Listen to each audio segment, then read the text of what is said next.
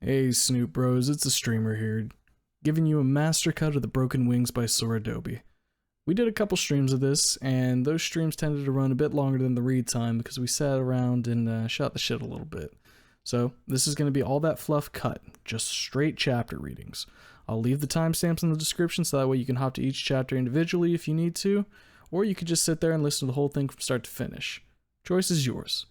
We'll be starting a new fanfic up here soon, so look forward to that. It'll be a while before that gets a master cut, so if you want to jump in, we try to do fanfic reading, or any readings in general, Mondays as a set in stone date, along with a guerrilla reading stream throughout the week. If you want to hop in for those, be happy to have you. But we're not going to sit here and prattle on too long. You guys want to see the master cut? Here it is. Enjoy. Summary. 4 years after the disastrous breakup that destroyed her life, Fang still struggles to find hope in a sea of shattered dreams.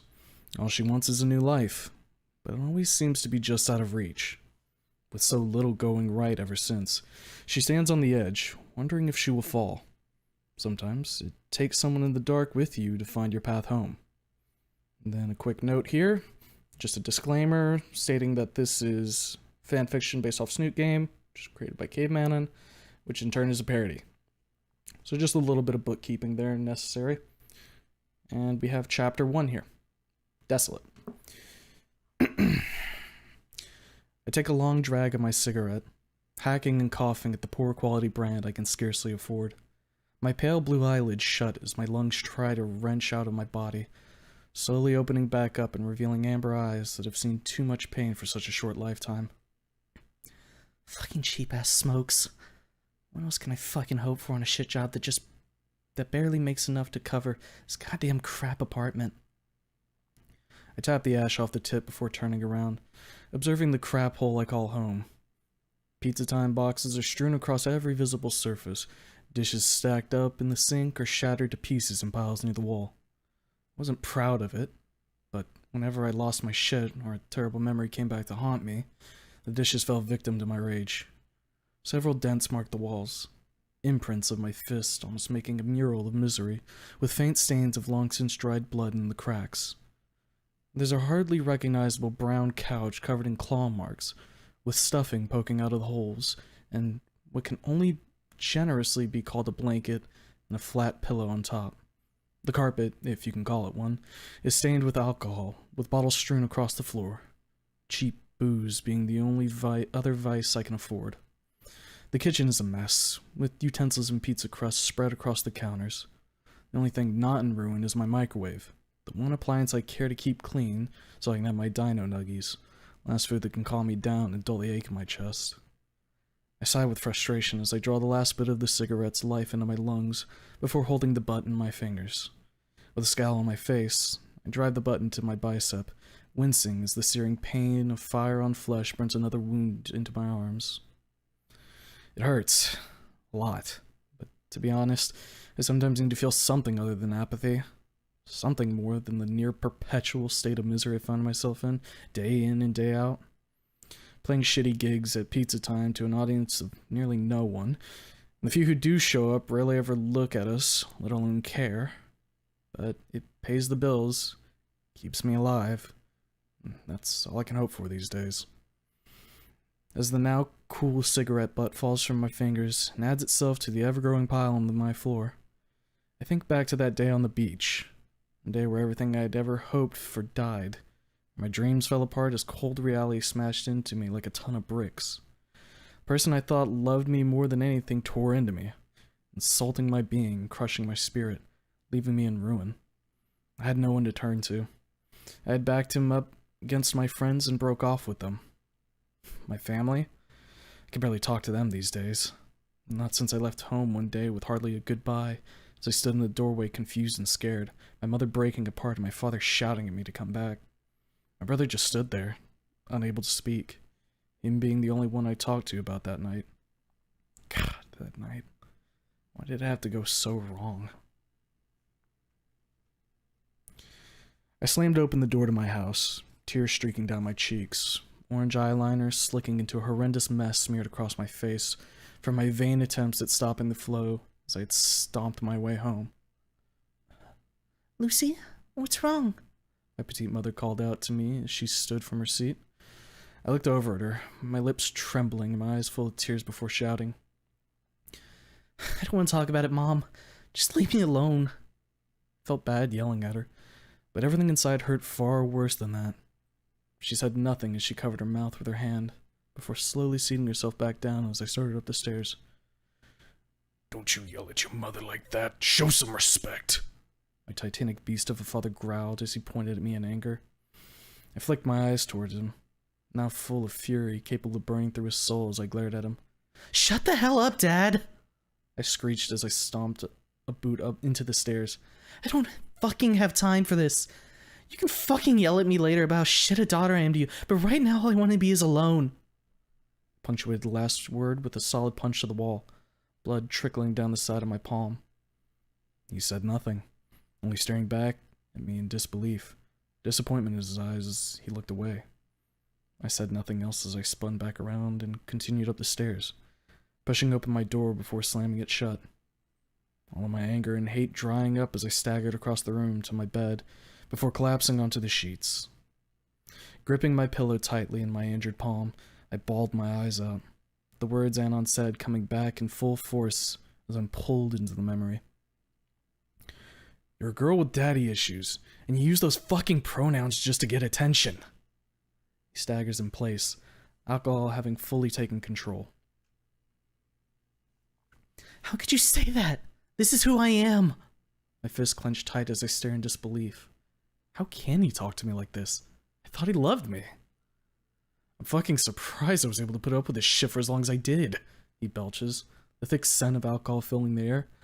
All the time trying not to offend you by dropping a she on accident or fucking whatever. You're definitely fucking mentally ill or some shit. His words pour out in a slurred mess as he stumbles around, pointing at me. I'm not mentally ill. I'm fucking non-binary. I thought you accepted that about me. Was everything we had a fucking lie this whole time? While you tried to fix me for Naomi? What even was I to you? I glare at him with all my hatred, but even now, my heart is breaking. Oh, please don't let this be real. You're everything I have left.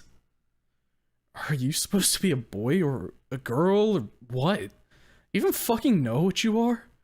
Or are you just a fucking schizo? Points directly at my chest as he says those last words. My mind is sent spinning. Everything I thought we had together shattered in an instant of drunken rage. I shove him as hard as I can, sending him spiraling out into the water. He barely even tries to get up as I walk away before I turn back one last time. Anon, Trish was right about you. With that, I cover myself with my wings and run back home.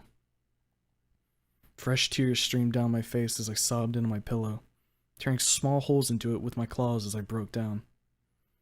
Everything hurt so much, and I couldn't stop the pain. My wings were shaking uncontrollably, a few feathers falling loose and drifting to the floor. My heart was in pieces, my life and my dreams in ruin. What did I even have left? No friends. I just screamed at my parents, and the one person I loved just shit all over my entire being. What the fuck am I gonna do now? What's even left? I asked no one. I was alone. So very alone. As I continued to sob, curling up into a ball as my body shakes with every racking cry, I heard a knock at my door. What do you want? Can't you hear me in here? Why would you want to talk to me right now?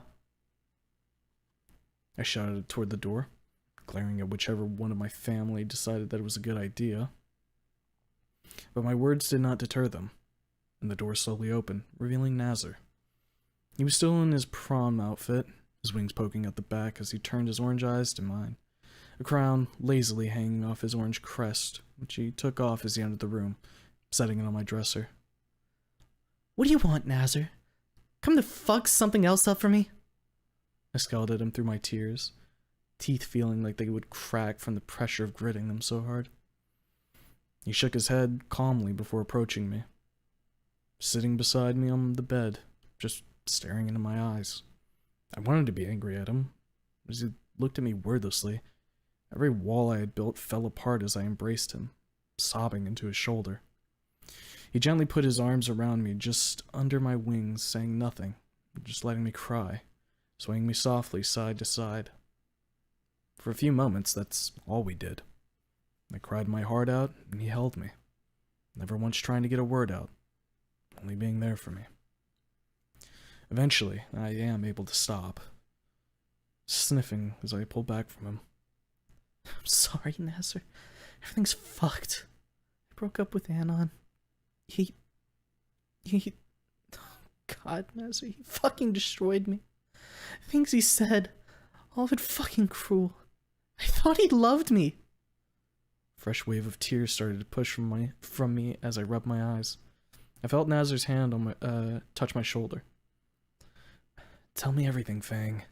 I fucked up a lot, but right now, I'm here for you and no one else.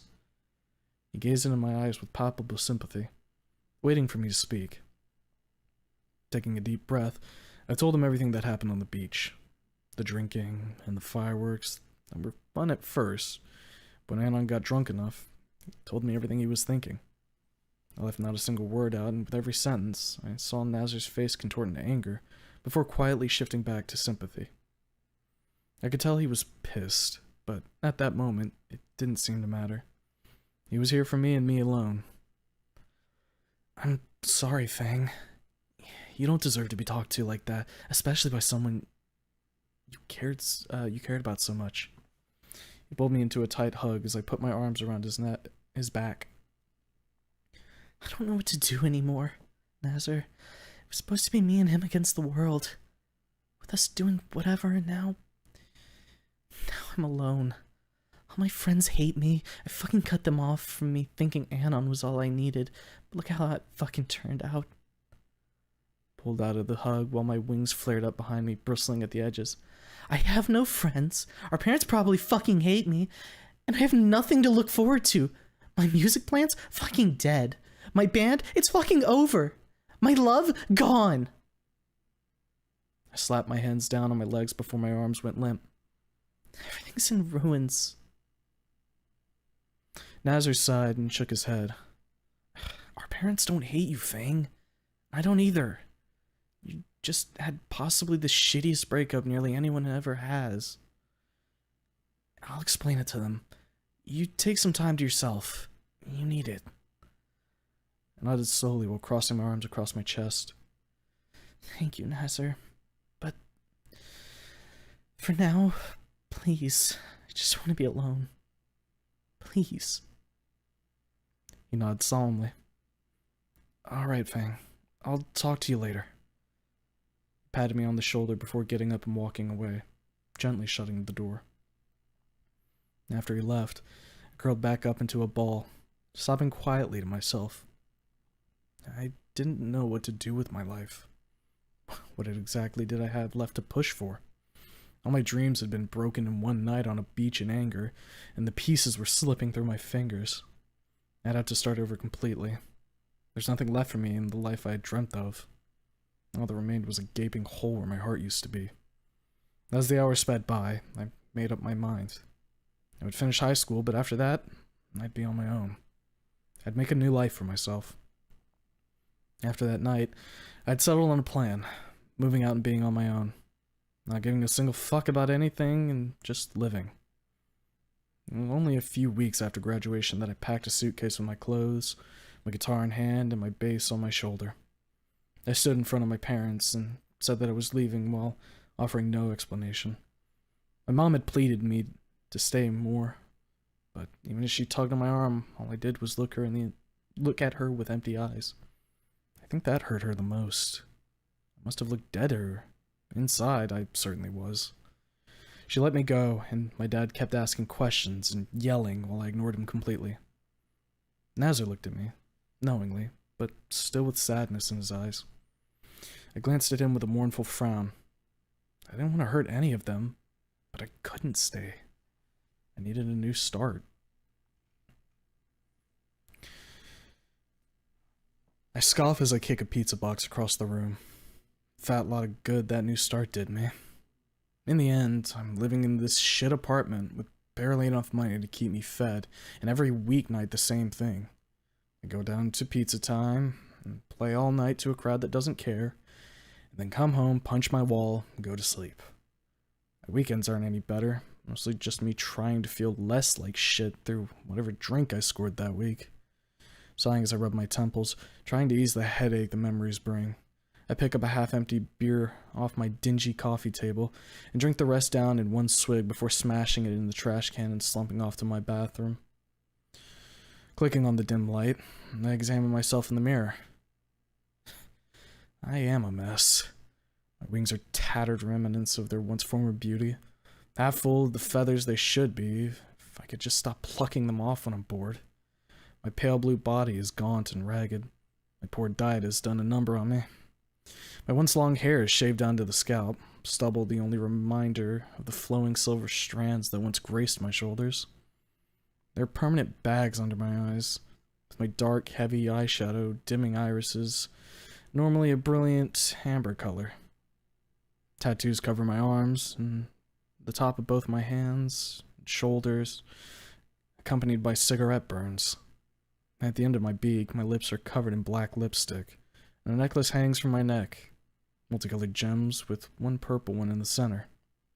My clothes are a ragged black tank top and loose jeans that I wash maybe once every couple of days when I have a few quarters to spare. All in all, pitiful sight. I grimace as I take in the sight of myself. I could care about my health, but why the fuck would I? Not like there's anything out there worth my time. My band is the only thing I take seriously, and the reasons at least for that being that I don't want to be homeless in Skin Row. That is basically a death sentence out here. If you are on the streets for more than a week, they'll find you with a knife in your back and your clothes on, if you're lucky. It's been 4 long years since shit fell apart, and not a fucking thing has fallen back into place. I'm surviving, and that was it. The only person from my past who kept in contact with me was my brother. My parents call, sure, but that's mostly to make sure I'm not dead. I give them that little, at least, to answer and let them know that, yeah, I'm still breathing today, if only just.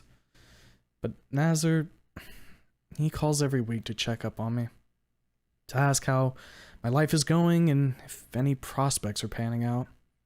Not that any ever are, but he is one of the few people I enjoy talking to. Funny that we have a better relationship now than we had at the end of school. Not that I ever see him since he's in college. I never go home. But it's better than being completely alone. Alone. The word's stuck in my brain. Every now and then, I wonder what hole Anon fell into. As much as I want to completely forget him, I don't think I ever can. Never made any sense what happened that night. What the fuck caused him to say all that shit? Nothing we had done showed any of that before. Still, he was a prick for saying all that shit to me. Thought of him causes bile to rise up in my throat. But even then, there's a glimmer in my heart of what we had been together. It was the only time I had really been happy. To have it all pointlessly destroyed in one night was more than I could take. Fuck him, I say with spite as I shove myself back from the counter. Never once came back to apologize. Never once tried to make things right. Just disappeared afterward and dropped out of school. Who knows where he fucking is now? If he's even alive. Not that I fucking care. I turn away but stop in my tracks. Looking down at the floor, I feel a flutter in my chest. How can there even be a piece of me that still gives a shit? Though, I suppose I still feel bad about the concert to this day. He got knocked the hell out, and I didn't even lift a finger until after the show to drag him out of there. Maybe we are both pieces of shit, but that doesn't excuse what he said to me. Growling, I stroll back into the living room and stare at the guitar case that had been gathering dust in the corner. I haven't picked it up since I moved, but I couldn't find it in myself to leave it behind. I stare at it as the thoughts of us in my bedroom drift into mind. Him listening to my song and telling me it was beautiful, teaching him how to play, and how he'd stood up for me to play my guitar in my band. Now it's just a sour memory of time lost, back when I believed he fucking cared. I give it one last look before reaching for my bass and slinging it over my shoulder. Taking a seat on my ragged couch while plugging in a small amp, I check the tuning before playing. Probably pisses off my neighbors to no end, but not that I care. Landlord doesn't give two shits about noise complaints and rarely bothers to even fix anything that breaks, so there's no chance my ass is gonna get kicked out for jamming out in my room. I strum the strings with a pick, heavy notes shaking my body as I push the stress out into song. My voice is tired and hoarse, but still has a glimmer of beauty to it as I play to an audience of myself. Another weekend ending, nothing new for me. And tomorrow I'd be playing yet again for a place that scarcely has a couple dozen customers to its name. Didn't matter though. As a paycheck is a paycheck, and I have bills to pay. I play for a little over an hour before setting my bass back in its case. Cracking my neck and stretching my tattered wings, I kick off my boots and pull the ratty blanket over my body. I don't have much hope for my life beyond this, day after day, until the day I die, but I can't help but hope anyway, for something to change, anything to get better, and my life to not just be one apathetic day after another. Who knows? Maybe life still has something left in it for me. What the fuck it might be. Turning my head to the side, I close my eyes and drift off to sleep. Another day done, a million more to go. Chapter 2. Facing the crowd. Alright. Here we go. I probably need to move this over here because otherwise when I scroll I'm going to shrink thing. Facing the crowd. I groan as the light of the morning sun invades my apartment through the window. The blinds are fucking useless, bent with gaps all over, so at best they block a couple rays of sun. I pull myself up a little, rubbing the sleep from my eyes. My back hurts like hell from sleeping on this worn couch. Fairly certain there's a spring in there that's trying to impale me every night. I check my phone. Nearly time to get down to the pizza place. It takes a few hours to get ready every night, and I can't leave the other two hanging. I find the strength to pull myself up off the couch, scratching my side while walking over and popping open the fridge. Looks like it's pizza for lunch. Again. Like every other fucking day. I don't even bother heating it up before chomping it down in seconds, gulping down my pitiable meal. Making my way over to the bathroom, I strip out of my clothes and step into the shower. The water is lukewarm at least, which is all I can ever expect to get out of this thing. Rattles the whole time, so relaxation is out of the question. But I can't go in smelling like booze and depression if I want to keep my job. I get in enough trouble when I get pissed at anyone in the audience who heckles me. Trying to figure out who's saying this. No talent fuckers thinking they can judge me. Pricks probably couldn't even carry a tune in a bucket. Smug smile grows on my lips. I may not be famous, but I fucking know I can play music well. After finishing up my shower and drying off, I almost grabbed the brush off the counter. For a moment, I thought I still had my hair, but then I run my hand across my scalp. I haven't grown my hair out since I shaved it off a year after I left home. Every time I look at myself in the mirror, all I saw was someone else I wasn't anymore. Sad to think that one of the things Anon had shit on me for was something I let go a couple of years back. I thought I was non-binary. Seemed so right for me when Trish brought it up. The more I focused on it and learned who I was, without anyone pressuring me, the more I realized that it wasn't really me. I'd been so eager to accept something new to make a new me feel less depressed that I latched onto the idea without understanding it at all. Just another piece of me I left behind. Though, a part that I guess never was really me at all. I'm still Fang, though, through and through. Just a fuck ton more miserable. Still can't believe Trish tried to get me to wear a leotard. Roll my eyes at the thought. I touched the stubble on my head, a bit longer before sighing. As I look for my eyeshadow, I catch sight of my old orange and purple makeup. I had brought it with me when I left, but I stopped wearing it ages ago. All I wear now is my black eyeshadow and lipstick. The only colorful thing on me is my necklace and my own blue scales. I slip on a fresh set of clothes, same as I was wearing before. Not that I have much of a wardrobe these days. I stare into the eyes in the mirror, watching a single tear streak down my cheek. I had such high hopes before. Now I just felt empty. What's even the point? Why do we keep on pushing on when I have so little to live for? Closing my eyes, I crush the thoughts out of my head. I would be devastated if I killed myself. My parents, even if I am barely on speaking terms with them, don't deserve to have to bury their daughter. On a smaller note, I'd also be fucking over my bandmates. They need what little we make every day to survive, same as me, so I can't leave them alone. Just keep doing what you're doing, Fang. Look myself dead in the eyes as I straighten up. Someday, something might change. You don't know. Can't just be one miserable day after another. Something will change. It has to. Nodding to myself after my tiny pep talk, put on my boots and grab my bass. Can't waste any more time moping and feeling sorry for myself. Got work to do. Streets of Skin Row are even more of a disaster these days than they had been 4 years ago when I had been here with Anon. Trash litters the streets. There's at least one new chalk outline in the alleyways each day. Homeless dinos and humans alike line the sidewalk, holding their hands out to anyone who has spare change. I'm not one of them. Every cent I have goes to rent, cigarettes, booze, and food. Specifically in that order. Probably should have food further up, but I get enough cardboard pizza for free for working. It keeps me alive, if only just.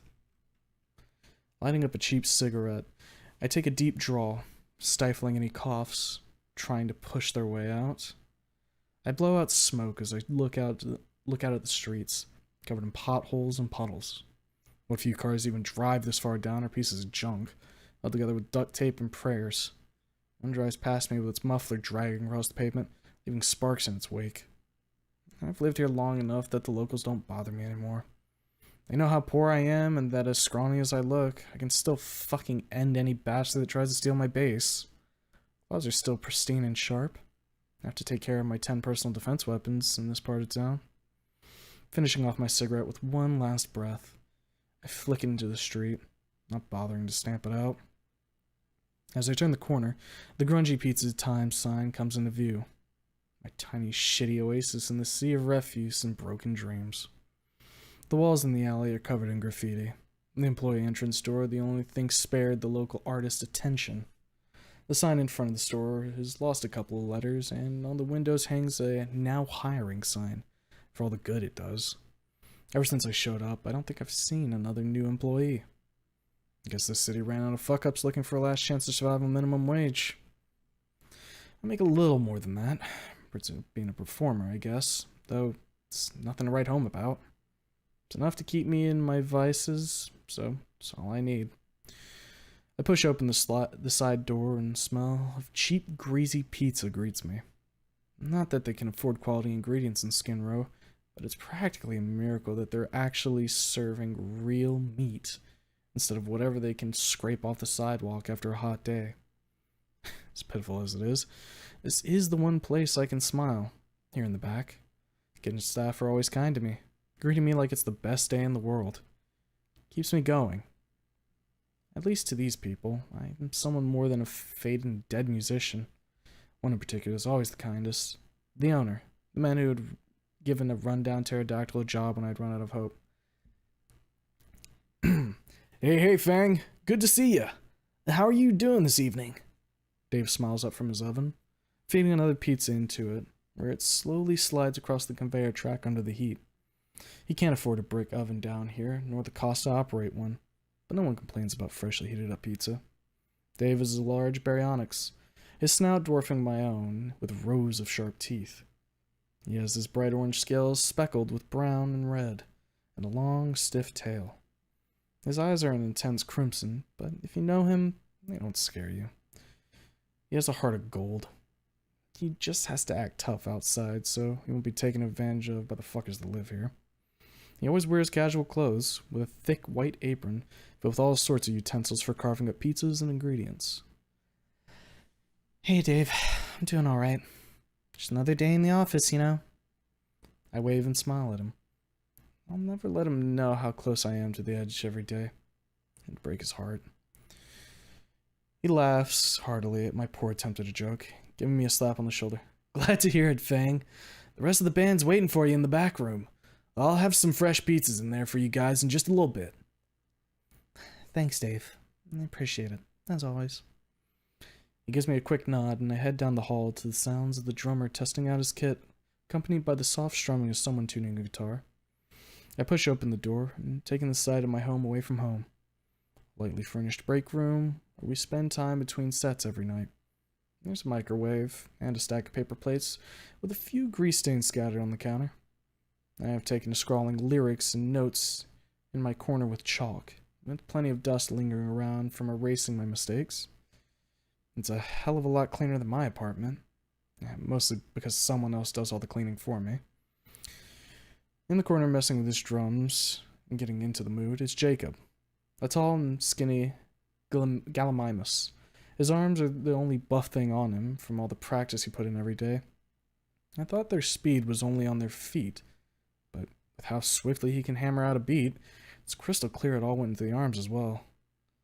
His scales are dark green with bright stripes of red across his neck and snout, with a brilliant light blue eyes and a tuft of dyed teal hair covering his head.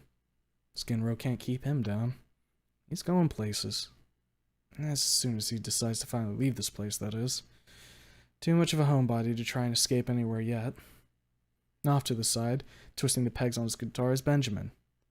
Though he always goes by Benji. He's a little taller than me, but shorter than Jacob with a lean build. He runs to work every day as he lives on the edge of Skin Row, and I'm still not fucking sure why he chooses to come here. Never drives his car because he wants to keep his tires. I can't blame him, though it's not like anyone would steal the junker. He's an impressive Utah raptor, with feathers running along the length of his head and back all the way down to his fluffy tail. A short layer of feathers also runs along the underside of his arms. His feathers are beautiful shades of gold that complement his dark yellow scales, with his snout being a lighter hue of yellow and his eyes piercing green. He's the most artsy of the three of us, always dreaming up crazy ideas on how we're gonna go big someday. I never will have the heart to break his dreams, but I really have not been planning on going anywhere anytime soon. Setting down my bass with an audible thud, I take a seat down on the couch, crossing my legs as I call out to the boys. Hey guys, sorry I'm a little late. I had some trouble waking up. Benji flashes a toothy grin and shakes his head. No problem, Fang. We were just practicing anyway. Never know when we'll get discovered and get out of Skin Row before we get shanked. I sigh, snapping open my case and pulling my bass up into my lap, plugging in a small amp. I wish I had your optimism, Benji. I really do. But I'll be honest, I'm okay with just surviving for now. I pluck a few strings, making sure it didn't detune while bouncing around on my walk here. The deep tones rumble across the room, finally startling Jacob out of his focus. He looks around for a bit before his eyes fall on me and he smiles. Oh, hey Fang. Didn't hear you come in. How's it going? Okay, who's this one? Yeah, that's Fang. You wouldn't notice an earthquake busting the building around you while you're in the zone, Jacob. It's okay. Another day in paradise. Not that I show any signs I'm happy. To me, this is just one more day and another paycheck. He nods before putting down his drumsticks. You're right. Place could blow up and I wouldn't notice. Wait, hold up. Am I getting the right person here? Yeah, fuck it. We'll just keep reading. I wouldn't notice. Anyway, since you're here now, want to get some practice in before we go on stage in a bit? I shrug. I don't see why fucking not. Nothing else to do before showtime anyway. With that, Jacob picks up his sticks and spins back on his drums, with Benji not far behind, standing up with his guitar in hand. I scoot forward on my seat and start us off, with the other two joining in after they figure out what I'm playing. I'll admit I like these two dweebs. I still remember the day I met them down here. The three of us looking for a job, like fate brought us together to form a new band. It sucks for them that the one person they had to run into was me. I wonder where they would be now if we hadn't stuck together these past 4 years. Probably not still playing in a pizzeria day after day.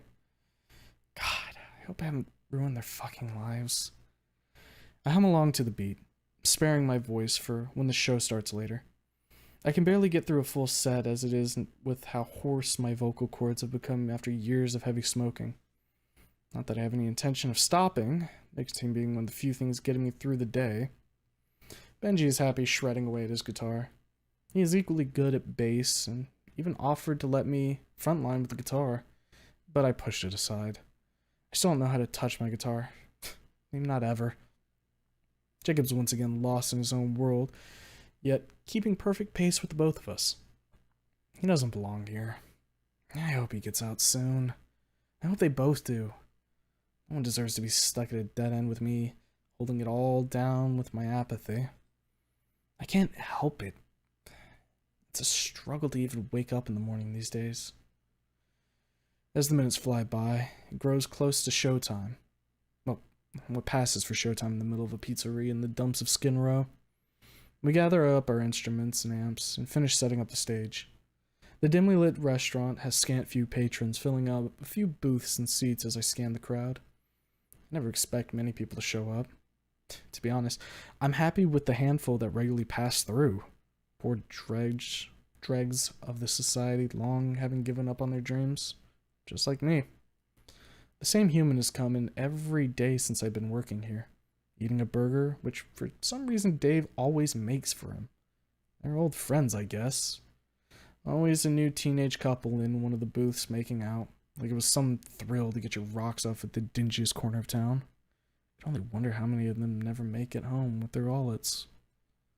Oddly enough, there is a new face in the crowd, if you can call it a face. He's hidden in the back corner, farthest from the stage, a black beanie and black sweatshirt, on with a pair of ragged navy jeans. Something about him seems familiar, but I can't put my finger on it. Not that it matters. He'll come and go, same as all the newcomers did, lasting a week at best before hauling ass out of here. I feel like he's stirring it straight into my soul. Makes me a little uncomfortable, I'll be honest. But nothing else is going on in here. Suppose eyes will be drawn to the only things moving. I plug my bass into a larger amp before stepping up to the microphone, a dim spotlight illuminating us as we begin our show. I introduce the band before preparing myself for another night. Most of my songs these days are a mix of depressing and sometimes soul-crushing, but I always stick a few more moderate songs in. I don't want to drive anyone to fucking suicide listening to me no more than I do myself writing each one. Jacob's providing a pleasant beat to my song, while Benji keeps pace with my soft but deep notes. My voice cracks across the tiny speakers, dotting the stage, the cheap microphone doing its best not to deafen anyone with feedback. My eyes are closed as I finish the first song before I slowly open them to see the reaction of the crowd. Neutral, as I always expect. Same as any other night. Except for the newcomer. Seems like he has seen a ghost as he leans forward in his seat, getting a better look at us. Or more so me. He has a dumbstruck look on his face, with whatever's going through his mind. Not that I really care. Gawk all you like, wherever you are. You'll forget me by the end of the week. The set goes on, song by song, as the hours dwindle into twilight. Nearly all the patrons had long since checked out. A few pay attention up to the last song, until only one person in the crowd is still even looking at us. That one skinny who seemed to be on the edge of his seat this whole time. As indifferent as I am to life at this point, still feels good to see someone really seeming to enjoy everything we played. Far different from the normal lazy gazes we got from the desperate folks struggling to afford a meal day to day. I sighed before stepping back up to the mic to close the night. Thank you all for listening. We've been Strands of Silver. We got merch up front if you want any. Good night, Skinrow. With that, I step back away from the mic, turning to unplug my bass and pick up the amp. I look out one last time into the crowd, and whoever it is, he's still there. Though it looks like he's fighting an internal battle and losing as his head is clasped in his hands. I shrug. Whatever problem he's having isn't any of mine. I've got to get back home before it gets too dark to see, with how half the damn streetlights are out. As we gather up our stuff and head to the back, Jacob speaks up. You know, our band name made a lot more sense a couple years ago. I scowl as I sling my bass case around my shoulder. Yeah, I hear you. I don't want to grow my hair out right now. Every time I looked at myself in the mirror... Just know for right now, Jacob. I ran my hand across my scalp, the stubble a faint reminder of what once was. He puts a hand on my shoulder. Sorry, Fang. I didn't know it was a sour subject. It's alright. The name is still pretty fucking cool. I sigh as I give his hand a gentle squeeze. It's alright, Jacob. Someday maybe I'll grow it back out. For now, though, it's Stubble Fang all the way. Fine by me. I need to get going, though. Like Raptor Jesus, Dave, let me keep the drums here. Be a bitch to haul them back every day. Lucky you, Benji says with a grunt as he steps in front of us. I gotta go make my run while hauling a guitar case around. Tightens down the strap so it presses against his body, keeping it from slapping the shit out of him on his run. I'll see you guys tomorrow. Take care. See you, Benji. Jacob and I say in unison as the Raptor pushes open the side door and sprints out of view. I guess I'll catch you later too, Fang. I'll see you later. I wave and he too heads out the door, out of sight. It's not long before it's just me and Dave left inside. It is a little after 8, and the pizzeria doesn't stay open to the night as there's nothing but robbers and ruffians after that strolling the streets. Last customer to leave is my rapt audience of one. He glances back at me for a moment before walking out the door, his face a whirl of emotions as his eyes drift over to me one last time. I don't know who he is. I don't know if I'll ever see him here again. Not that it matters. Still, it was nice to have someone seem to enjoy my shit for once. I'm leaning on the wall outside the employee entrance, enjoying a smoke when Dave finally comes out, locking the 5 locks behind him. Not much to steal in there, but people are desperate in Skin Row. Anything has value to a pawn shop. I take a deep inhale, burning up a quarter of it as Dave turns to me and hands me a couple boxes of pizza. Don't go smoking those too hard, Fang. I hate to ruin your beautiful voice with that stuff. He puts on his jacket, stuffing his keys in his pocket as I roll my eyes at him with a smile. Dave, don't go trying to be my dad. I'll be fine. I know how much I can handle, and the years haven't destroyed my voice yet. I tap the ash off the end as he sighs, putting his hands in his pocket. Sorry, Fang. I can't help it. That worries all. You always look so tired these days. Is there anything I can do to help you out? I shake my head, flicking my cigarette into the alleyway. I'm sorry, but no, Dave. There isn't really anything you can do except keep paying me so I have something to eat every day and a roof over my head. I'll deal with my problems. Don't worry about me, okay? I slide over, giving him a quick hug before picking my bass up off from where it was leaning against the wall. I gotta get home. You know these streets aren't safer after 9. He nods before walking beside me as we reach the parking lot. I'll worry about you anyway, Fang. See you tomorrow. He waves to me, giving me a limp wave, me giving a limp wave in return before starting my walk toward home. Home. Not that it is even much at all. More so a prison of my own making that I go back to every day, adding another scratch to the wall, wasting my days away in a swirl of smoke and booze. The streets are dead quiet, everyone already having fled indoors, homeless gathering groups for protection. No one bothers me as usual, too afraid to find out how dangerous I can be when backed into a corner. I punt a can into the street as I round the corner and head up the stairs into my building. The hallways reek of beer and spoiled food. Pretty sure half of these apartments are abandoned, and maybe even a couple have dead junkies in them. Not a soul in the world caring enough to check. I push open my door with my boot before closing it and locking the 3 deadbolts. Home. Terribly depressing home. But it's mine. One of the few things in the world that belonged wholly to me. I put the pizza boxes Dave gave me into the fridge, pulling out any of the ones with old slices that have turned to stone and tossing them in the garbage. My fridge is a shitty sight to behold. Alcohol of all types and a sea of pizza boxes. The only difference being the single bag of nuggies I splurge on every month to just keep me sane. I grab a plate and toss a handful of dino nuggies on it before shoving them in the microwave, staring as they spin inside. With a satisfying ding, my morsels are done. I take the plate and plop onto my couch. The errant spring stabbing me in the ass, causing me to jump up with a yelp. Motherfucking son of a goddamn bitch, that fucking spring! Continuing string of expletives escape me as I check to make sure it hasn't ripped straight through my pants. No damage done except to my cheek as I settle back in. Can't afford my normal BBQ sauce anymore. Having to make do with whatever's on sale. Even with mediocre sauce, they still bring me comfort as I toss a couple into my mouth, chewing them into tiny bits. It is one of the rare times when I can feel something at home other than misery. A comforting call of a place I long since left behind. Of a life I had given up after it had fallen apart. A few tears fall down my face as I try my best to enjoy my meal. Broken up by sobs I can't hold back. After I finish the last one, I throw the plate down and cover my face with my hands, leaning onto my knees as I sob. I had had such high hopes near the end of school.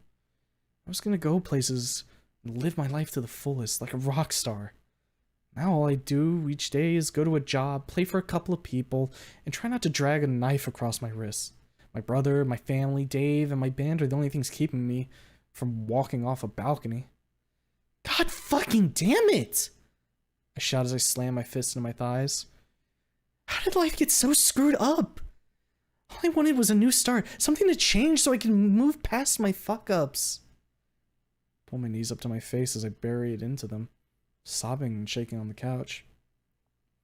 One night on the beach was all it took to ruin my life. One night to take every dream I ever had and smash them to bits. That one night leading me to every bad decision I made that brought me to here.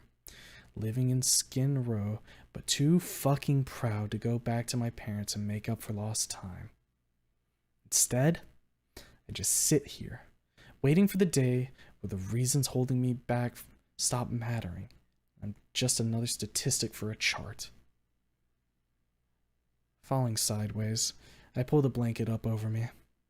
My sobs slowing as my body gives into exhaustion, resting my head on what little pillow remains. As I close my eyes, one thought came back to my mind. Who was it that had been watching me play so intently? The person who seemed so entranced by my music, but at the same time looked so miserable at the end. I don't know why, but I hope he comes back. I want to not give a shit, like I did about everything else. But having an audience, it gave me a little bit of hope. I shouldn't, though. Hope got me where I am now. But I can't help it. It's a dim light in a sea of misery, and I didn't know how long it will last, but it's better than nothing. Sleep finally takes me away. The brief moments where there's relief and feeling nothing at all. Chapter 3. Swan Song. A month passes with me not even noticing at first, but each night we play, that same person is there. He always orders the same thing. A couple pieces of pizza and a drink if he's feeling rich, and then spends the whole night listening to my band. Each time he sees me look at him, his face will shift.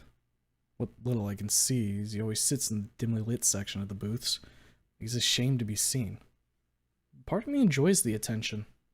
The other part of me is scared that I have somehow found myself a new stalker in Skin Row of all fucking places. I guess this place attracts all sorts of shit people, so a stalker probably wouldn't be anything new. My dreams lately have been a mix of depressing and sometimes different realities, where my life hadn't taken such a shitty turn. Me with a family of my own house, job I could be proud of. Alan was in them as well. Like nothing had gone wrong, our time not ending in a fucking disaster and him disappearing from the whole world. He's probably dead right now, taken out either by fast food or desperate junkie looking for the next fix. Thought it'd make me happy to think about him being gone for good, but I don't feel anything. The void in my chest still hangs where my heart used to be. Nazar had called me yesterday, and the conversation was at least a bit uplifting. Not that it ever lasts long before my indifference crushes every good feeling. Grunting, I pull myself up off the couch, my clothes loosely hanging from my body. Oh. I pull up my shirt and notice I've gotten even thinner. It's been hard to even eat my nuggies these days. Lack of food making me sluggish and shaky. I nearly fell down the stairs yesterday trying to go to work. I sigh as I steady myself and go to the kitchen. If nothing else, I need to get something in me or else I won't be able to perform. I have a special song I wrote a couple weeks ago, and tonight is the best time to play it before I waste away into nothing. Dave has noticed my deteriorating state, trying to give me even more food, but it just ends up in the trash. Pulling a can of soda out of the fridge and a couple stale slices of pizza, I work my way through it, forcing myself to eat every last bite regardless of how little I want to. It settles roughly in my stomach, my gut's trying to return it to sender, but I stifle down the nausea before stumbling my way into the shower. I limply throw my clothes on the floor and step into my shower. I brace myself up against the wall with one arm as I let the water cascade over my body. Even as the tepid water flows over me, it still feels better than nothing, my shaved scalp offering no resistance to the streams of water. Soap and water at the bare minimum. Not like I have any hair left to wash. I stay in the water for at least 20 minutes, staring off into nothing, my thoughts drifting into dark places in my mind. Sighing, I finally turn off the water and step back out of the shower, grabbing a barely clean towel to dry off with before flinging it to the floor. I stare deeply into the mirror, at my gaunt reflection. My ribs show through my scales now, my stomach only rounded because of the food I just ate. My eyes are growing duller by the day, the amber sheen a mere glint. I had to give it a break with the cigarette burns on my arms before Dave started noticing. I don't know how much longer I can last like this. All I know for certain is if I don't turn things around soon, the apartment will be my tomb, like it must have been for so many others. I weakly reach out for my eyeliner and lipstick, my hands shaky as I do everything I can to steady them, so I don't look like a fucking mess. Somehow, I have managed to keep it looking pretty good with how little strength I have. Pulling on my clothes, same outfit as every other day, I feel a small bit of energy returning as my body absorbs what little food I've been able to keep down. I hope it'll be enough to get me through tonight's performance. Then I'll have another lonely weekend to hopefully pull myself back together before I die on this floor. I walk back into the living room, grab my bass case, and sling it over my shoulder, causing me to stumble down onto one knee. Raptor, Jesus, is it really this bad that the weight of my bass can knock me to the floor? The grim reality of my increasingly bad situation steadies itself in my mind. Am I really gonna die of malnutrition of all things?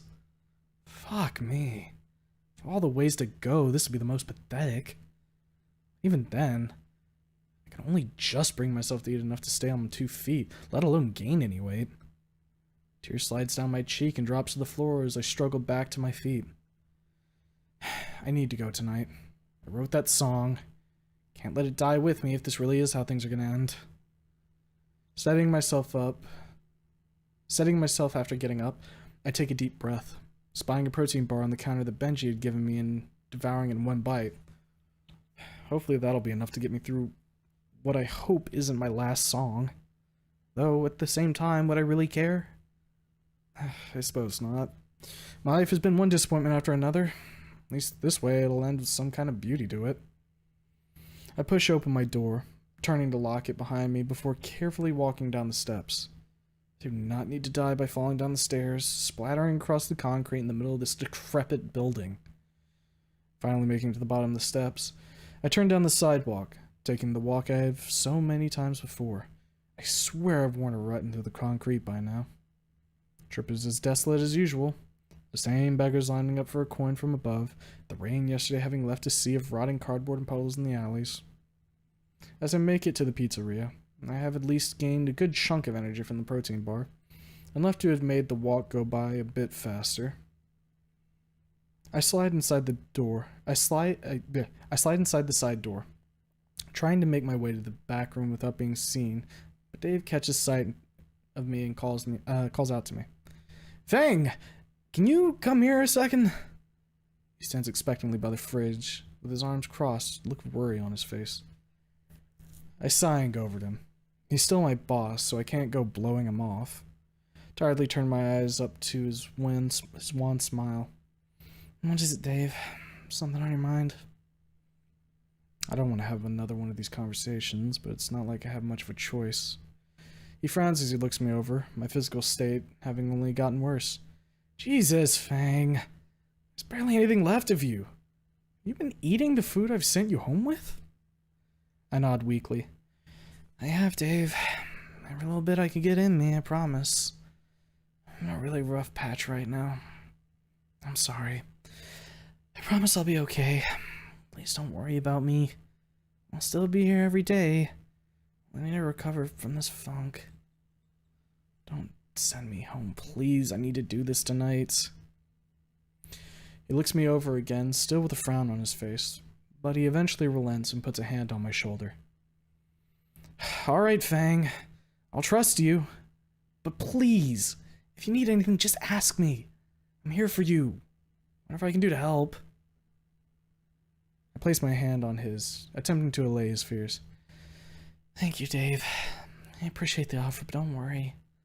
I'll be fine. A little more rest and food will do me good later tonight. But for now, I've got a show to do." I sway the case on my shoulder side to side to make a point. I need to be here tonight, no matter what. He sighs and pulls his hand from my shoulder, letting me pass. "All right. Go give him a great show like you do every night." I smile and turn back toward the break room. The rest of the band was already here getting their stuff squared away. I told them I had an important song to play tonight, so they let me rest a little more and took care of all the stage work. They both turn to me as I enter, worried looks on their faces, as if I haven't gotten enough of those already this week. Benji pipes up first. "Hey, Fang. We got it all ready for you. All you gotta do is plug in when you're on stage and we'll be good to go." Shoots me a thumbs up while putting his guitar strap in place. Jacob turns from the sandwich he's chowing down on to nod. "Yep, we're here for you, Fang. We'll do our normal set and you can end on that special song you wrote." I smile softly at them both. These two dweebs will never know how much they've helped me make it past these few years. With them, I at least have a creative outlet to get something out of me before the worst happens, whatever that would be. Thanks, guys. I need this to go well tonight. I can't promise we're gonna end on a happy note, but I've needed to get this out for a long time. And right now felt like the best fucking time for it. I sling my case onto the couch before popping open the latches, pulling out my bass. It's been a good chunk of yesterday shining it up and making sure the strings were perfectly tuned. I wonder if I'll have my little audience member tonight. I hope so, since they might be the only one that wants to hear what I have to sing tonight. Draping the strap across my shoulder, I stand up as straight as I can. Come on, guys. Let's go give them the show to remember. They both nod happily and follow me out on the stage. They weren't joking. The whole thing was immaculately set up, with not a thing out of place. I plug in my bass before looking out onto the crowd. We have a decent number tonight. Friday is always a little more packed, since most get paid today and pick up a few pizzas for the rest of the week. I scan the room to see if my maybe stalker admirer is out in the crowd, and I see him in the back as usual.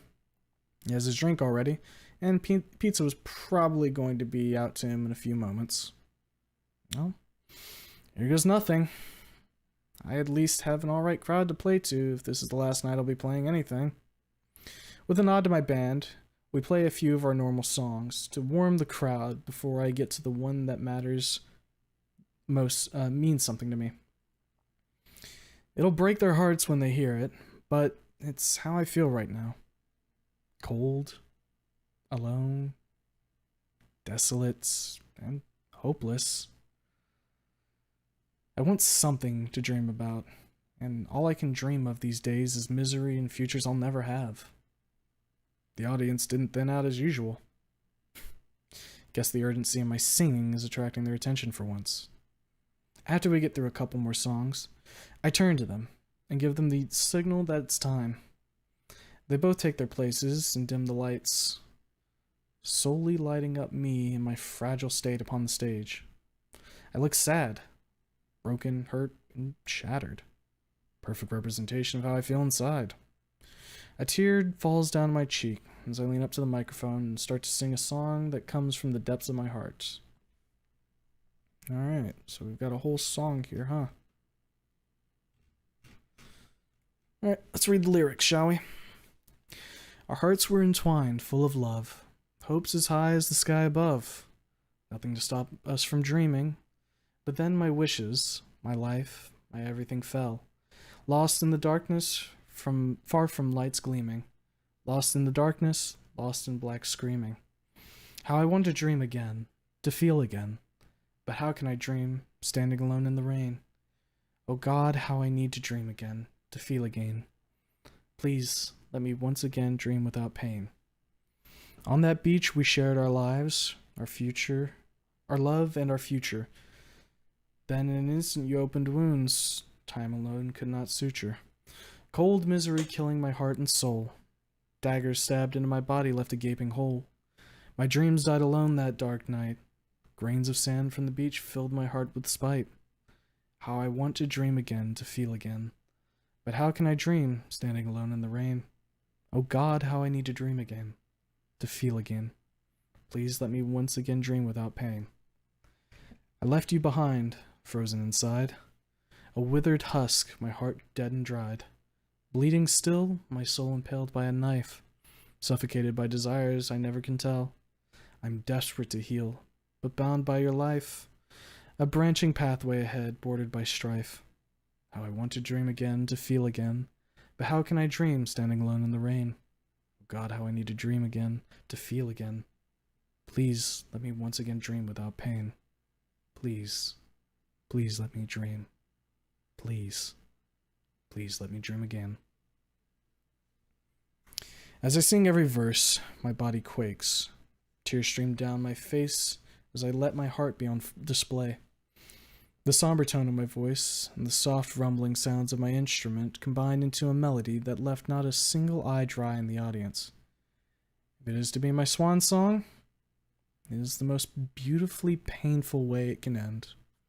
I open myself up to the whole crowd, calling out for healing, desperately wanting to feel something more again, to care again, to dream. My hands glide across the strings of my bass, adding weight and depth to my words. My beak shakes as I hold my composure together as best I can. A final note strings out across the room from my bass as I hold the last word, letting it linger before finally turning my head down to the floor. To my amazement, I got a few soft cheers and claps from the audience. I can hear their sniffles, and for a moment I feel like a real musician again. Someone who has a life ahead of them rather than just one disappointing show after another. My eyes land upon my one constant audience member. He's a wreck, trying hard to clap as tears stream down his face. It is odd. As he leans forward into the light a little more, I almost think I know him, but that isn't possible. No one I know lives here except the people that work here. It's just a coincidence. Nothing more. I pull the mic to my lips and smile. Thank you, everyone. That song meant a lot to me, and I was happy to share it with you, as painful as it was to sing about my life. That's the end of tonight's show. Hate to leave you on a bittersweet note, but that's all we had left. Thank you, and good night. I waved to the crowd, bowing weakly as all my strength was spent with that song. I earned a couple more claps and cheers before turning to my bandmates who were drying tears on their sleeves. You go on ahead, Fang. We'll take care of cleanup, Benji says, his tear-stained eyes reddening. Jacob can't say anything other than nod in agreement, as he fights hard to keep his face dry. Thanks, guys. I think I'm gonna go sit by the beach tonight. A little one off the road close by. Listening to the waves would do me some good. I unstrap my bass and give them both a hug before heading into the back room.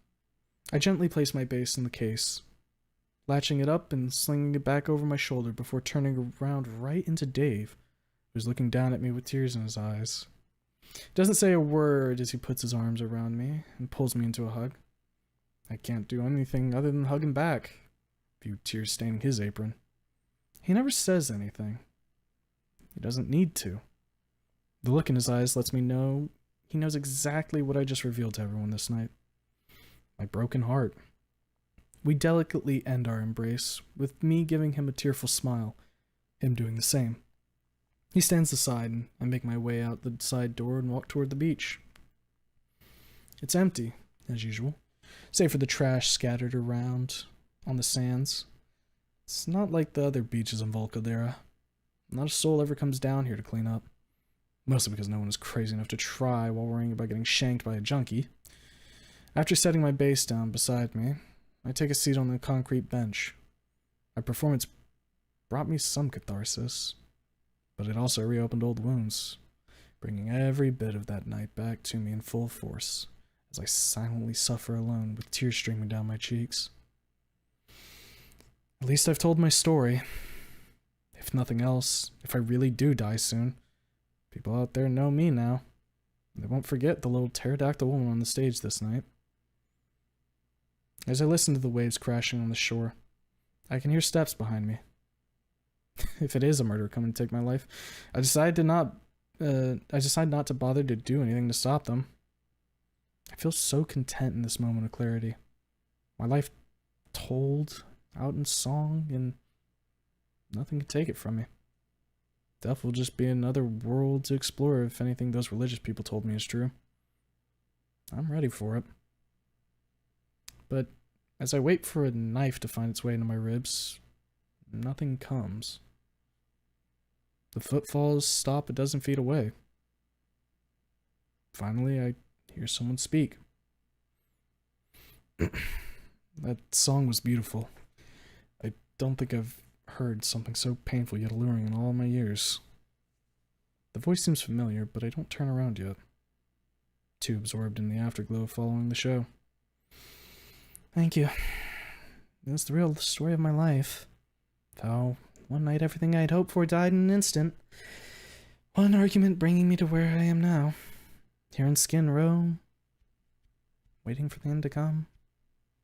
A pained smile spreads across my face as my tattered wings flutter in the ocean breeze. The saltwater mist dusting across my face. I don't think I'll ever hear anything as graceful as that again. If this is where it would end for you, which I don't think it will. Far too special a person for life to end so miserably. Fang. It's the way he says my name that strikes through my core. Every feeling comes rushing back as the realization hits me of who this person is. I stand up and I slowly turn around to face who I know can be no one else but... It can't be. Anon? The name leaves my lips in a painful tear. I want to hate him. I want to scream at him right now, but I can't find it in me. Not yet. Here he is, after 4 years, after disappearing from my life following that night on the beach, where all we shared ended in such a shitty way. He doesn't turn away from me, simply stares right into my eyes. I can see the shame in them, the misery, the regret. He looks terrible. bloodshot eyes with heavy bags under them. He's physically stronger, that's for certain. I'm not sure where he has been, but it has done nothing bad for his physique. Yet still, he barely looks like he's here. A man out of place with nothing left to live for, yet pushing on just like I have. I can see the scars on his wrists peeking out from his pulled-up sleeves. He's made attempts of his own to escape from whatever hell he's living through. Fang, I hold up my hands, stopping him. Don't you dare talk yet. He shuts his mouth immediately and waits for me. I quietly stand in place, my whole body shaking as I stare daggers at him. As much as there is a piece of me that still cares, I'm furious. I need to get it out. Staring straight into his eyes, with all the pain and fury I can muster, I point a claw at his chest. You come back now? After 4 fucking years? 4 years after shitting all over me, insulting me, and then disappearing off the face of the earth. I move closer to him with my fist clenched tight. Why, Anon? Why the fuck did you do that to me? Did everything we have together mean nothing?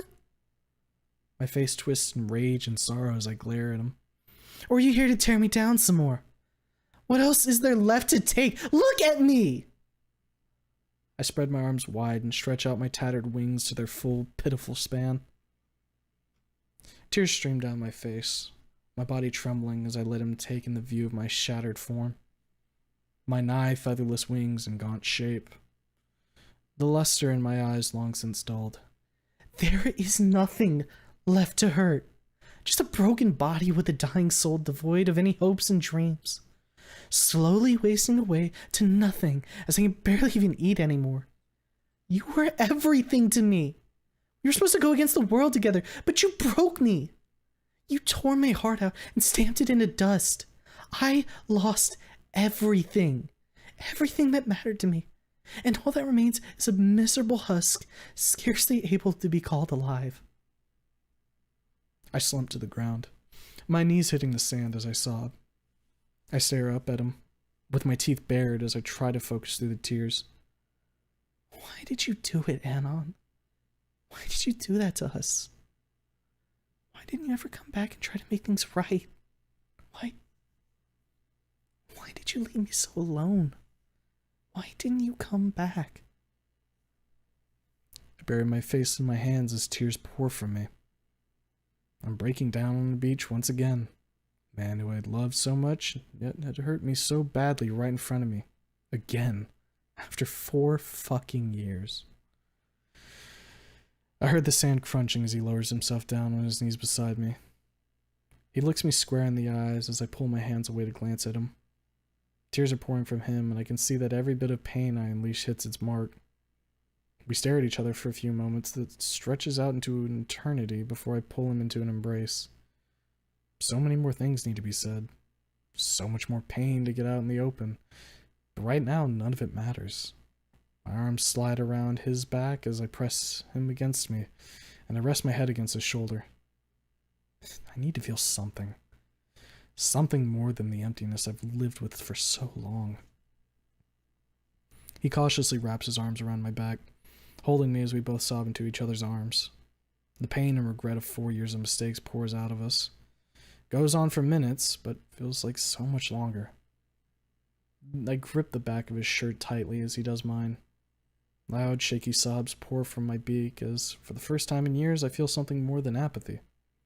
I feel sad, but I feel so good as I let it all out. After a while, we slowly leave our embrace, and he stands back up, helping me back on my feet. Anon looks at me before taking a moment to think before he speaks. Fang, I can never make up for that night.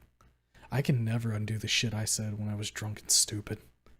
I've had 4 years to think about how badly I hurt you, how I fucked up the only good thing I had in my life, and how much I wanted to just shove it aside and forget about everything about you because I thought I deserved and wanted to be alone. But I was fucking wrong, Fang. I was fucking wrong about everything. I'm so sorry for what I said. I can't take it back and pretend it didn't happen. I can just tell you how fucking sorry I am that I hurt you like that. He shakes with every sentence. Each word is heartfelt as the last. I can see it in his eyes. He's broken and miserable above all else. He's sorry. I take his hands in mine, causing him to jump a little. He stares into my eyes as I do this. My face is an expression of sorrow, but also of great relief. To hear such things even after so many years. I swallow the knot in my throat before speaking again. Anon, I accept your apology. His eyes are swimming in tears as he listens to me. And I apologize as well for treating you like shit at the concert and not caring about when you'd been knocked the fuck out. But I can see the apprehension in his face as he lingers on that word. We can't just go back to the way things were. Not yet. There needs to be time to heal and for us to maybe build back what we had again. Not ruling anything out, nor am I throwing you aside. I'm willing to give our friendship another chance. And perhaps things might work out. Who knows? I shrug and smile at him. He dries his tears with his sleeve before turning back to me with a smile on his face. I'd like that thing. I didn't come down here thinking you'd just jump back in my arms and be boyfriend and partner. He stumbles on the last word and I smirk up at him. I'm not non-binary, Anon. Long story, but glad you cared enough to try. And yeah, you didn't expect us to slide back into boyfriend and girlfriend. You'd be right. There's a lot of healing for us to do before I could even remotely be in the picture, but for now, I hold his hands tightly in mine. Friendship is a wonderful place to start, don't you think? He nods with a huge grin on his face, sniffling back a few tears. Yeah, I think it's the best thing to happen to me in over 4 fucking years, Fang. Do you play at pizza time every night? Every weekend. The weekdays are my days off. Or every weeknight. The weekends are my days off, such as they are. Not that I really do anything outside of work and playing music. So, do you think maybe we could hang out a bit on the weekends? As friends, of course. Skinrow is a lot less scary in a group. He laughs sheepishly with a hint of a blush dusting his cheeks. I smile at him again and nod. Sounds great to me, Anna. It's been a shitty, lonely 4 years. I could use some hangout time with a friend. Do you live here too? Yeah. Funnily enough, in the same crap apartment I lived in before.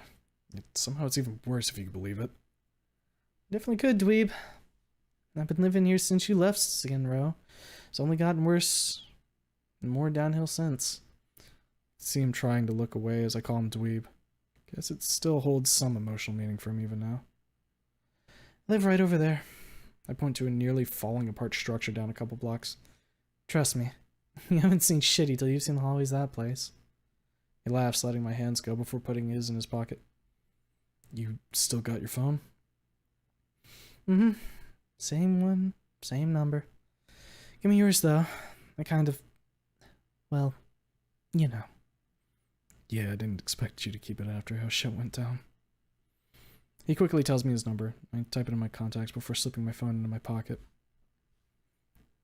Well, I need to get some sleep, Anna, but text me sometime, okay? Got a lot of catching up to do and a lot of hatchets to bury. You got it, Fang. I'll catch you tomorrow.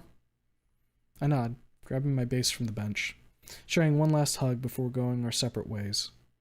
We turn back one more time and stare at each other. Two broken souls looking for a way to heal. And perhaps we finally found it. I give him one last smile before leaving and going back up into my apartment. It is still a shithole, but it's my shithole, and right now I couldn't give a fuck whatsoever about how crap it was. I'm on cloud 9. I have a chance now to fix my broken life, and maybe, just maybe, put all that crap behind me. I clear off my table and set out a freshly heated pizza and tear into it. My hunger's returning, and I am fucking ravenous. After nearly inhaling 2 boxes of pizza, I finally slump over my couch. Check my phone and see a little text popping up saying test. Fucking dweeb. I take back a quick pass before letting my phone drop onto the couch. I'm exhausted. I desperately need some sleep. At least for the time being. At least for the first time in a long time. I feel like there's maybe something about my life I can change. That maybe that song doesn't have to be the last thing I ever do. Life could be worth living again. With a tiny spark of hope. Chapter 4. Catching Up. It's Saturday. The first Saturday in a long time that I feel like I have something to look forward to. I know it isn't like I've had all the damage erased due to one chance meeting in the night, but it's the first time in 4 years that I wake up with a hint of a smile on my snout.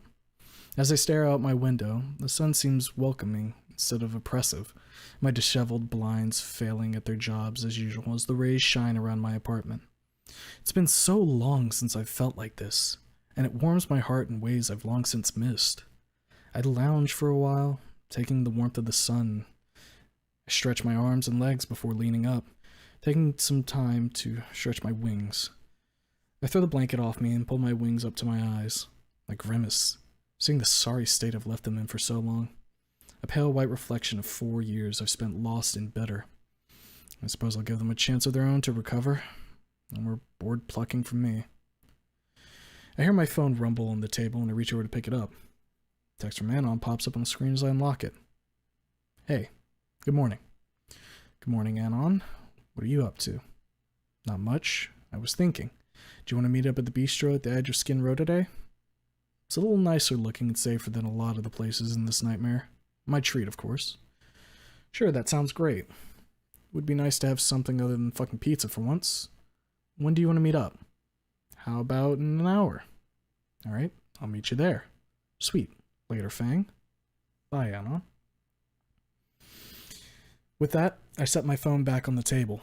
The small smile lingers on my lips. An actual smile, rather than one I put on to just keep people from asking too many fucking questions. I know we're both hurting, and it'll be a while before the wounds heal, but it's nice to have someone to talk to. Someone who knows me. The only person in my life that I ever opened up to. Something I used to think was the worst mistake I ever made. But perhaps it doesn't have to be. Everyone deserves a second chance, after all.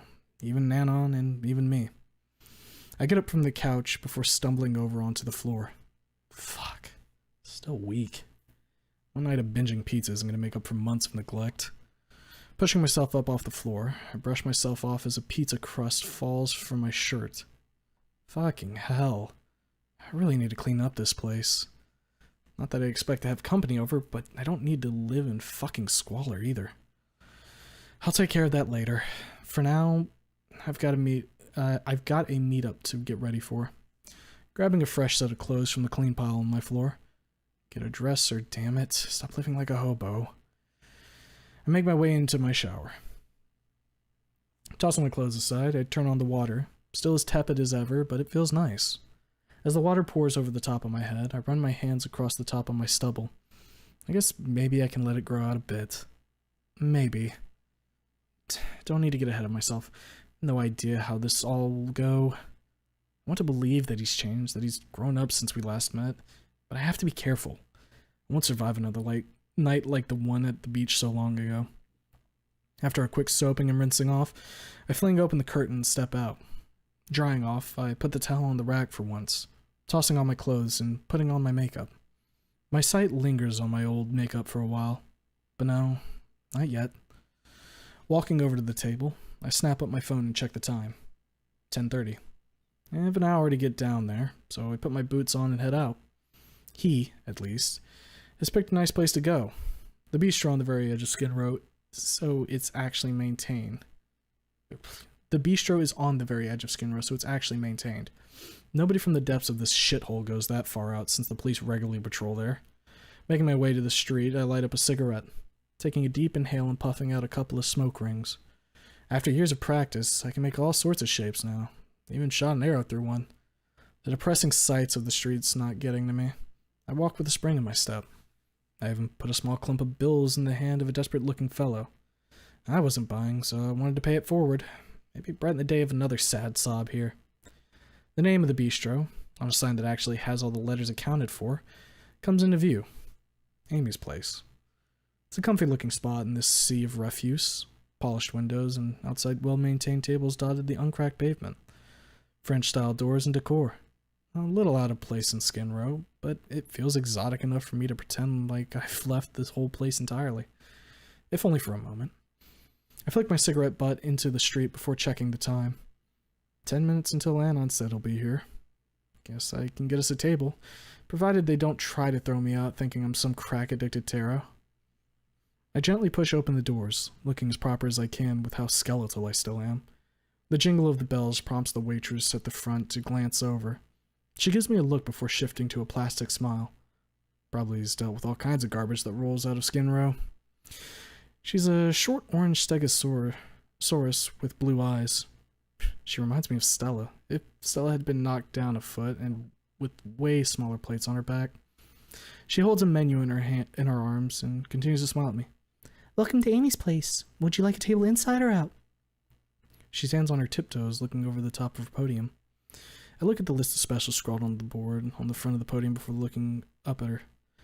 Inside, please. I have someone coming to meet me in a little bit. He won't be long.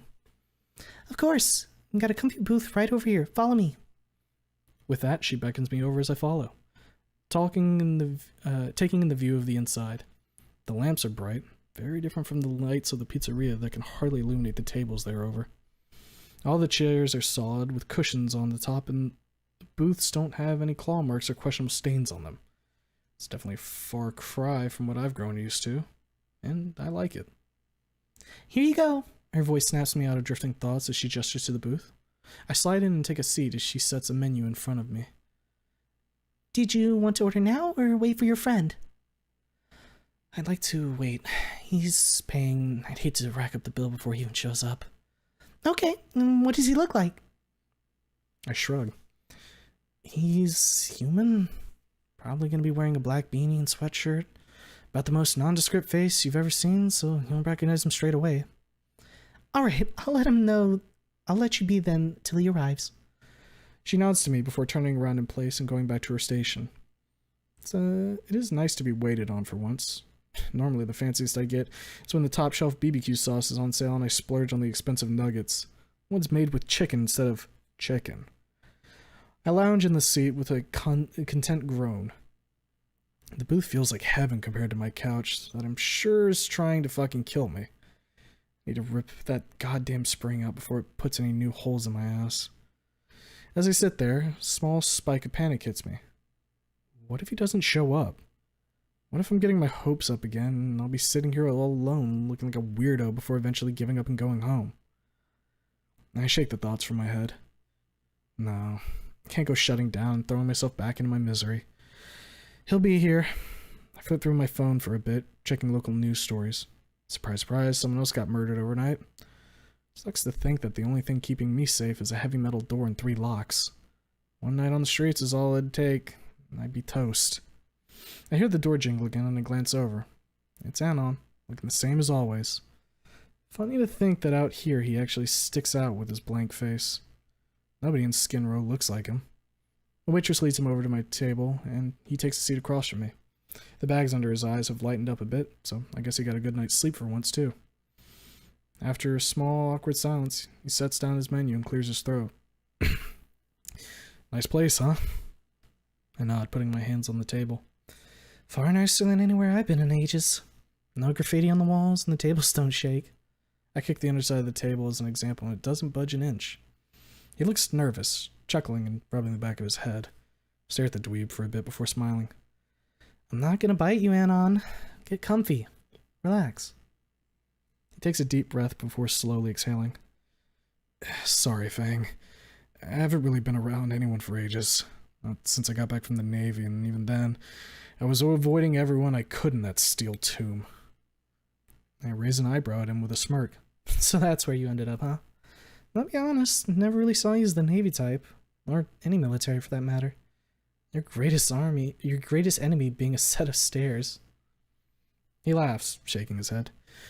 Yeah, inanimate objects seem to always get the better of my dumbass. Yeah. I joined the Navy for a bit before dropping out. At least it was going to be up soon, and I had zero college prospects. Ended up stuck on a ship with a pile of people I wanted nothing to do with, and nothing but salt and steel for miles around. Sorry to hear that. It doesn't sound like anything even slightly fucking fun.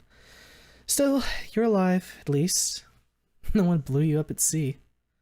Not for lack of trying, he says as he crosses his arms over his chest.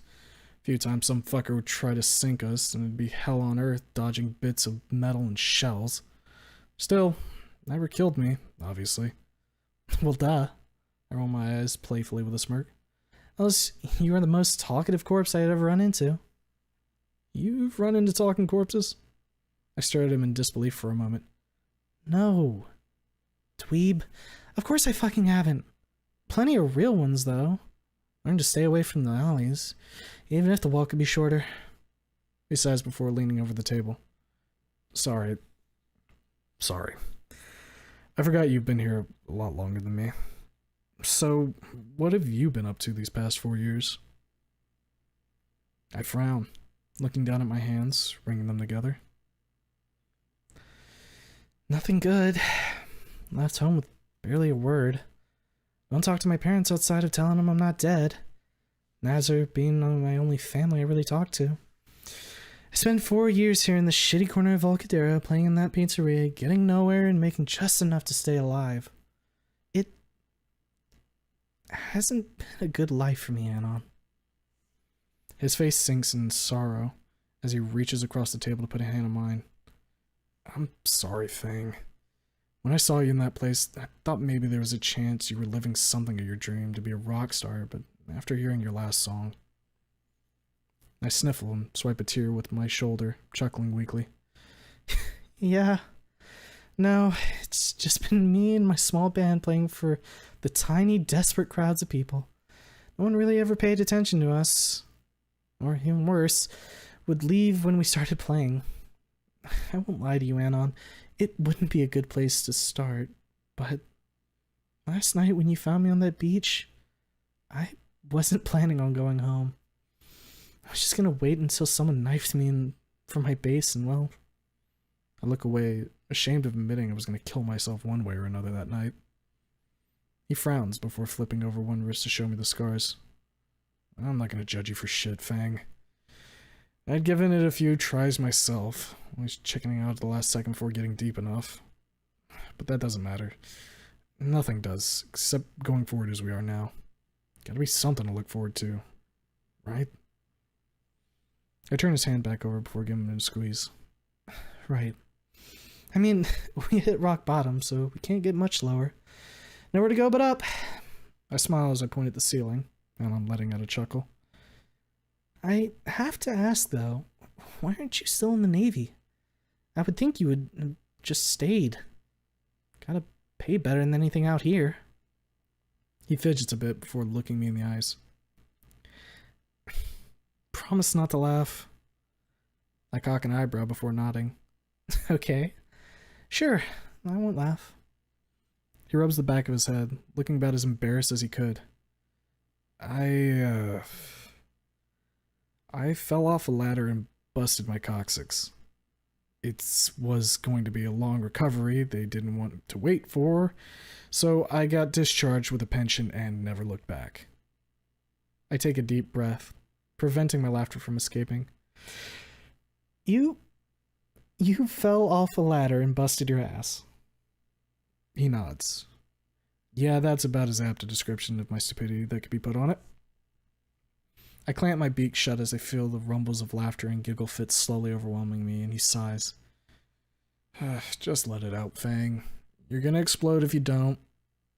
Not a second later, I break out into loud guffaws, bashing my fists into the table as my eyes water up. I must look like I'm losing my mind as I throw my head back in laughter, gripping my sides as my face begins to sting from the strain. A couple minutes later, I recover and I suck in a gulp of air before I black out. I'm sorry, Anna. I'm sorry. But it's just the funniest fucking thing I've heard in who knows how long. He waves it off with a smile. It's alright. It's worth getting laughed at to see you look happy again. My eyes snap open wide, and a small hint of pink spreads across my snout before I look away. Shut up, dweeb. I haven't had a reason to laugh in ages, so I had a lot stored up. I'm used to being the butt of jokes. It's my specialty. That and falling down stairs, ladders, and being regularly defeated by gravity and my own dumbassery. I sigh as I flick away a happy tear from my eyes.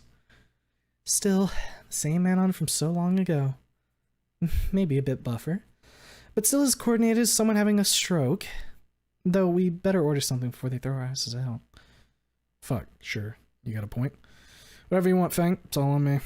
You might regret that. I can deal with a few less smokes this week. I peruse the menu and see a veritable feast of options in front of me. Crepes piled high with whipped cream, eclairs with all sorts of fillings, piles upon piles of breakfast options, and sugary confectionaries to obliterate me into the deepest sugar coma I could ever be in. Resisting the urge to order the whole menu, I settled on a stack of crepes and a large coffee. I haven't had coffee that didn't taste like burnt ass in so long. Can't wait to have something with a pleasant flavor. Didn't take long before they slide our food out to us, and on having ordered a stack of pancakes and hot chocolate. Exercising some self-control, I take a knife and fork and start eating like a regular person instead of a ravenous beast. As the first bite hits my tongue, my pupils shrink as the flavor overwhelms my senses. After years of cardboard pizza, cigarettes, and booze, this is the first thing I've had with actual taste. I'm in heaven, and I let out a low, shuddering moan as I savor the flavor. Alan is chewing away at half a pancake he shoved in his mouth before snickering at me. That good, huh? I take another bite before nodding enthusiastically, not caring how embarrassing the sound I just made is. It's fucking delicious. Haven't had real food in who knows how long. Take your time and enjoy it then. No rush. Not like we've got anywhere else to be. True enough. I cut a larger piece off and stuff it in my mouth. Piece by piece, the first crepe evaporates into my waiting maw. I take a sip of my coffee, sending electricity surging through my veins. Is everything here made of pure heaven, or am I just so used to mediocrity that standard fare has become the finest of meals? I suppose so. Not that I'm complaining. Setting my utensil aside for a moment, I glance over at Anon. So, you got any dreams yourself these days, or just skating by on your pension, the current plan? He shrugs, swallowing down his bite before answering. I mean, it gives me enough to live on without worry for the most part. Not that I can afford any luxuries on the pittance they pay, but it keeps me fed and at home. As for plans, not many. At least, not yet. I've only been back for a little while. My whole plan so far was hanging out watching you every night, trying not to look like a fucking creeper at the same time. I smirk at him. I mean, you didn't look like a total creeper, but I will say I did wonder if you were just some guy who was going to murder me on my way home. Nobody in Skin Row is really anyone I'd want to hang out with. Well, except you now, of course. Of course. At first, I kind of wanted to melt into the background. Hide at home like I always did, playing my video and watching shit movies. When I saw you in the pizzeria, I wanted to walk away. Pretend like I got what I wanted out of life and needed nothing else. But something kept me there. I couldn't just leave. I reach out, giving his hand a squeeze. And I'm glad you didn't. It was nice to have someone in the audience that looked like they wanted to be there. Far different from the normal casual disregard we get. He blushes again before turning his head to the side. Glad to do it, Fang. I'll still be there every night. You damn well better be. Talking to me again doesn't mean you get to slack off now. On that note, why did it take you so long to come up to me, anyway? He shrugs. I didn't think I had any right to, but after I watched you wasting away, and then with that last song you sang, I knew I couldn't just sit there and do nothing. I had to say something before it was too late for the both of us. Yeah, I must look a sight. Scale and bones and barely a feather to my name. His mouth barely moves as he stares in my eyes. She's still the same beautiful Fang to me. Oh, it's mumbling. Okay. I blink at him in shock before speaking. Anon, you still mumble.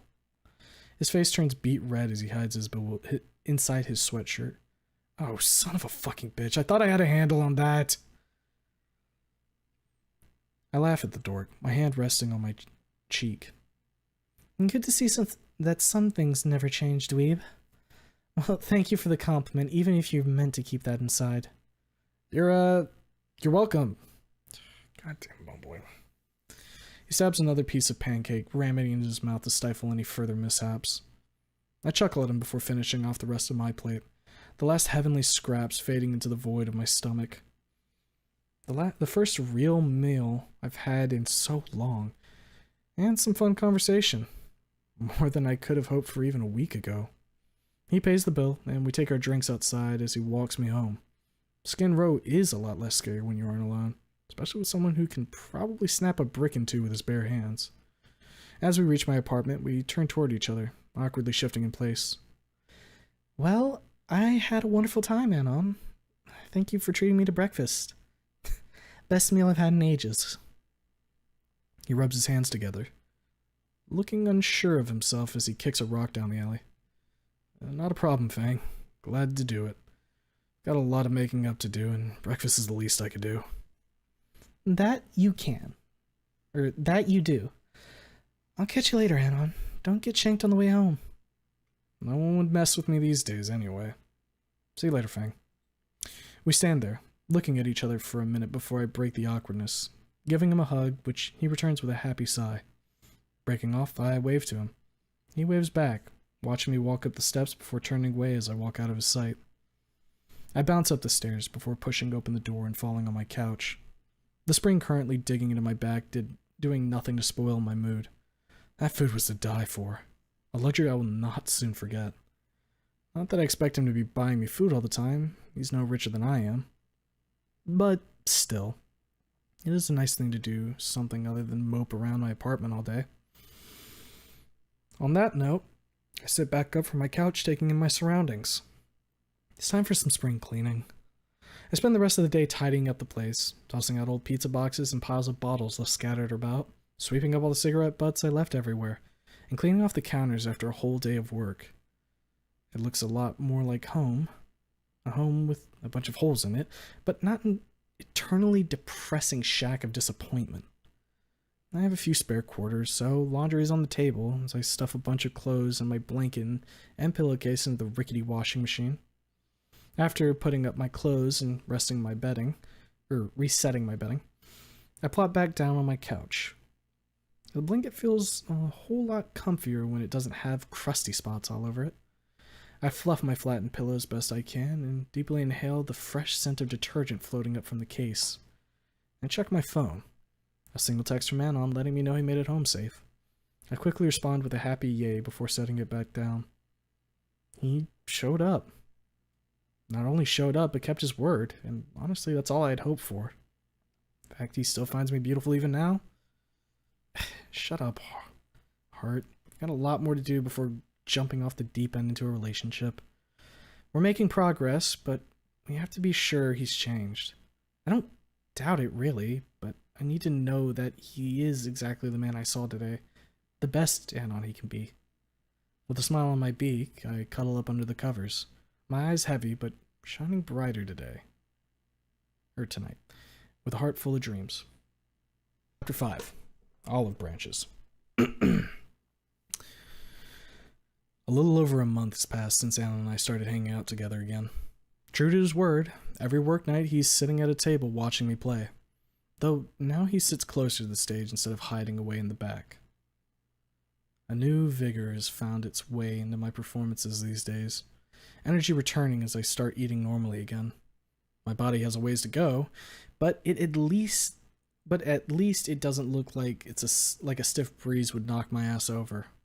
New feathers are filling out my wings. They still look like pale reflections of their former selves, but each new white plume shines in the light. I've started letting my hair grow a little, my stubble turning into a short layer of freshly grown silver that covers my no longer bald head.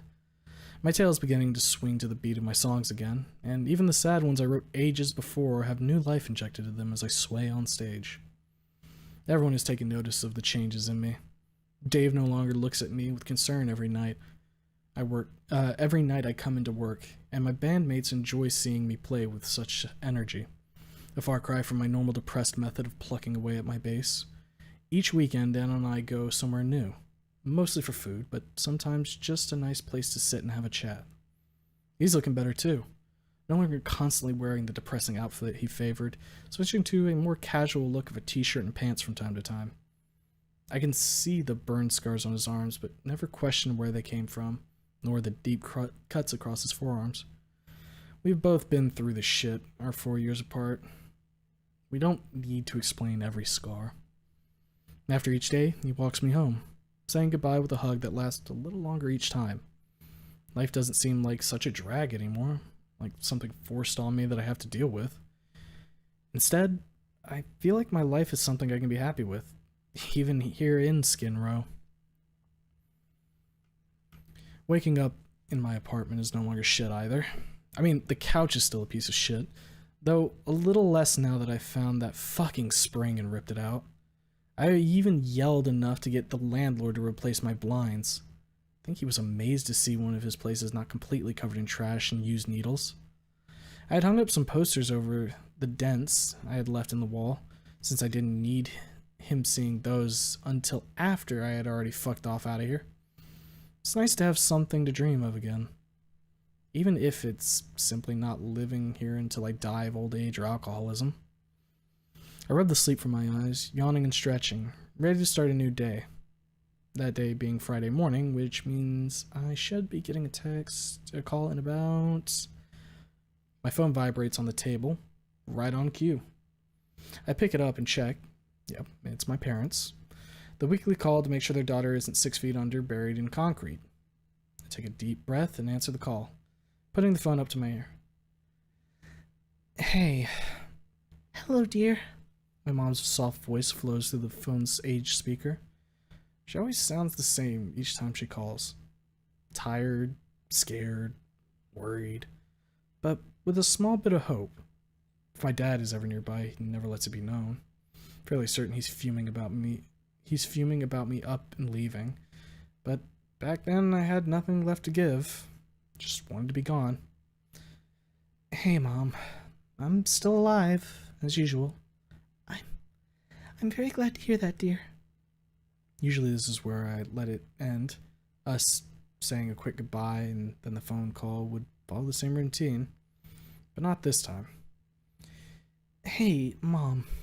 I say slowly as I carefully think about what to do here. I've been a ghost in their life for so long. Should I even do anything? No, I need to do something.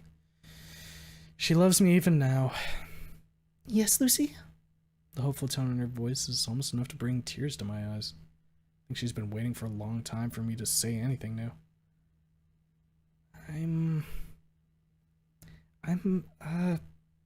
A knot forms in my throat, choking my words as I struggle to get through this. I'm sorry. I can hear sniffles coming through the line. Soft, gentle cries as she takes it in. It's almost more than I can bear. Thought I could go through life never caring about what they thought of me until the day I died. But something has changed. I started to give a damn. After a moment, she speaks. I know, honey. I've known since you left and you didn't mean to hurt us. Your spirit was broken. You believed you had nothing left to push for. I never thought less of you for it. I wanted you to be happy, to be home. That's all it takes for the waterworks to start. Covering my eyes with my arm while trying to keep my composure. Even after 4 years of ignoring her every attempt to reach out to me. She still cares. Something I don't deserve after walking away. I'm just so fucking sorry I left you all behind. I sharply inhale as I push aside my sobs as best I can. I didn't know what to do. My whole life had fallen apart and I thought I just needed to get away from everyone and everything. But everything just got so much more fucked up. She cuts me off mid-sentence. You don't need to say anything, Lucy. I love you more than anything. You're still my little pirate princess, even after so long. Normally that would have pissed me off. But it does the exact opposite, flooding my heart with warmth to have her speak of me with care, even after I abandon them. I can't do anything for a moment, overwhelmed by emotions as I sob into the phone. For her part, she keeps speaking comforting words as I break down outside her reach, and I know how much she just wants to hold me right now. Sniffling, I rub my eyes and calm down with a deep sigh. God, Mom. I'm sorry for being such a pain in the ass I've been. Fucking running away from home, not even telling you where I went, ignoring you every time you try to give a damn about me. I bet Dad still wants to throw me out a window. Don't apologize for being hurt, Lucy. I knew one day you'd talk to us again. I only needed to wait for you to come to the door. And your father doesn't want to hurt you. He misses you even if you can't say it.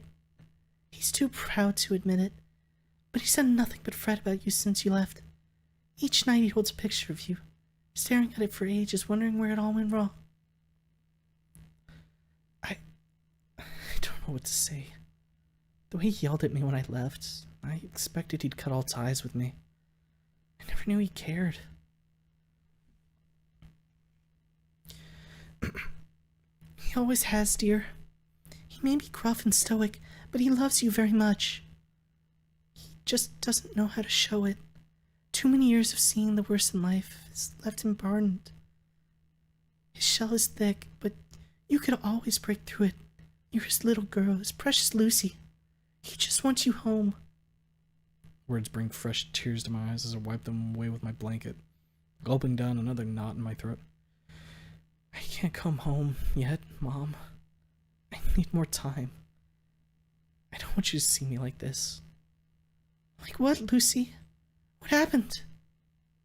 I'm a mess, Mom. Skinnier than I've ever been. You'd be ashamed to see what I've done to my wings. I'm getting better, day by day, but I can't come back yet. I just need a little longer. Oh, Lucy, take all the time you need, honey. We'll be waiting for you when you come home. And where do you live these days anyway? You never did tell us where you were going. I hesitate for a moment. I don't want to tell her I'm living in this shithole with the rest of the vagrants of the city, but I don't want to lie to her anymore. I've been living in Skin Row for the past 4 years, Mom. I can hear the gasp in horror. It's the reaction I expected. Don't worry, I'm safe. The door's locked every night, and I never stay out past 9. Nobody messes with me here. Too poor for them to care, really.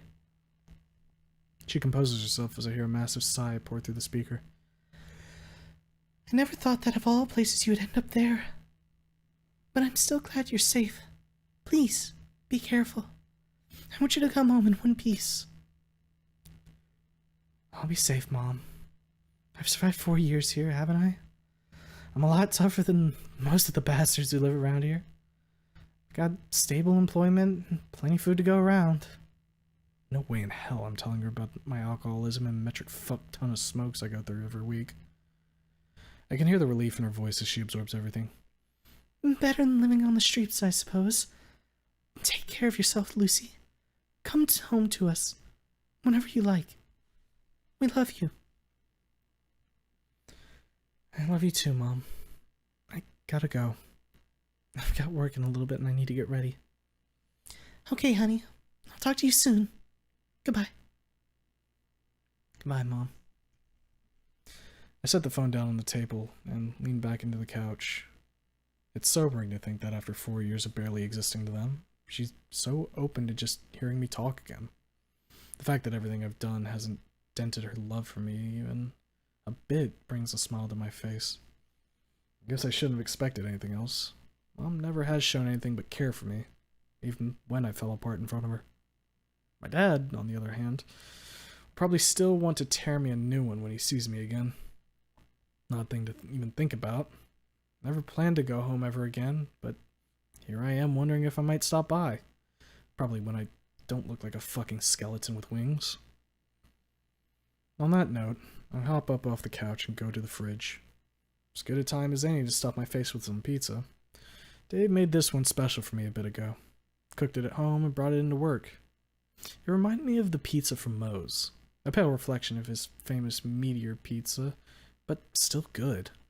Tastes way better than the standard fare I've come to expect. Not a bit of cardboard texture to be found, only delicious cheese and meats. I savor my pile of gooey warm pizzas. My appetite has been growing every day, and I always want more. After snapping the last piece out of the air, I wash the plate and head to the bathroom. Shower time is a little longer these days now that I have some hair to wash, but I like it. Each day I feel a little better, a little more like how I used to be. I can't afford fancy shampoo like at home, but it feels nice to have something to run my fingers through again. Even the crap water temp can't bring me down. Hard as it might try as it cuts out and I have to kick the pipe to start it back up. An easy day. Just another Friday night out of the pizzeria with my band and my bass. I look at my arms and sigh. Dad is gonna kick my ass when he sees the tattoos. Finishing up my shower, I throw on my clothes. Maybe next paycheck, if I can keep myself from burning it all in cigarettes, I can buy something more than my drab all-black apparel. It might be nice to have some variety instead of a blank tank top, black top and black jeans all week long. I stare at the counter, looking at my eyeliner. Maybe I can add some color tonight. Grabbing my old orange and purple makeup, I go to work on my classic look from high school, way back when. I admired myself in the mirror as the color brings life to my normally sullen face, the bright shades bringing out the light in my eyes. Something that has been dark for so long. I smile at my reflection, trying to look a lot like myself again. I scoot out of the bedroom and snap up my bass from the wall. I don't need to be late admiring myself. Kicking the door closed, I quickly lock up and run down the stairs. Not that it's going to be nighttime soon, but the guys want to practice a bit more before we go on, and I'm not going to let them down. Jogging down the street, I make record time as I quickly bounce through the door, planting a peck on the cheek of Dave as I slide by him. He smirks, shaking his head as he goes back to cooking. "How's it going, guys?" I speak with an uncharacteristic cheer as I put my case down, catching the two by surprise. Benji blinks at me a couple times, still unsure how to react to a version of me that isn't constantly moping. Good thing. How about yourself?" I smile at him, pulling the strap on my bass over my shoulder. "Yeah, doing pretty good, I guess. Better than usual, that's for fucking sure." Clicking on the amp, I strum a couple notes before nodding. Still sounds good. Jacob had been mid-bite when I barged in, nearly choking as he tried to swallow after the shock of the bubbly taro had worn off. "Wow, Fang, I don't think I've ever seen that color on you before. Is that new?" "New to you guys, but I used to wear this all the time back at home." I shrug. "I just felt like changing it up a bit." "It looks great." Jacob smiles after finally clearing his airway of bits of veggie pizza. "Thanks, Jacob, but..." With a confident drag of my pick across the strings, I smile up at them. "Let's get practicing then, guys. No one's ever going to notice us if we don't work our asses off." Both guys smile at that before getting their gear in order, and we practice for several hours in the back. The rumbling sounds of my bass nearly reach out to the restaurant as I hammer away at it. Though, as I play, I feel a longing, a small twinge of desire to hold my guitar again. Maybe later I'll talk to Benji about it. He's pretty good at bass as well, and I don't think he'd mind. For now, though, it's practice time. Dave sneaks in while we are jamming out and slides a few fresh pizzas on the counter, stopping us dead in our tracks as we scurry over to the table and devour it in seconds. As good as Dave's cooking is, that pizza would be bricks within moments if we ignored it. Going on stage no longer feels like a chore, with me just going through the motions to make it through another day. Instead, now I play like I have a full audience to impress, which isn't actually too far off these days. Each night, a few newcomers to the audience come in. I guess word of mouth spreads quickly in this part of town. Every new face makes me feel better about myself, a little more each day. Anon, for his part, sits as close as he can, cheering for me like I'm the best musician on the planet.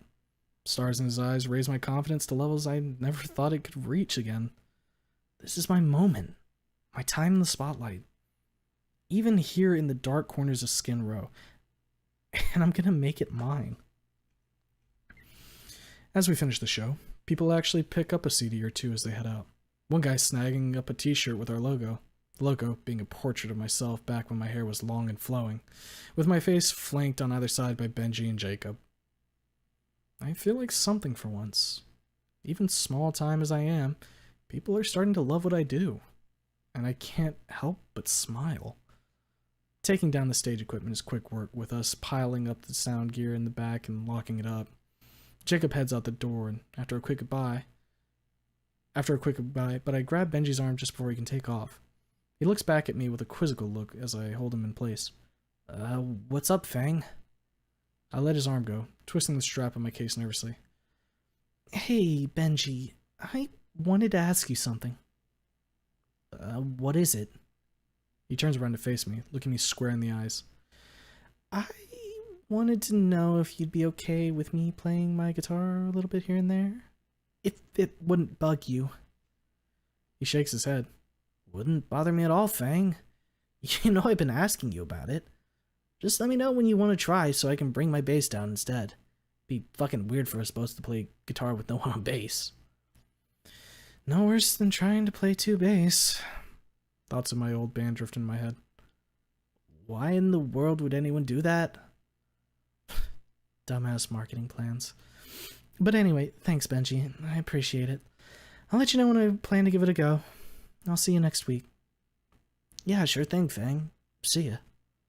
He waves before taking off down the street. I sigh as I get ready to head home, and then I hear a voice pop up from around the corner. Hey, Fang. Mind an escort home? Anna calls out as he comes into view. Not at all, dweeb. Let's get going. It's fucking cold. I start to shiver. Winter was growing closer day by day, and the drafty alleyways of this place suck even more now than during the baking summer heat.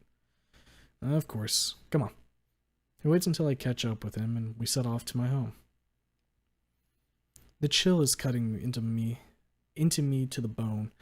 A thin layer of feathers and scales is no match for a cold autumn breeze, but a good jacket has always been outside my budget. I gasp as I feel an arm reach around my side, as Anon pulls me in close. He radiates warmth from that sweater of his.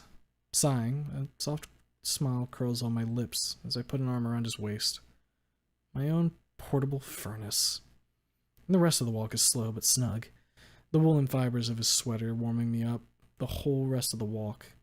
The stars are already out and shining bright, the full moon illuminating the normally drab streets in a cozy ethereal light.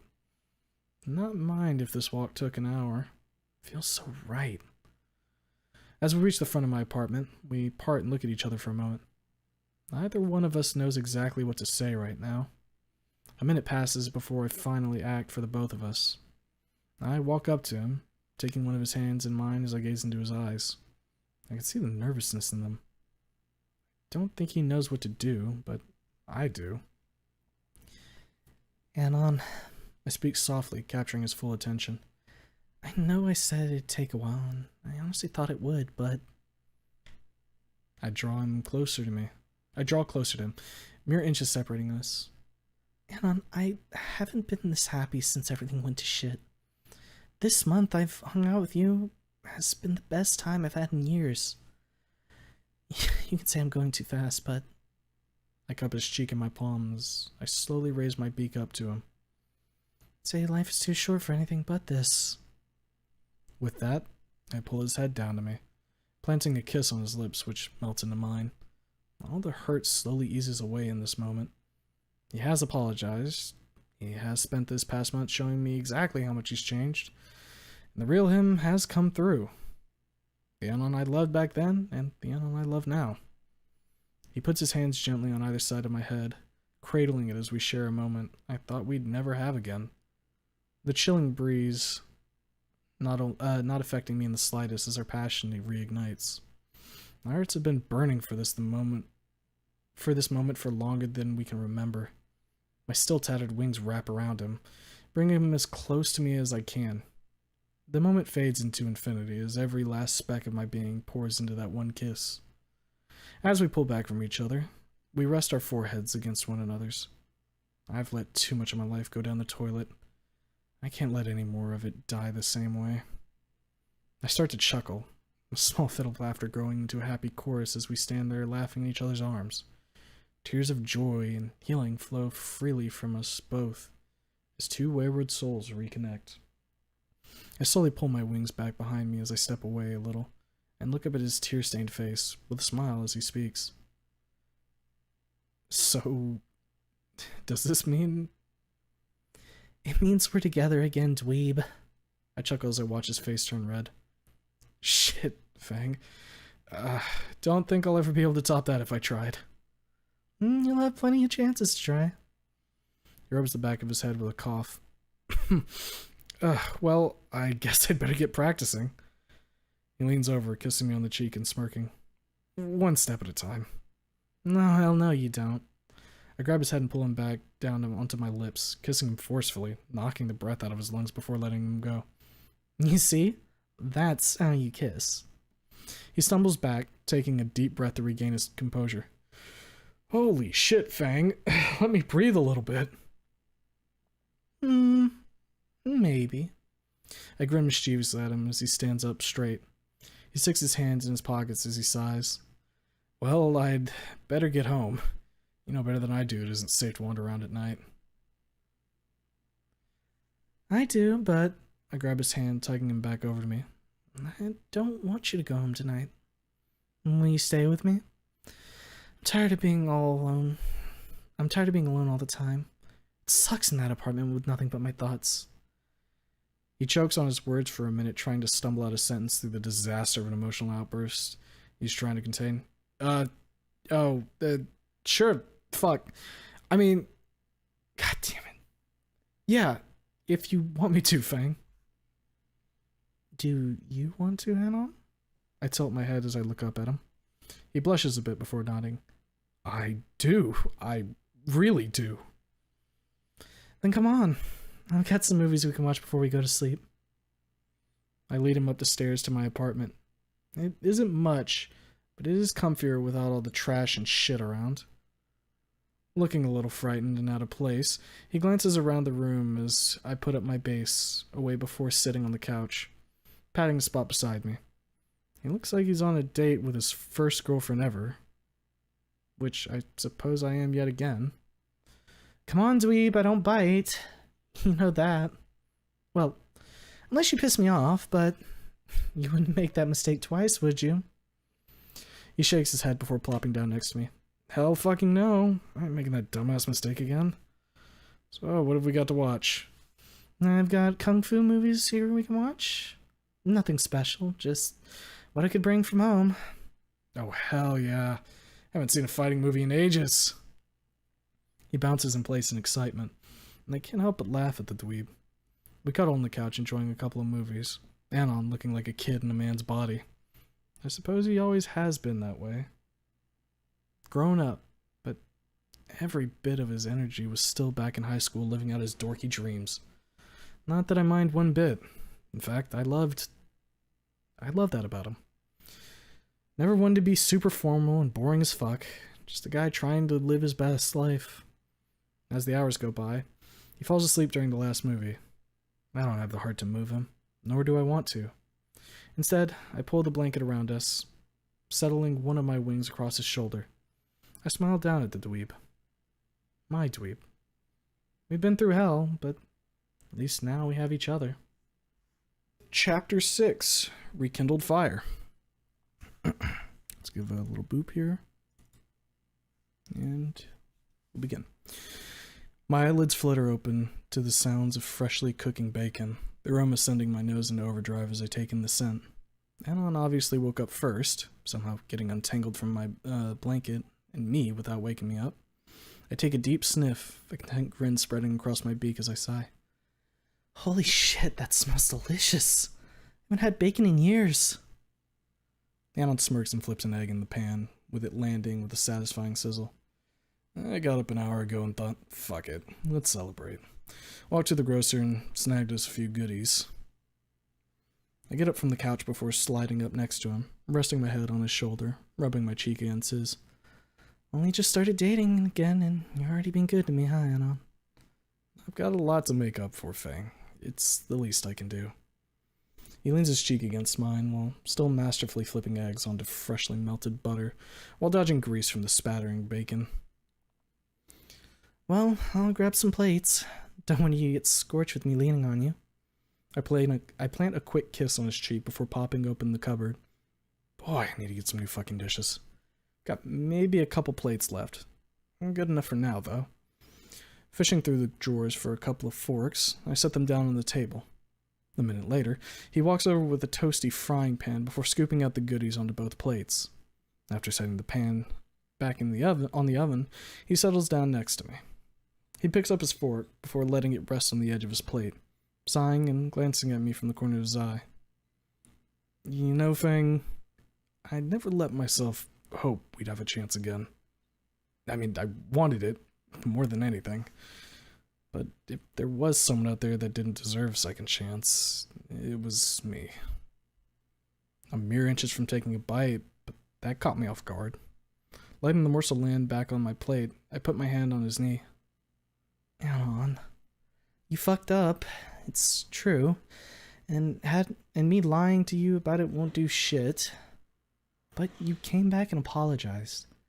You didn't even have to. You could have left me here and never talked to me again, but you made that choice. You, same as anyone else, deserve a second chance. Hell, even I do. I gently take his hand into mine as he slowly turns to look at me. You mean it, Fang? He intertwines his fingers with mine as he searches my eyes for hope. I do, and I'm giving you that chance. We can't undo the mistakes we made, but we don't have to let them rule the rest of our lives. This is our chance at a new life for both of us. We can't waste it. He nods, a smile growing on his face as he takes in my words. I don't know what kept me here after seeing you. I thought I didn't deserve to try again, but after I saw you, I couldn't leave. Every fiber of my being refused to get out of that seat. Fucking glad I didn't. I smile at him, kissing him on the cheek and squeezing his hand before letting it go.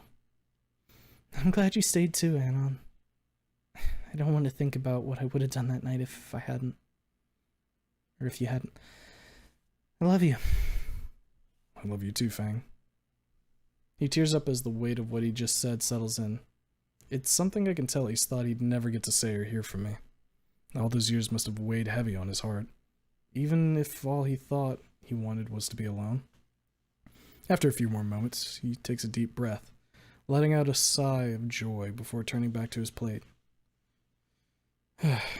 Breakfast with my hot taro GF. How I fucking miss this. A hint of a blush flashes across my cheeks as I shake my head with a giggle. Dweeb. I'm your dweeb. Damn right you fucking are. Breakfast is fucking delicious. The eggs are cooked perfectly, and the bacon is that right level of crispy with enough give that it melts in your mouth.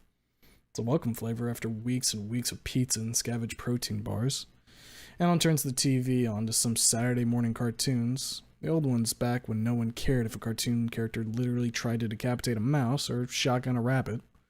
I laugh like a little kid again, seeing them get flattened like a pancake by an anvil while I eat. Alan just stares at me for a bit, a smirk on his face as he watches. What you staring at, dweeb? Fang, the most beautiful taro I had never once deserved in my life, but who I'm so fucking grateful for. My face turns bright red as I desperately and futilely attempt to cover my face with my hands. God, still have to be that cute doofus, don't you? He smiles smugly with a wink. I sure fucking do. This day and every other day I get to spend with you. I jab him in the side with my elbow, a favorite tactic I'm glad to bring back. Dork. I'll get you back for that. I'm looking forward to it. He twirls his fork in his hands and taps on his chin before looking over at me again. I have to ask, though, what do you mean by second chance for you? What exactly happened with you after I left? I sigh and set aside my plate, pushing it back across the table before resting my head in my palm, tapping the side of my beak with my claws. I basically fucked off from my family. A few weeks after graduation, well, after you disappeared, I packed my bags and told them I was leaving. I didn't tell them where I was going, and I never had any intention of going back. Mom was hurt, Dad was pissed. And Hazard just sat there as I walked out the door. Wave of concern flashes over Anon's face as he gives me his undivided attention, only speaking up after I stop talking, my eyes focusing blankly on the wall. Shit, Fang. Sorry. Didn't mean to bring up raw memories. I blink and lean back into the couch, lazily waving off his apology. It's fine. It's better to get everything out in the open if we're going to be together again. He reaches over, taking my hand in his and gently caressing it with a confused look on his face. Why didn't Nazar say anything? It's not like him to be idle, especially not when it comes to you. Because I didn't want him to. That takes him by surprise as both of his eyes shoot wide open. I told him I was leaving, and I told him not to fucking try. If he had, I would have severed contact with him. I needed to know I could trust him, even a little bit. And he proved it. We talk still. And every week, whenever he's got time and I'm not passed the fuck out. Well, that's good at least. Never known him to be unreliable. Naive as fuck, and sometimes shoving his nose into shit he shouldn't. But he cares a lot about you. He does. Always asking if I'm living the dream. As if you can have much of a dream in Skin Row outside of not getting fucking stabbed. He leans closer and turns my snout to face him. Serious look in his eyes I did not expect to see. What is your dream, Fang? What do you want out of life? The question hits hard. This is far more serious than Anon ever acted when we dated in school. He has changed so much, hasn't he? Well, for the better, it seems. I look away as he holds my face gingerly in his hands before settling my eyes back on his. I didn't really have much of one anymore. I mean, I came down here trying to start over, ended up nearly fucking dead and penniless. And I guess my dream is still the same thing it's always been. To be in a successful band. I don't need to be rich. Hell, not even famous. Just good enough to be seen as a musician instead of a back alley fuck-up. Tears slide down my face, but Anon wipes them away before they can hit the ground as he keeps my gaze locked onto him. Then that's what we'll do together. I can't play music for shit, but I can be a hype man if I need to be. Someone to spread the word and get people to shows, because you deserve it. You are not some back alley fuck-up. You're fucking Fang, the punk rock badass that I love. His words hit home, nearly causing the dam holding back my tears to break. This is so different from before. Supportive and caring. If there was any sign of him doing this just to score an easy lay, I can't find it. Truly has changed. He believes in me. That's all I need to push forward and stop living here wasting my life away. Tenderly grabbing his face with both my hands, I stared directly into his eyes, the fire in them burning in a way they hadn't since I was back in high school. One spark is all it takes to start an inferno, and he struck the match. You're fucking right, Anon. I can't just spend my life playing tiny shows in this backwater. I could take this town by storm, and I fucking will. His grin grows wider as he stares back at me with an intensity in his eyes that rivals my own. Fuck yeah, you will.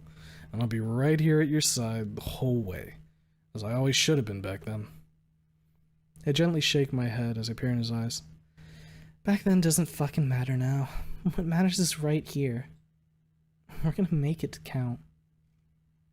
With a stern nod, he lets go of my face, our hands meeting together as they fall, both of us still gazing intently at each other. Then my stomach decides I've been fucking around too long and lets out the loudest grumble I've ever heard in my life. My face turns bright red as he snickers at me. Ugh. After breakfast, though. He keeps laughing to himself as he smiles. Of course. Rest of our food first, the town after. Takes me a moment to get my face to stop looking like a ripe cherry as I poke an egg with my fork and flip it into my mouth, earning a smirk from Anon.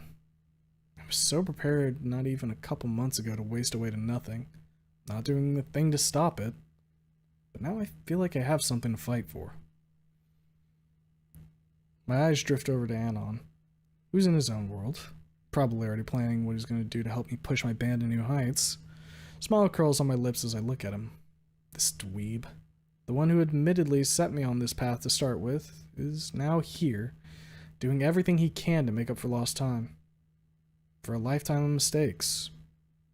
I can't lay it all at his feet, though. I didn't have to leave. Could have stayed with my parents and made something of myself. Not that it matters anymore. I have what I need now to start again. I won't let it pass me by this time. A memory sparks in my mind as I look at him. Memories of a time long ago with us in my room, failing horribly to study, but instead finding something new in ourselves. I finish off the last bits on my plate before getting up and sliding the plate onto the counter. I walk to my guitar case. The dust and cobwebs had built up after years of neglect. He watches me closely, his eyes lighting up as I pick up the case and blow the dust off, swiping away the webs. I make my way back to his side before placing the case on the table, popping it open and pulling out the very same guitar I used to teach him how to play. I can see the tears in his eyes as he watches my hands lift it out and place it in my lap, twisting the pegs as I tighten the strings and tune it, slowly bringing it back to life. Man, not a day went by when I didn't think of that moment. He rubs his eyes with his sleeves and sniffles. You showed me something beautiful. Something I believed I'd never see again. I say nothing, only smiling at him as I finish tuning it, giving it a few last strums with my pick. Before I begin to play, I gaze into his eyes, searching for any reason at all to hold back, finding nothing in his but wonder and hope. There's nothing left to fear. My Anon was back, repentant and filled with the desire to be where he always wanted to be, by my side. I start slow, gliding my hand across the fretboard, plucking a few soft notes from the strings. Didn't take long for him to realize what I was starting to play as he leans against my shoulder. The memories taking him back to better times. A time where we'd been all we needed. Two souls trying to find meaning in our lives and to have someone to share our dreams with. I hum along with the notes, my tail swishing to the tune, and on silently reliving that moment on that bed where he had said the words he never knew he had said out loud. All that matters is her. I could have held on to the hate, could have told him to fuck off when he came back that night on the beach, could have become a miserable, hateful bitch, never letting anyone in ever again. If I had, we both would have been lost forever. Finishing the last note, I rest the guitar against the arm of the couch and look at him. He slowly pulls back to reality, sitting back up straight, his cheeks stained with tears. I can see from the look on his face that he can't find the words to say, which doesn't matter. There's no need to say a thing. It's written across his face and his entire body. He has hope again, just as I do. I reach out my wing, pulling him closer to me and wrapping my arm around his waist, his arm reaching under my wing to hold me close. We both silently embrace one another, the sound of our heartbeats in unison the only thing we can hear. There's so many ways our lives could have gone from the point we reunited on the beach. Could have been our last meeting, going our separate ways until one day we were found dead in our homes. Could have been me tearing him down until nothing but shards remained. But instead, we both made a choice that night. To try again. To live where it would have been so easy to just give up. Now, here we are. Sitting on a couch in each other's arms. Hopeful, and once again in love. Don't really believe in fate, but it seems we were never meant to be parted. The universe refused to let our story end so painfully. A soft chuckle escapes my lips, causing Anon to perk up and look at me. What's got you laughing, Fang? I flick away a tear from my eye, smiling down at him. Just the absurdity of it all. How you ended up back in Skin Row, come to one specific pizzeria out of the dozen scattered around to find me on that stage. How you didn't leave when you said you had no reason to stay. I pull him in closer, resting my head on his shoulder as I close my eyes. Anon, thank you. Thank you for coming back.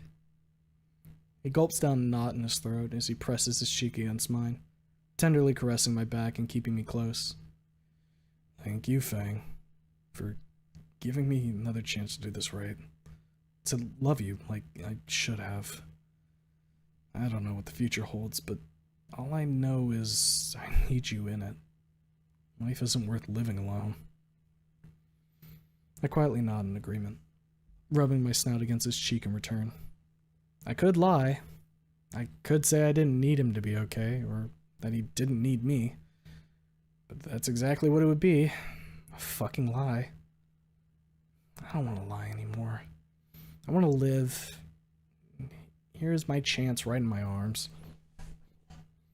I pull away, gently letting his arms fall from my back, my wings settling behind me as I hold his hands in mine. So, Anon, I know you can't play guitar, and I think if you're going to be the hype up of the band, you should know a bit. So, I think it's time for another lesson. He has no time to react before I pick up the guitar and slide it into his hands, guiding him down onto the floor before I sit behind him, settling in close. I can feel his heart quickening as my hands once again glide his to the strings. Just like before, all those years back, and the feelings come rushing into my heart. A tear falls from my cheek onto his shoulder. I never thought I'd get to do this again.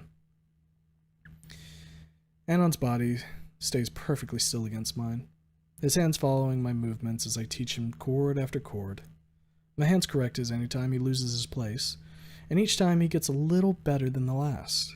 Barely a word is said beyond me giving instructions and him sometimes dropping an expletive when he misses a string. Years of me neglecting to play my guitar hasn't dulled my abilities. It's like riding a bicycle, each step coming back to me naturally. With our bodies so close, we're blushing the whole time like we're kids in school again. Hours whittle away to ever improving sounds of my teaching paying off. After seeing his fingers getting raw, I stopped the lesson before he loses any blood. Not bad, dweeb. You forgot everything, but you're picking up again pretty quick. Like I said before, helps when you have a good teacher. Another wave of crimson stains my cheeks as I smirk at him. Well, good, because you're going to need to spend a lot of time here learning. Wouldn't miss it for the world, Fang. We sit there for a while, just cuddling on the floor before he shifts a bit, question burning in his eyes. You know, since we're currently digging through past memories, I have to ask, what happened to everyone else? I tilt my head to look him in the eyes. What do you mean? You know, Stella, Rosa, Trish, Reed, all of them. I haven't seen them once anywhere. Not that I went looking, but strange that I haven't caught sight of them at some point. A sigh escapes me. A couple of those names are not something I enjoy thinking about, but I can't sit here and say nothing. Stella and Rosa, I have no idea. Hadn't really planned to keep in contact with them. I mean, the only thing we had in common was me going to detention all the time in gardening club. Figured they've got to be out there somewhere, probably living the dream. Those two wouldn't have ended up here. Puts a hand on mine. And I know that he wants what he wants to know next, but doesn't suck any less. And Trish and Reed? A frown spreads across my face thinking of the two. I don't hate them, but didn't end well either. We drifted apart. After you disappeared, Trish tried to elbow her way back into my life. Trying to take control, as she always seemed to fucking love doing.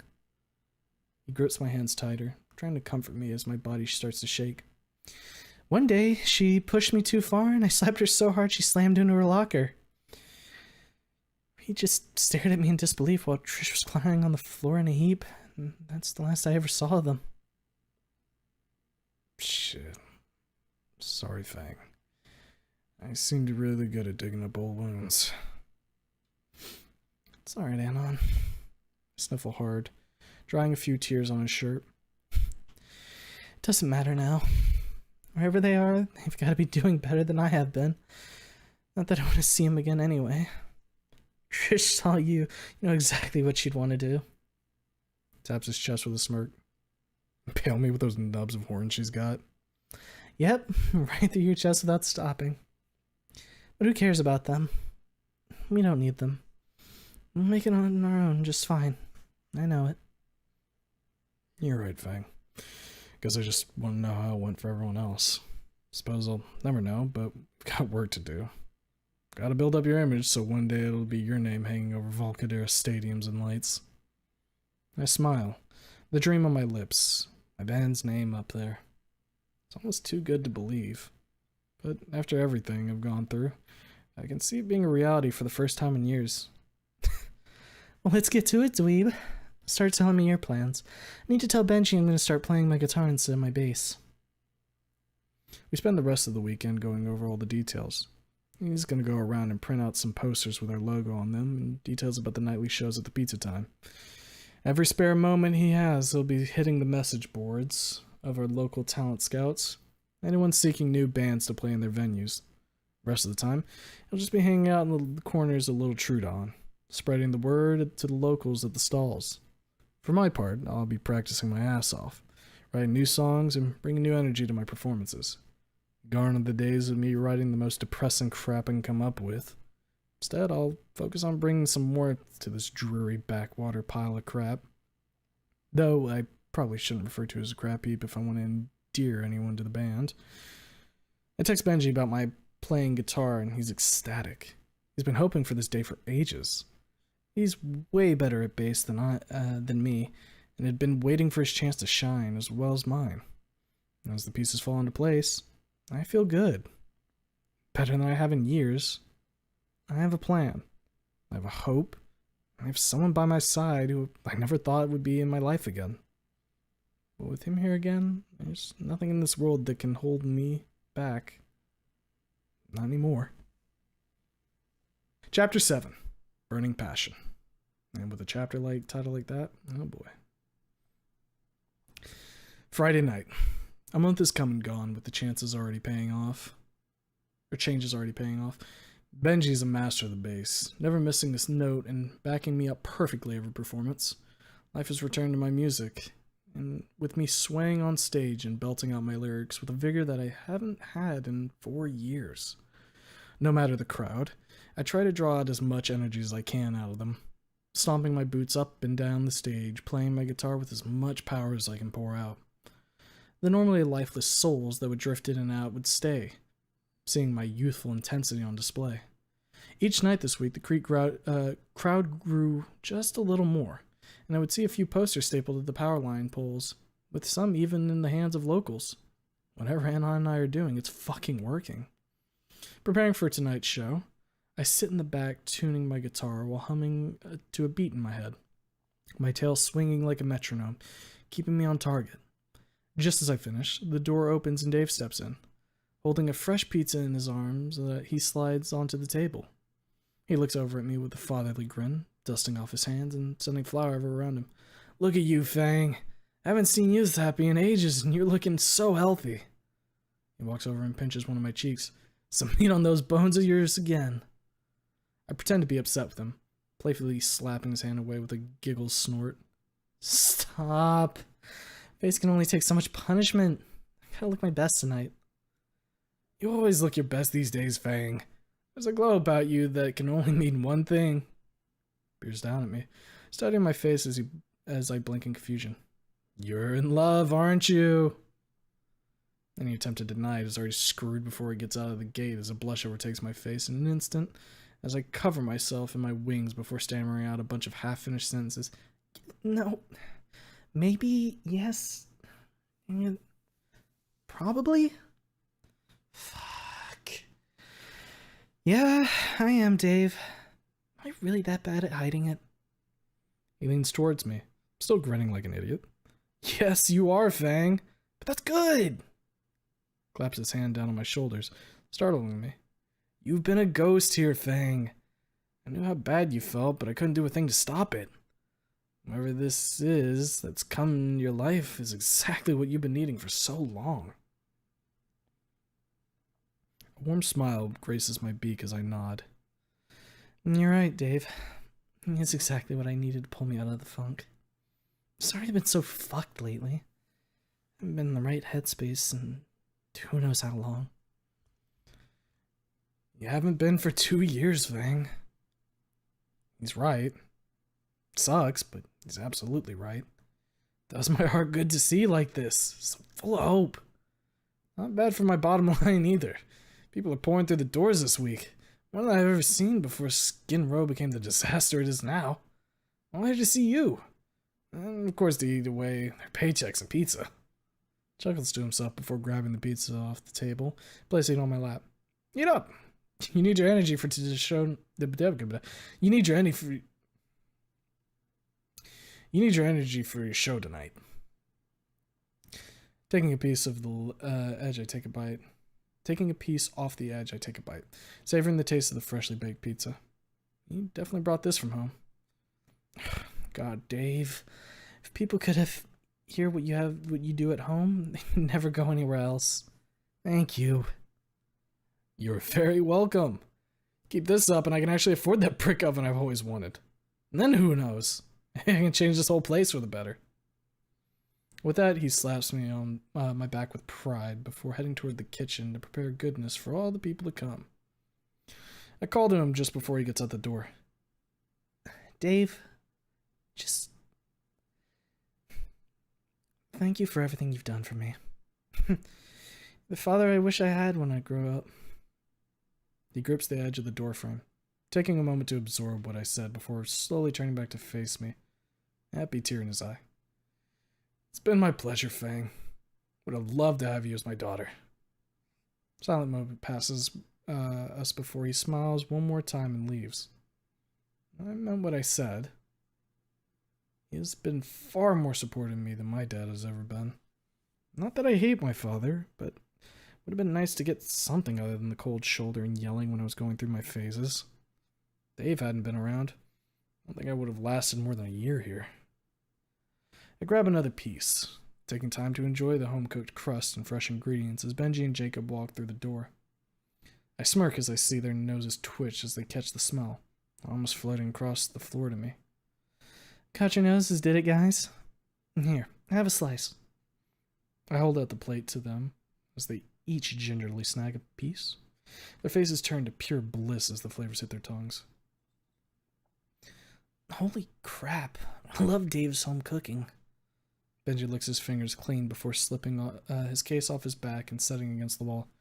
Jacob's face is too busy twitching for him to say anything as he stumbles over to those drums. Shake it off, guys. We've got a show to play soon. Only a little time to warm up. Flip the last piece into the air before snapping in one bite, wiping my hands off and grabbing my guitar. You got it, Fang. Benji grabs his bass, plugging it into the amp, and Jacob successfully navigates to his seat without smashing into a wall, giving a shaky thumbs up. And the music in the background the music is in the back room this week. The music in the back room this week has been far more uplifting than the usual fare. My voice is still husky, years of smoking hasn't been kind, but there's a slightness to it all the same. Hopeful lyrics instead of the dismal ones I've been singing for years. Fire in my soul starting to burn a little more each day. Kitchen staff started propping the break room door open to listen one day, letting the music flow throughout the back of the pizzeria as they hammer away at dough, and now it's something else I look forward to. It feels great knowing that people who have to be here also want to listen to our music, even when we're just warming up. Benji looks happier too. Don't think he ever wanted to play the guitar, and the deep bass suits his style much better as his feathery tail swings with the beat. Showtime is coming up, so we take a break, wiping away sweat and rehydrating for a few minutes, not wanting to go up on stage looking a mess. Jacob brushes his hair back. Benji stretches his arms while shaking his feathers, flicking off sweat in every direction, and I run my hands over the light layer of hair on my head, once again marveling at the silken texture that's slowly returning. Stepping out on the stage is surreal. Not an empty seat in the house, my jaw drops as I take in the sight. All of them look over at us as we finish setting our stuff, with not a bored eye in the crowd. It's fucking happening. It's really fucking happening. After all these years of playing for a bunch of dead souls, my heart long having left me, I'm getting my real chance I wanted 4 years ago. And on its dead center right in front, the smile showing a sense of pride as he watches me step on stage. his beautiful tarot in her elements, surrounded by the crowd he helped create. I blow him a kiss, which he catches and slaps on his lips. After getting everything set to go, I step up to the mic, taking a moment to draw him a deep breath. This is everything I've been hoping for. I need only keep going and show the world how good I truly am. I hear Benji whisper behind me, "Shit, Fang. I need more merch." I have to stifle a laugh as I introduce the band to cheers I've never heard before. As we play our set, the crowd is into it the entire time, following my energy on stage as I flow from song to song, my voice holding strong as dazzling tones pour from my snout. They're captivated. Many have been here for years, barely giving me a passing glance, but now that my spark has returned, they can't believe what they're hearing. This has to be someone different, I bet they thought. And they're fucking right. This is the real me. The young woman with fire in her spirit, a song to sing to whatever audience will listen. As the set comes to a close, I end it with one final flourish across my guitar, and what follows sets my soul ablaze. Cheers, erupting from every seat, clapping echoing from every corner, and Anna whistling as he stands up first, looking right into my eyes. It takes all my willpower to hold my composure as I bow to the crowd, waving to them as I sniffle back joyful tears. It lasts for a good minute before they finally quiet down long enough for me to speak. "Thank you, everyone. Glad you enjoyed the set. You've been the best crowd I've ever had, and can't wait to see you guys next time. Merch, as always, is by the door. Thank you, and good night." I wave one last time, getting a few more cheers as I sling my guitar over my shoulder. I watch as they start to head home, Anon hurrying over to man the merch desk, CDs and shirts flying off the shelves until a scant few things remain on the racks. It's more than I can take as I cover my beak with both my hands, happy sobs breaking out of me as Benji walks up and puts a hand on my shoulder. "This is what I always knew you could do, Fang." I look over to him, his eyes glistening in the bright stage lights. "We're on the way up. Nothing could stop us now. Not with you doing what you're born to do, playing the guitar like a fucking master." I choke back a few sobs, looking over at the near-empty racks. "They fucking love us, Benji. Before we could barely sell a CD in a month if we were lucky, and they just cleared out the whole fucking table." He laughs as he gives my shoulder a squeeze. "We're gonna have to get our asses online at this rate. Guess we better put in a new order for some more merch, else we're working for pennies." Let's see. I think this is Anna. "I'll get on as soon as I get home tonight. Don't worry about it." I see Anon counting up the till, clipping bills into 3 separate bundles as he slaps the cash box closed and walks over to us. $600 even, dudes. Profit. Already took out what you'll need to restock. Here you go. He hands out the 3 bundles, one to each of us, before setting the box down on the speaker. As all 3 of us stare at the cash in our hands, stars light up in our eyes. This was just one show, in the middle of Skin Row, with an audience of people who barely have cash to scrape together for rent, let alone anything fun, and they nearly cleared out the racks. We look at each other before the joy takes hold as we all hug, bouncing in place and cheering. "We're a real fucking band, guys!" I shout as I stomp my boots against the stage. The energy is infectious as Anon walks up and I pull him into a huddle. He is a part of this all the same as the rest of us, and deserves to share in the moment. After a minute of bouncing around like a bunch of idiots, we calm down, all collectively catching our breath. Jacob speaks for the first time since we got out here, stuffing the stack of bills in his pocket. "Holy shit, I get to eat something fresh for once instead of whatever is left over in the heating dish." Benji is flipping through the bills, licking his fingers as he counts. "Might be able to get me a bike so I don't gotta run here all the fucking time. I can at least fit that in the bag so no one steals it. And I can buy some real damn barbecue sauce in the good nuggies." They all collectively give me a look as my face grows pink. "What? I love my nuggies and I haven't got the good shit in months." I huff as I shove the stack into my shirt. They all break out in the laughter as we take down the stage. Work goes by a lot quicker when we're happy with our work instead of constantly disappointed. It was the biggest crowd we'd ever had. I'm not sure if we could have fit anyone else in here and still had room for customers to eat. Benji and Jacob were quick to head home, not wanting to have a stack of cash in hand in the seediest place in town. And in the end, it was just Anon, Dave, and me. Dave locks up before hugging me and giving Anon a look up and down. Fear in Anon's eyes as Dave measures him up. Flashes a toothy grin at Anon before slapping him on the back, really knocking him off his feet before heading home. Anon rubs his back from the devastating pat of approval. Holy fuck. I think he knocked a disc loose. I snicker as I rub his back, and he sighs with relief. I mean, you could have done a lot worse if you saw something you didn't like, so count yourself lucky. No joke. Dude's got arms for days. Well, let's get out of here before we lose the rest of the sun with you having a stack in your chest. Anyone reaching down there will never see their hand again. Well, maybe not everyone. I flutter my eyelashes at him with a smirk, absolutely demolishing the dweeb as he tries to prevent his brain leaking out his ears. You're gonna kill me one day for blood loss. He wipes his nose with a napkin, a tiny red splotch soaking through. You'll survive. Maybe. I'm never gonna give you a break, by the way. I take his hand in mine and pull him alongside me. It'll be a good way to die. He flits the napkin into the trash as we head toward my apartment. I don't care about the depressing sights on the way home anymore. I know this place won't hold me for much longer. My band is taking off with my hard work and energy and Anon's seemingly endless ability to spread the word. It's just a month. In just a month, both of us have begun to turn the whole thing around.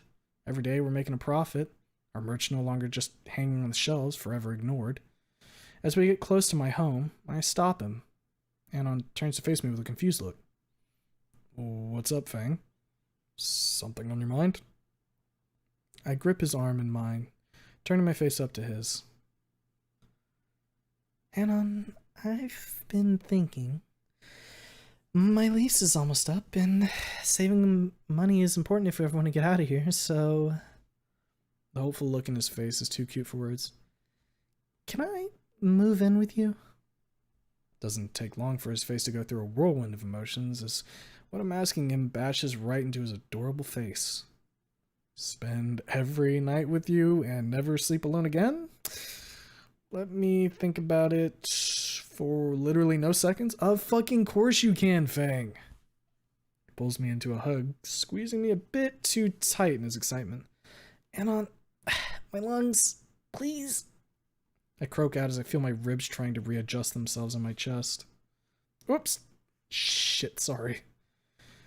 He releases the vice grip as I take a deep or sharp breath, my vision slowly filling back in as air returns to my lungs. It's... okay. Just remember you were the lanky fuck you were back in school. Catching my breath takes more effort than I expected. After Jesus, he could have snapped me in half if he wanted to. But, clears his throat with a sheepish laugh. Yeah, be awesome to have you at home, Fang. Needed to do some serious cleaning first. Just don't let me find any weird-looking tissues and we're good. Another seal pops loose in his nose as he holds his hand over it. I shake my head at him with a playful smirk, grabbing his arm and pulling him along. Come on, let's go inside. It's fucking cold out here. The walk up the stairs leading to my apartment takes us a little longer as we refuse to separate from each other.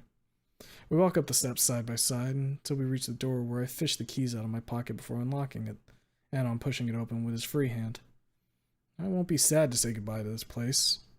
Maybe home, but it holds so many bad memories. The marks hiding behind the posters that cover my walls are moments I will enjoy forgetting. Back when I had so little to live for. I have a new life to live. Away from here. We break away from one another, with me shutting and locking the door and him lounging on the couch. I look over at him, the amber in my eyes having that old gleam back in them. Take the cash out of my shirt, setting it on the counter before walking over to him. He looks up at me as I gaze down at him, the fading sunlight illuminating my body. Health has returned to me. I fill out my clothes again, and the bags under my eyes that used to never fade have disappeared. My wings look as pristine and beautiful as they had so long ago. Every feather back in place. Hair's growing out. A little over 2 inches now sitting upon my head. It's sitting below me is the cause. My dweeb. My new oasis in my sea of regret. Emotions start to overwhelm me as I gaze into his eyes. Never knew I could feel this again. The love in my heart that had died so violently years ago, but never truly disappeared. I tried to kill it, thinking that burning him out of my whole life would have made me happy.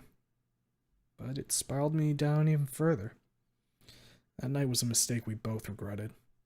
Our lives had taken dark turns as a result, and we both would have ended up in early graves if we hadn't found each other again. I need to feel something different tonight, something more. I need to show him exactly how I feel. My eyes half close as I stare into his, the sunlight slowly fading as the dim light of the streets takes its place. Slowly lowering myself, I sit down beside him, reminiscent of the time he had fallen down the steps when I tended to his injuries. The day we both admitted to each other how much we liked each other. Like that turned to love. Same it as now. He stares back into my eyes, a dusting of red across his cheeks, the amber in my eyes reflecting as the dim light touches my face. There are no words that need to be said as I gently lower my face to his, putting a hand behind his head and bringing his lips to my beak. I can taste his lips pressing against mine as I hold him tight. Anon leans up and pushes against my body, a hand resting on my waist and pulling me closer. We explore each other's mouths, an easier task for me than it ever will be for him, as my lithe tongue can reach further than his. Not that he seems to mind. Appears only to entice him further as he presses hard against my lips.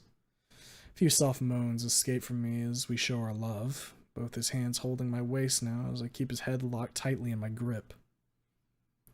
After a minute, I break our kiss, pulling back from him, panting to catch my breath, my cheeks long since turned bright red.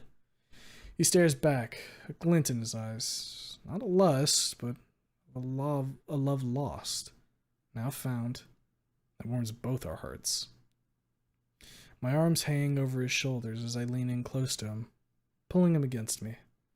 My wings wrap around behind him as I kiss him again, barely giving him much time to recover as I press hard against his chest. Didn't think I'd ever be able to love someone like this again, and I honestly can't see myself with anyone else but him. Even after all we went through, I never looked at another person the same way since. After tonight, I'll never need to. I have him now. His hands run up my sides and up my back, settling just under my wings, keeping me as close as possible to him. Another couple minutes pass in our passionate embrace, all the fire within me seeming to burn ever brighter as time seems to slow down. I break away from our kiss again, looking deep into his eyes, one moment passing to another until I can finally speak. I love you, Anon, so very much. He brushes his hand through my hair, smiling as it shimmers under the fresh moonlight now pouring through the window. I love you too, Fang, more than I could ever express. Then let me do something. Then let me do it for you. I pull him back to my lips, caressing the back of his head as he grabs at my waist to hold on for dear life as I nearly rip the air from his lungs. Gently releasing him from my grip as we part, I stand up from the couch, leaving a slightly confused Anon below me. Fang, did I? I press a finger against his lips. Shh, dweeb. Didn't do anything wrong. I toss aside my shirt and unbuckle my jeans, leaving him nearly catatonic upon the couch as he comes to grips with the situation, unfolding in front of his eyes. I straddle his lap in my black underwear, sharing a loving gaze with a smile on my lips. Anon, I guess I should apologize. For what? He stammers out a response, trying desperately not to crumble in a pile of dust under me. I lean down close to his face and whisper into his ear. You aren't really going to be getting much sleep tonight. Oh. Holy shit. At Chapter 8, Morning Glow. My eyes slowly open up as a tired yawn escapes my snout. Anon is still out cold. It's not surprising since I didn't give him much time to rest. Not that he'll be complaining at all, I'm sure. Stealthily remove myself from his arms and the covers. I pick up the scattered clothes off the floor. I guess it's laundry day. So holy fuck, it's cold in here. Walking around naked isn't the best idea on a winter day with how fucking drafty this place is. Shaking like a leaf as I gather up the last of the clothes when I hear a stirring from the couch. He rolls over, eyes barely open, taking the sight of me and a bundle of clothes in hand. Not a stitch on me. A discerning nod and a shit-eating grin later. He gives me a thumbs up.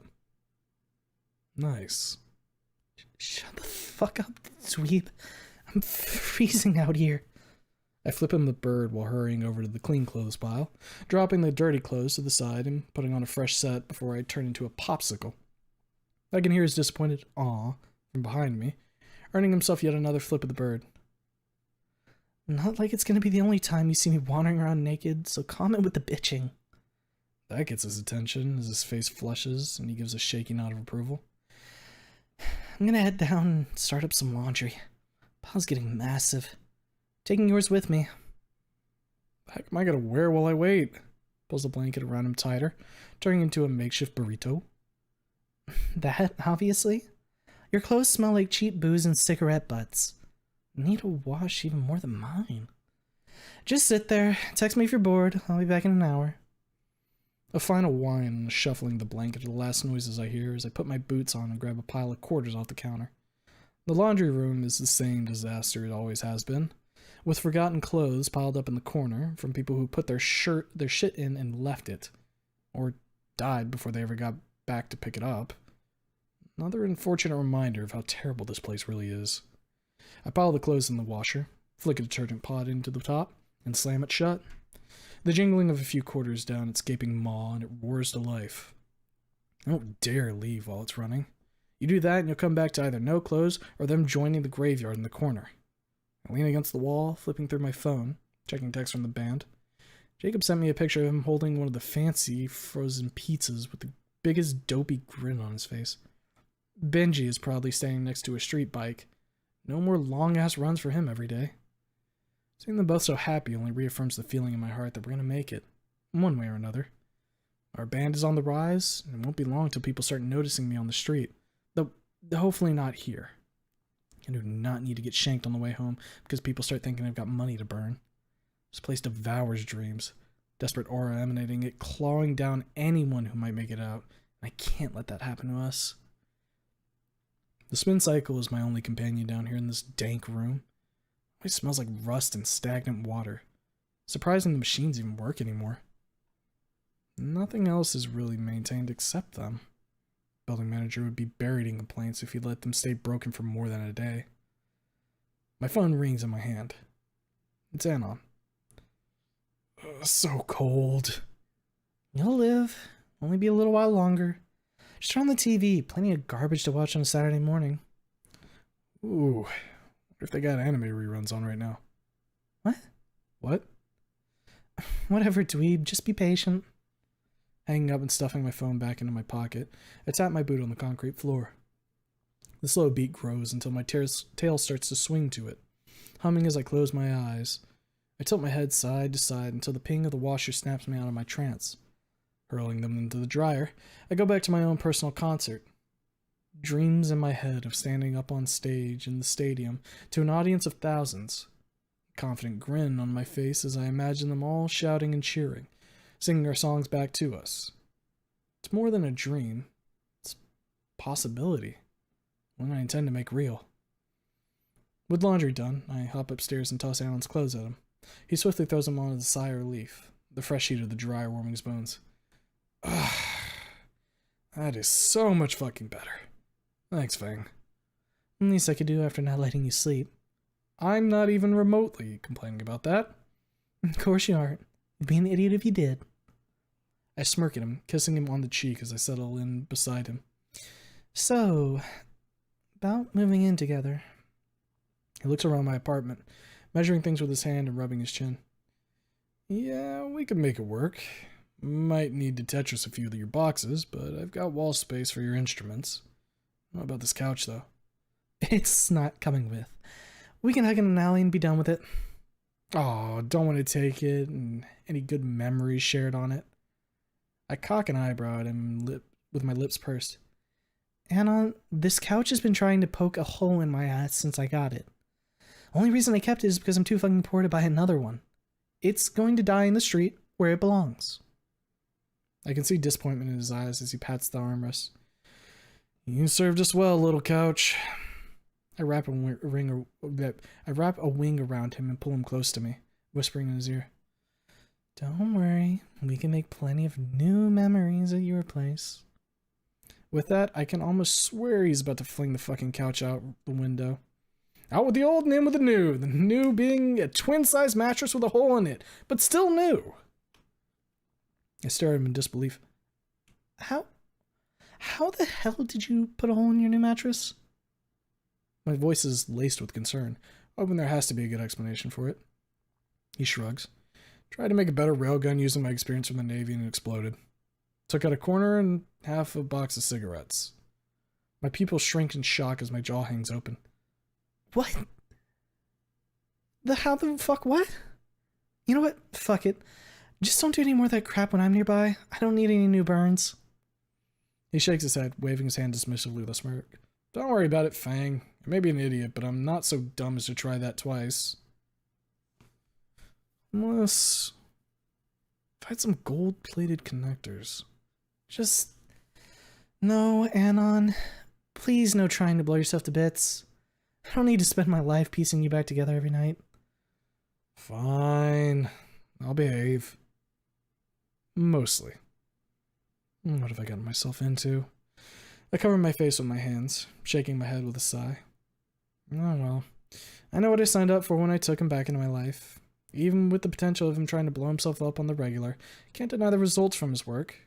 Without him, I would have taken ages to get where we are currently after just a month. So... He breaks the silence that has settled over us while I'm mulling through my thoughts. When are you moving in? I drop my hands to my sides, leaning back and staring at the ceiling. Well, I gotta be out in a couple of weeks, so probably like right the fuck now? Let's get packing. He stammers for a bit before I grab him by the arm and hand him a few spare boxes and trash bags.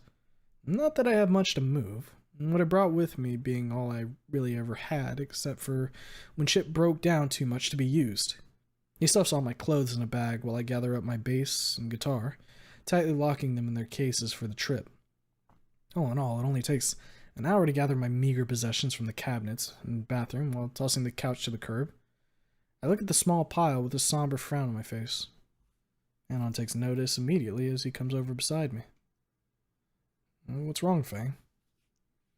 I sigh wistfully, my eyes still focusing on the small pile. It's just... I was here for ages, for 4 years.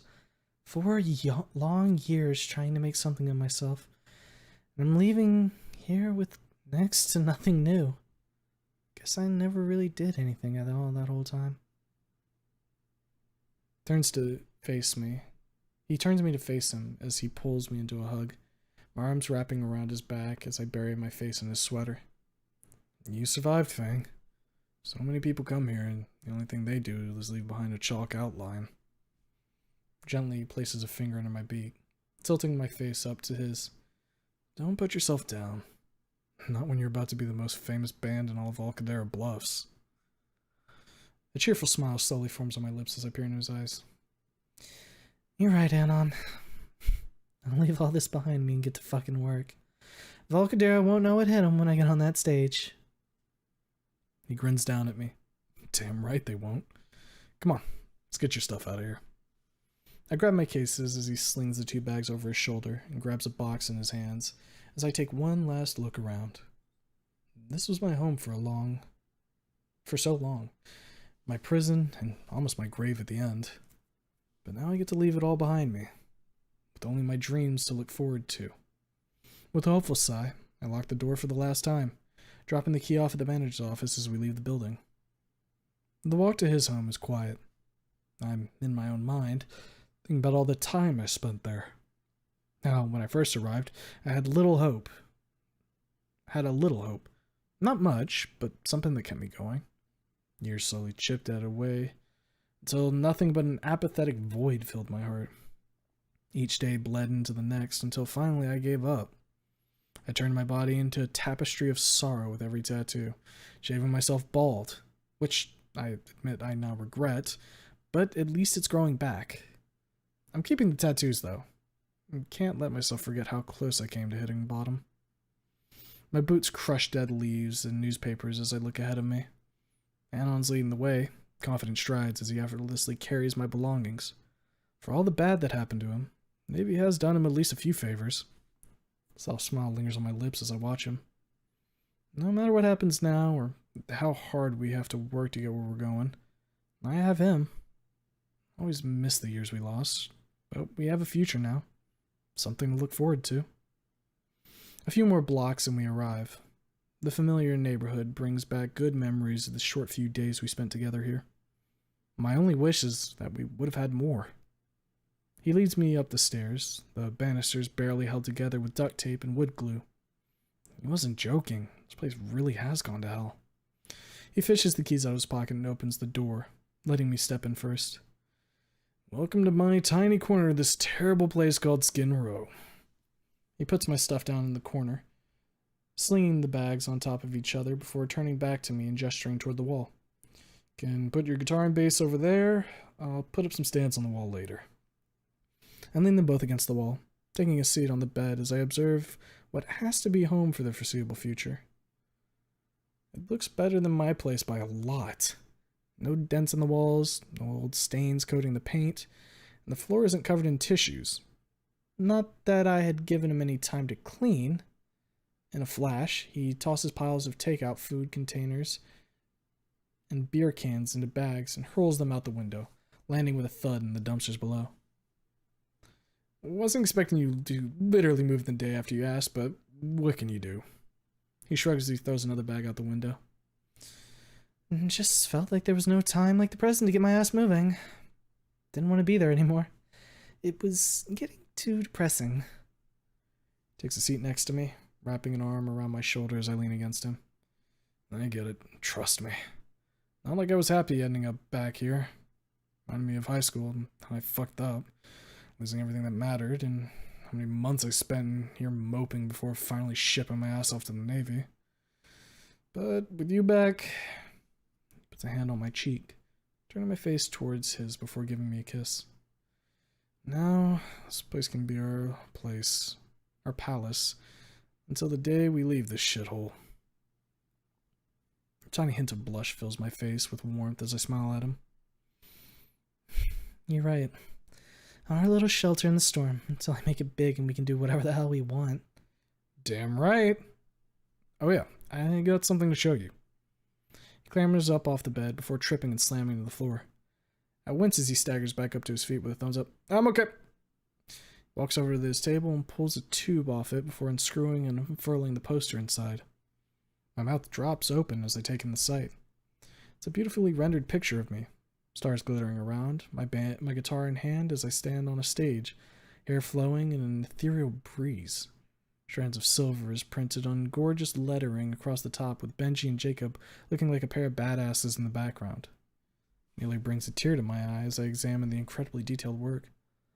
Holy crap, Anon! It's fucking amazing! How in the hell did you do this? He has a smug smile on his face as he rolls it back up and sticks it back in the tube. I had a lot of time. A lot of off time stuck on that ship. It's all I've been up to since I got back. I've gotten pretty fucking good at these art programs. He isn't bullshitting. Looks as close to professional as I can hope to get. This kind of talent behind me, there's no fucking way we aren't going places. After the shock wears off, I hop up off the bed, wrapping in my wings with an ear-piercing shriek of joy. Holy shit, Anon! You're amazing! Man is gonna take off just like I dreamed! I bounce him in my embrace, spinning him in circles as he continues to keep a grip on me, him laughing alongside me the whole time.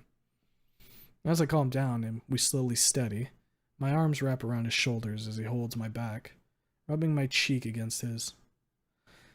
What in the world would I do without you, Anon? You would have done anything you put your mind to, Fang. You're incredibly talented, far more than I'll ever be. I'm just lucky you saw something in me. So fucking out of my league.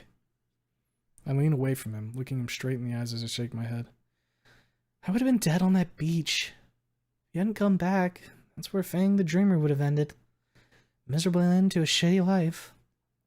But now that you are back, nothing is going to stop us. So let's get to work. I give him a kiss on the lips before picking up my guitar and settling in on the bed. He smiles at me before sitting at his desk, popping open his art programs and the places he's scouting for my band. I sing softly as I strum away, him humming along from time to time. This is everything I need for my future. Practice and someone I can depend on. So much more than I thought I'd have again, and a fire that burns inside hotter than it has ever been. I will succeed. I'll show Trish that I don't need to be some fucking social icon to get somewhere. Thought makes me miss a chord, causing a discordant twang to echo across the room. You okay there, Fang? And Anon spins in his chair around to look at me with concern. I sigh as my gaze drifts to the floor. Yeah, I'm fine, just thought of Trish again. Fuck. She could have ruined everything for me. She nearly fucking did. All those ideas of hers trying to bring attention to our band and marketable plans that just ended up fucking us over. Not that I don't still feel bad for slamming to her locker, but god damn it. If I just stood up sooner, could have saved our band ages ago. Anon reaches over, putting a hand on my shoulder before shaking his head. No, you couldn't have, Fang. That gets my attention as I jump back. Pushing his hand off my shoulder, my wings firing up. The fuck you mean I couldn't have? A tinge of anger in my voice as I glower at him. He holds up his hands in surrender before continuing. Don't take any offense from this, Fang. I don't mean you couldn't have done something, but that band was fucked out of the gate. Trish never would have stopped trying something new and stupid, dragging you guys down. You couldn't have saved it because there was nothing you could have done to stop it. The rage inside me calms down as I take a deep breath, exhaling all the anger out of my body and replacing it with shame as my wings relax. Shit. Sorry, Anon. Thought you were saying that I didn't have a fucking chance. That band didn't. Your new one definitely fucking does. He leans over, planting a kiss on my cheek. Your new bandmates respect you. They're fucking good at what they do. All they need is a leader. The leader I know you can be. To bring them all the way to the top. I slowly smile at the dweeb. He always knows what to say. Thank you, Anon. I won't let you down. I promise. Smiles back at me. That damn confident smile of his. I know you won't, Fang. I won't screw up either. I'll get your name across this entire town, even if it takes me forever. We spend the rest of the day practicing. My fingers nearly bleeding as I play for hours on end, with him tapping away at the keyboard, pulling up venue after venue, searching for new places for me to go. The more I look at what he pulls up, the more a small pit of sorrow fills my heart. I know I'll have to leave Pizza Time eventually, or at least mostly. Can't stay there if I want to have any real hope of making it big. I don't want to hurt Dave, but there is no way around it. One day I'm going to have to tell him I'm going, but I'm not looking forward to when that day arrives. Anon eventually stops me from playing when he spots a trickle of blood drip from my fingers, bandaging up my hand before stepping into the kitchen and cook us up some food. Art isn't the only talent he's picked up as I smell the aromas flowing out of the kitchen. I snicker as I listen to him mumble to himself like he is on a cooking show. Fucking dweeb. But I can't argue with the results. A delicious plate of spaghetti with flavors I didn't even know you could pull from a can of sauce. After slurping down our meal, he tosses the plates in the sink before we settle into bed for the night. An old familiar pose, my wings draping across him as I rest on one of his arms, the other one wrapping around my waist. He falls asleep first, softly snoring in my arms as I look at him. I'll never truly know how much he means to me. I can only hope I show him a little more each day. Chapter 9, Moving Forward. A few more weeks go by, and show after show, day after day, the crowd at Pizza Time continues to grow. Dave has to set out more tables just to fit more seating space so people wouldn't be standing around dropping pizza everywhere. I can barely keep up with ordering new merch as the customers, new and old, keep clearing the table. At this rate, I have to set up a website for on-demand sales, or there's no hope I'll be able to get people what they actually want. Well, actually, I'll have Anon do it. He's got the time and the skills to whip up something quick. With every show's end, I know what I'll have to do is coming up whether I want to or not. Anon has been contacted by a couple of venues, a few in Volcadero proper instead of here, that have taken an interest in having our band play for them a few nights a week. We would be stupid not to accept more money in the city than down here in Skin Row, but it also means doing something I don't want to do. Telling Dave. He's so damn happy these days. Making money hand over fist with a huge poster of my band on the front of the pizzeria with the sign, Birthplace of Strands of Silver. Just no way my dream can take off if I stay here forever, though. Have to move on. Today's a rare day off. Everyone hanging out with their families. But pizza time's still open. We decide to head over there, especially since Dave promised to bring something from home for us to make it special. I'm sitting in one of the booths with Anon, idly picking at the pizza Dave had brought for us. It's my favorite one that he made, covered in meat and cheese, but I still can't get myself to take a bite. Anon notices I haven't done anything other than roll meatballs around and speaks up. You okay, Fang? You haven't eaten a thing since we got here. I can feel his gaze on me, but I can't lift my head. I just keep staring at my plate, a sullen frown on my beak. I have to let Dave know we're leaving. I don't fucking know how to do it. My eyes mist over as I struggle to come with grips with what I need to do, my wings shuddering as I bury my face in my hands. He's the only reason I even had a chance to start over. Now I have to leave him. Anna reaches across the table, taking my hands in his as I finally lift my eyes. I know this sucks, Fang, but you have to do it. I mean, you won't be leaving him completely. Fridays are booked up for most of the places we're going, so you can still give him that. One day a week for the guy who gave me my job when no one else would, who supported me every step of the way and never once looked down on me. It doesn't seem like enough, Anon. A single tear runs down my cheek, dropping on the table. It's the best we can do. The only way we're going to get this band off the ground is through bigger venues with more people. And I'll be honest, far less dangerous clientele. If nothing else, Dave will be able to proudly hang that poster forever. People will come from all around to see where you got your start when you're famous. True. It still sucks, though. I hate doing this, especially to him. Anon squeezes my hand gently before letting them go. I know you do. That's why you deserve everything that's happened so far. That's been happening so far. You've got a heart of gold. That'll see you through all this. I sniffle, drying tears off my sleeve. Thanks, Anon. Guess we better eat this before it gets cold. I don't want to waste his hard work. He smiles at me, picking up a slice from his plate, then stopping for a moment and looking back and forth between me and the slice. I roll my eyes, taking the slice right out of his hands before flinging it in the air, catching it in one bite. Hell yeah! He cheers with a giant grin on his face. You can still pull that off. You really should do parties sometime. Not on your life, dweeb. Slowly but surely, we ate away at the tasty goodness before us.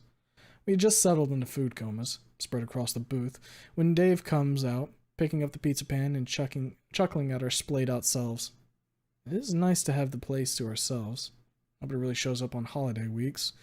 In Skin Row, most are still working if they're not with their families, but Dave opens up anyway with just him in the back for anyone who wants to stop in. Recovering from our comas, we set ourselves upright and I stare off into space, still trying to find out a way to do this without destroying Dave. Benji and Jacob already know I'm going to talk with him. And they left it to me, figuring I'll be able to break the news the softest, the jackasses. Sure, send the tarot girl with to soften the blow. So if I can somehow not break his heart considering how much he cares about me. Fucking hell, this blows. I sigh as I stand up from the booth, putting a hand on Anon's. I gotta go tell him. If I don't do it now, I'm gonna fucking back out and hide. Stay here, okay? He nods somberly, and I lean over, giving him a kiss before heading back to the back. Dave hasn't seen me come in yet, still working on preparing dough for the rest of the week, covering in shrink wrap and sliding into a giant fridge. How the hell am I gonna do this? I fidget in place, making circles on the floor with my boot. I don't see a way out of this that doesn't hurt someone I care about. Son of a bitch. I tiptoed closer to him, passing by the brick oven he had just recently put in. The band's success made him enough money to finally afford it, and the pizzas are better than ever. Dave no longer has to use a conveyor oven that nukes the crust into oblivion. He can make top quality stuff with the same ingredients. Every step is harder than the last, pace becoming shaky as the reality of my situation grows as I get closer. This is gonna suck. I tap him on the shoulder. Hey, Dave. I need to talk to you, if you have a moment. He turns to me after putting down the dough he was working on, dusting off his hands on his apron. Sure, Fang. What do you need? I can't speak at first. The moment I had been dreading since our popularity started kicking off is right here in front of me, and I still don't fucking know what to say, god damn it. I don't know how to do this. I choke on a knot in my throat, struggling to clear it. I have to leave in 2 weeks. The band has gotten some new venues in town, and I won't have as much time anymore, so I can't finish. The sobs overtake me and choke out every word I try to get out as I give up and cover my face with my hands. This is the shittiest thing I'll ever have to do, and I can't even fucking finish my sentence. My band is gonna make it. We're making money like crazy in places that wouldn't have touched us with a 10-foot pole, and I respond almost immediately, but fuck me. Is it worth it if I have to hurt him? Dave doesn't say a word at first, just cradles me with both arms and hugs me tight, pressing my face into his chest and rocking me side to side. Shh. It's okay, baby girl. I knew this day was coming. This place is far too small for a talent like yours, and I'm lucky to have had you even this long. I wrap my arms around his back, burying my eyes into his apron as tears stream down my cheeks. Here I am trying to leave. He's still being so nice to me. I don't know what to do. I don't get much time to think before he eases back from me, placing his hands on my cheeks and tilting my face up to his. Ever since you walked in that door, I knew you were special. As much as you tried to bury it in apathy and misery, there was a spark in you. A beautiful flame waiting to be lit. I only ever wanted to be there to see it happen, and here you are proving me right. But I have to leave, Dave. The only night I got free will be Friday. I don't even know how long I'll be able to keep that open. I don't want to abandon you here. I managed to stammer that out before he shakes his head, still gently holding my face. Doesn't matter, Fang. You chased that dream, and you built that wonderful future of yours. You deserve the future you deserve to have. I'll be here every night making food and cheering you on as your star rises. I'll always have a home here. Pulls me back into a hug, gently brushing his hand through my hair. I weep in his arms, tears of joy to have someone like him at my back even as I'm gonna leave. I don't know what I did to deserve him in my life, but I'll be forever grateful for whatever luck or force put him here. A few minutes pass as he supports me in his arms. The soft hum of the AC, the only sound besides my sniffles to fill the room. With one last sniffle, I let him go and step away. My eyes red and puffy, but with a smile on my face. Thank you, Dave. I'll be honest, I didn't think this would go so well. Spent a whole damn month trying to figure out how to break the news and stressing myself out. And you go and just be sweet on me the whole time. Throw my arms up in frustration before letting them fall back to my sides. This is not even remotely like how I thought it would go. He chuckles to himself, those red eyes of his still misty with tears of his own. You weren't the only one who prepared for this, Fang. Like I said, I already knew you were going to leave. Just didn't know when. He shrugs, putting a claw tip under his chin. Under my chin. You knock him dead, Fang. You show the whole damn world who you are. How talented you are, and how fucking hard you worked during this. I take his hand in both of mine. My two combined barely enough to cover one of his. I will. I promise I will. Thank you so much. He pulls me in for one last hug before giving me a slap on the back. Good. Now go get on out of here, Fang. You got work to do and a boyfriend to hang out with. God damn, he can hit hard when he wants to. I suppress the urge to yelp. Okay. I'll see you later, Dave. Bye, Fang. Well, shit, guess I wound myself up for nothing. I should have known better. Dave never once did anything but support me. Never stopped trying, even when I gave up on myself. Always there to prop me up when I fell. My biggest fan from day one, and the father figure I needed to steer me right. I leave the kitchen in a glow, the fears I had unfounded, as I slide back into the booth beside Anon, who looked surprised to not see me moping. So, how'd it go? I smile at him, my wing pulling him closer to me. It went great. Seems Dave knew before I did what was going to happen. We're here for a couple more weeks, and then boom, off to new heights in the streets of Volcadera. And we can still come back here when we have time, if we want. He wraps an arm around my waist, determination beaming from his grin. Then after that, the big stop, the stadium. Thousands of faces looking at you, and their voices calling your name. Bang, bang, bang. He lowers his voice, pretending to be an audience all on his own until I jab him in the side with my elbow. Stop, dweeb. We got a lot more work to do before we even start thinking about that.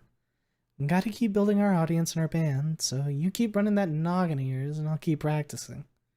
You got it, babe. He winks at me, snapping his fingers. Then some realization washes over his face as he stares at the wall. What is it, Anon? I shake him to get his attention as he comes back to reality.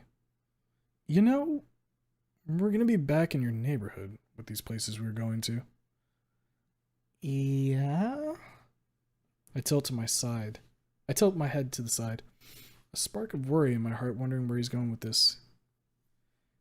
He puts his hand under his chin, deep in thought, or trying to figure out how he was going to word what he had to say, before turning back to me. We should probably go see your parents. I can't yet. I stammer out as the thought of seeing them so soon sends me spiraling into a panic. Still not sure if I can face them. There's so much that can go wrong. Still don't feel like I look good enough to go yet. All my tattoos. My hair is still so short. Fuck me, this is not a good fucking plan. I stagger out of the booth, nearly tripping over my boots as I push toward the window as Anon sits in the booth, dumbstruck by my sudden freakout. I sigh as I stare out at the snowflakes falling from the sky. My hand crawls up my shoulders before my claws settle on my scales, the tips nearly piercing through. He cautiously makes his way to me, putting his hands under mine, preventing me from impaling myself. Sorry, Fang. I didn't mean to upset you, I just thought. I cut him off with a shake of my head, sighing as the shock wears off. It's alright, Anon. I've thought about it myself. I know I want to see my mom again, but my dad... I'm still scared of what he's going to say. What he's going to do when he sees me again. I'm not his little girl anymore. Just look at me. He lets his arms fall to the side as I run my hands across my scales and all the tattoos that cover my body. Years of abuse I've done to myself have left scars, not all of them physical. Barely look like anything he'd remember. My hair only just reaching the top of my neck. What if he's upset? Disappointed to see what I've done? What if he shouts me out of the house? I wouldn't be able to take it. I can't My thoughts are cut short as Anon reaches under my arms and pulls me close, gingerly resting his arms across my waist. I softly exhale, stress flowing from me as I lean into his embrace. It's gonna be alright, Fang. They love you, and your dad might be an absolutely terrifying fucking hard ass, but I'm sure he'll be happy to see you, no matter what. He gulps down the fear in his throat before he continues. I really hope he doesn't try to beat my head in with the golf club when he sees me, though. I squeeze his hand in mine, attempting to comfort him. He won't do anything to you. Not with me at your side. He won't try anything with me in the splash zone. Well, that's comforting. Terrifying. Terramfording. Stop trying to make words, Anon. You'll blow a fuse. Alright. Well, did you want to plan to see them before or after we get to touring around this town? I suppose it's best to get it out of the way. Plus, it's the holidays. That'll earn me some points just for showing up. I know Mom will be thrilled. It's been years since we spent winter together as a family. He leans down and kisses me on the snout. Then that's what we'll do. Guess I better shave and get my good clothes on. Can't go showing up at your parents looking like a fucking bum. I want to smack him for kissing my snout, but I'll let him get away with it. For now. Yeah, I'll need to see if I can find a nice dress to wear, something festive. If I show up in my all-black outfit, it's just gonna start a fight. You in a dress? Well, now that'll be a sight to see. And jab him in the ribs. Shut up, dweeb. Not a lot of opportunities to get dressed up for anything down here in Skin Row, and I'm gonna fucking take it. He rubs his impacted ribs with a laugh. Hey, I'm not knocking it. I think you look gorgeous in a dress, and I'm looking forward to it. You fucking better. When we start making real money, we're gonna start going out to fancy restaurants, and your ass is gonna need a dress, shirt, and tie. He reaches up to his neck, the thought of a tie wrapping around it causing him to gulp. I always knew this day would come. Formal attires found me at last. A snort escapes my beak as I pull out from his arms, turning and putting my hands on his shoulders. Not that formal. Could you really see me donning anything other than a gothic slit dress? Think about it. I'll be your queen, you'll be my handsome dark prince. I slowly drag a claw tip across his cheek, causing him to shudder. That's a good boy. Now come on, let's get home before the snow buries us in here. Don't need to tell me twice, my queen. He lowers himself to his knees before kissing the top of my hand as I pull him back to his feet. Come along then, my prince. Our castle awaits. We huddle close together for warmth during the long walk home. A massive cold snap is turning the whole of Volcadera into an icebox with no sign of ending.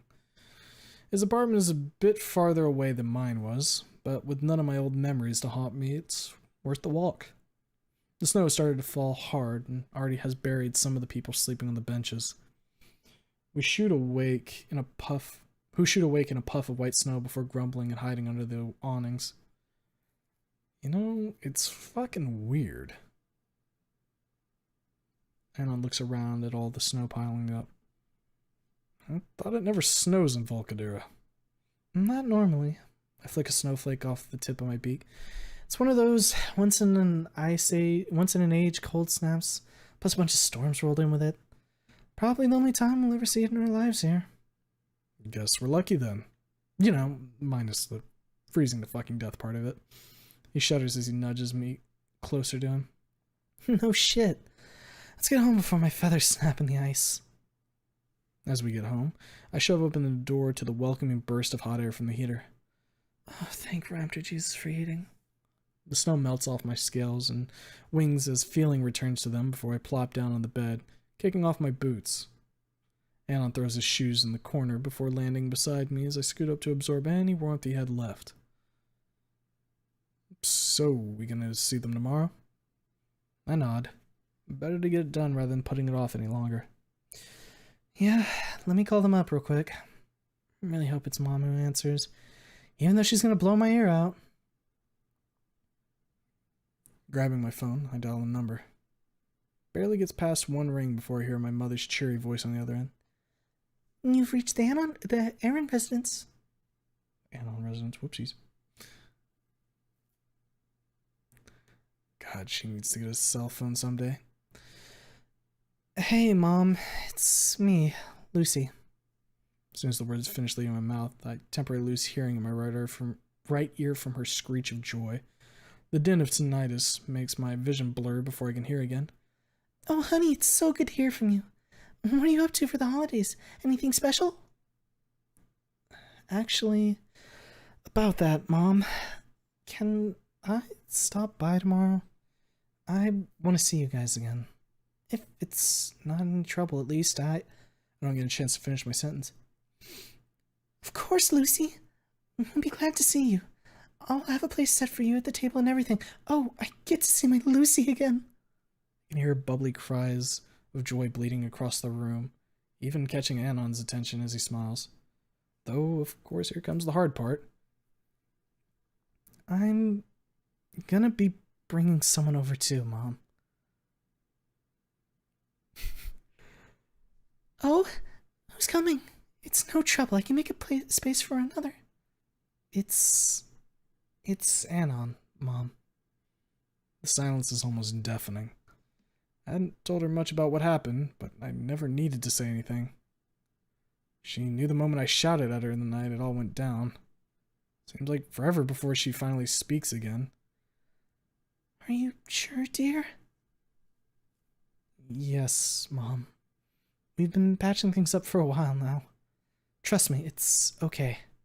Promise me you'll keep Dad from hurting him. I don't want to come back and then need to leave for a funeral.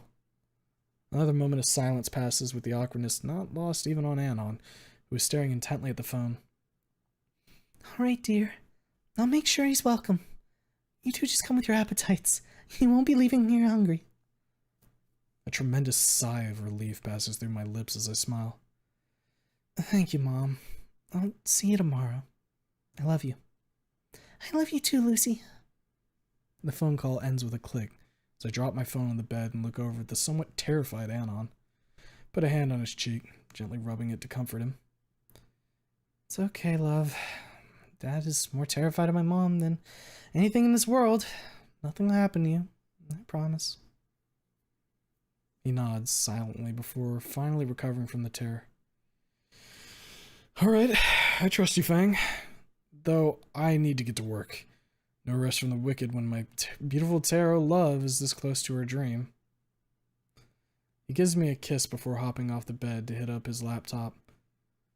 Oh, hey, Anon. Can you put together a website for us, please? I'm gonna need a new place to sell our shit after we leave here. He turns the screen to me. A fresh site with our logo and pictures of all of us with bios and a link to the merch webpage. What do you think I've been doing all this time? Not just picking places for you to play. Make sure you guys make a profit. I blink in surprise as I look at what he has made. Well, holy shit. I feel like I need to start paying you soon. Just give me all the wing hugs I ask for and we're even. I stand up and sidle in beside him, wrapping a wing around his shoulder. You got it, dweeb. He runs his fingers through my wing with a grin on his face. Soft, feathery goodness. And what is life without it? You mumbled again. Oh, son of a bitch. We spend the rest of the day going over plans for the band and the website he has made for us, which, with me putting my own spin on his work, so it speaks with both our voices. Tomorrow's gonna be fucking difficult. Trust my mom, and I know the power she has over my dad, but it's still scary going back home. Another thing I desperately need to not fuck up. Nearly every part of it is out of my hands. I just have to hope it'll all go well, and I won't be leaving in an ambulance. Chapter 10. Homecoming. Sunlight fills the room as my alarm blares on my phone. Squinting my eyes at the damnable orange light trying to sear my eyeballs out of my skull, I pull myself up off the bed and stagger to the bathroom. Fucking hell, waking up this early sucks. But I need to get to the thrift store to get something to wear that isn't a torn up shirts and pants. The last thing I need after going home to see my parents after being gone for 4 years is a scolding from my father. I shake my head with a sigh. I should stop acting like he's going to treat me like I'm 10 again. But rarely was it anything else. especially the last year or so before I left. Something I did was always a disappointment. Never seeming to be good enough. Fuck me, is this the right thing to do? I smacked myself across the face, shaking myself out of the funk I'm falling into. And I heard my mom.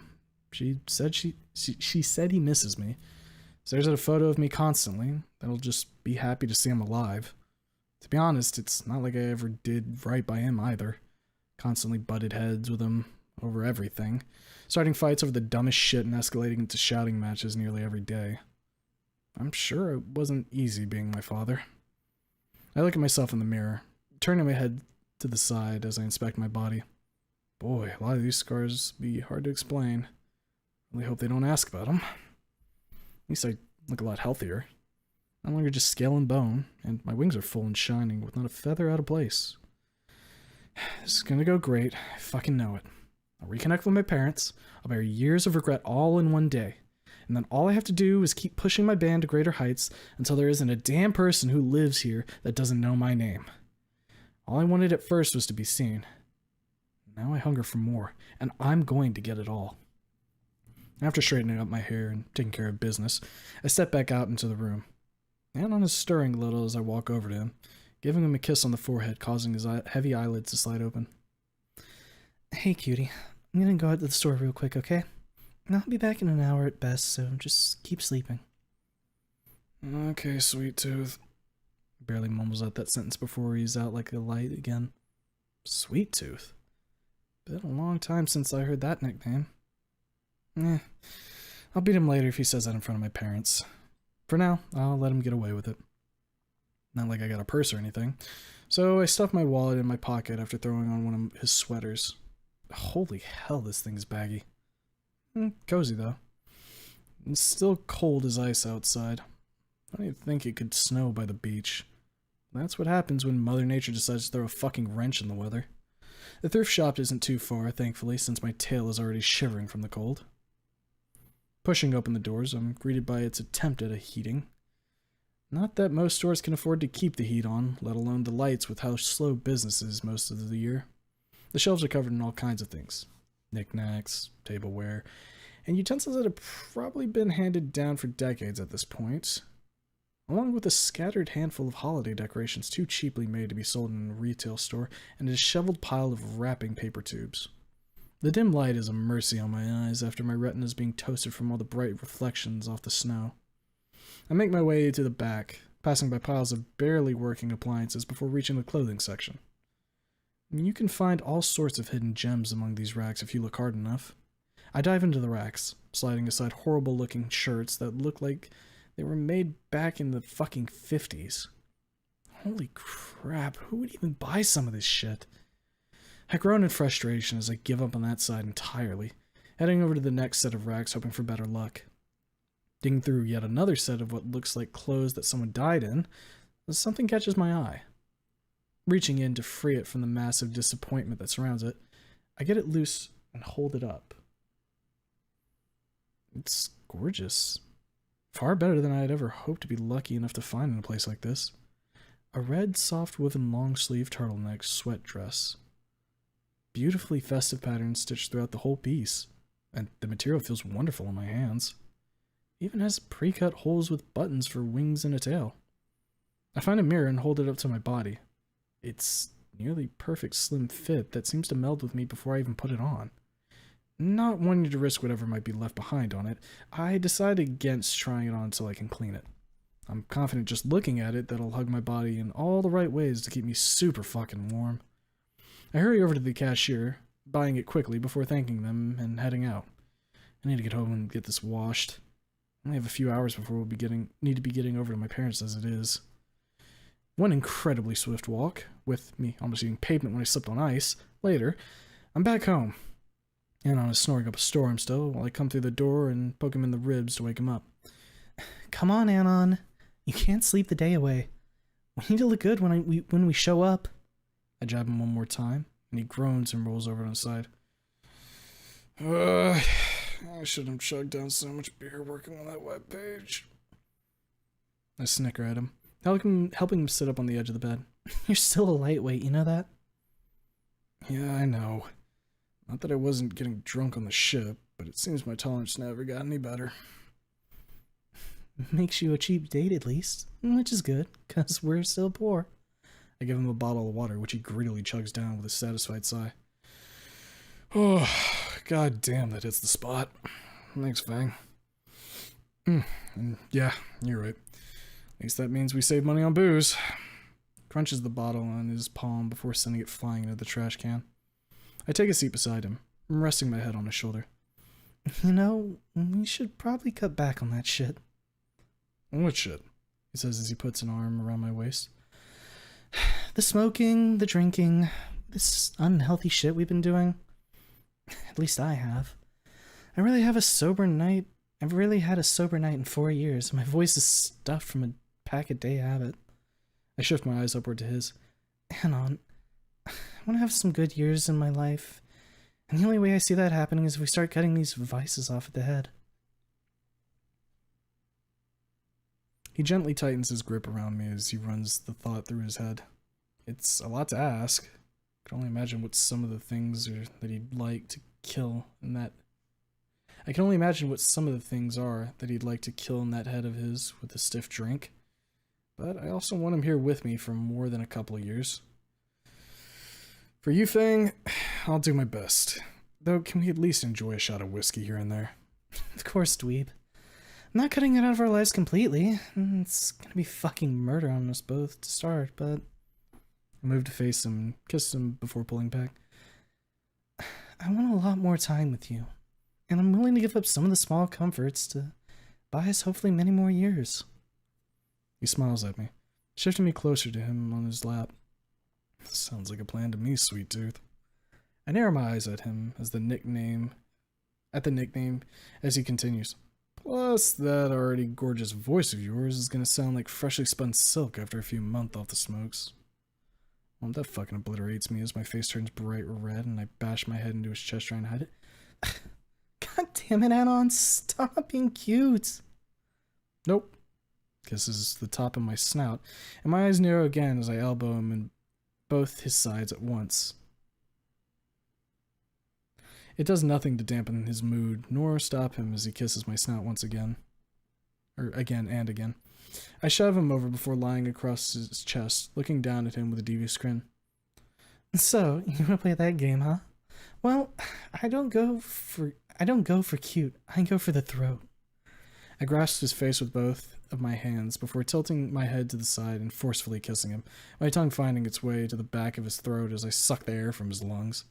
I held him there for a good minute before gently releasing my grasp on him as I pulled my mouth back from his, my tongue sliding out slowly with a flick before settling back inside my mouth. He just lies there gasping for air with a big dopey grin on his face covered in a bright red flush. I leisurely make circles on his cheek with my claws as I snicker. Still alive down there, Anon? He successfully squeaks out what sounds like a dry yes as he stares up at the ceiling before catching his breath. Sweet raptor Jesus, nobody in a million years could top kisses like that. I chuckle at him before kissing him on the cheek. And that's the kind of stuff you get when you date a Terra. We got tongue for days, and that little mouth of yours is a fun little playground.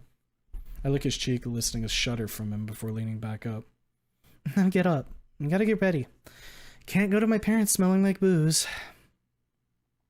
I slap him on his back as he rolls out of bed, smashing into the floor with a triumphant groan. It's the simple things in life that bring him joy, even defeating the floor. He stumbles back to his feet before heading into the bathroom, the sound of the shower kicking on a moment later. I need to get this dress washed up before we get going, so I grab and run down to the laundry room. A quick wash cycle and dry later, I fly back up the stairs. Alan's already sitting back on the bed, playing some video to pass the time while I take the dress with me to the bathroom. He hasn't seen it yet, and I want to surprise him with it. All he's seen me in is my streetwear so far. I take extra care in the shower, making sure every inch of me is sparkling and my hair is pristine. I even take the time to gingerly wash my wings, leaving not a speck of dirt on me. I'm positively radiant as I step back out of the shower, throwing the towel back on the rack and standing in front of the mirror. Such a change from just months ago, seeing myself in the reflection. I'm no longer a picture of misery, but of hope and fire. Now to rock his fucking world with this look. Putting on my underwear, I slide up the stockings on my legs, a pair of black knee-high boots with straps, and, of course, my new festive dress. I finish the look with my classic makeup, adding some bright color to my eyelids, as well as snapping a couple mistletoe hair clips into my hair.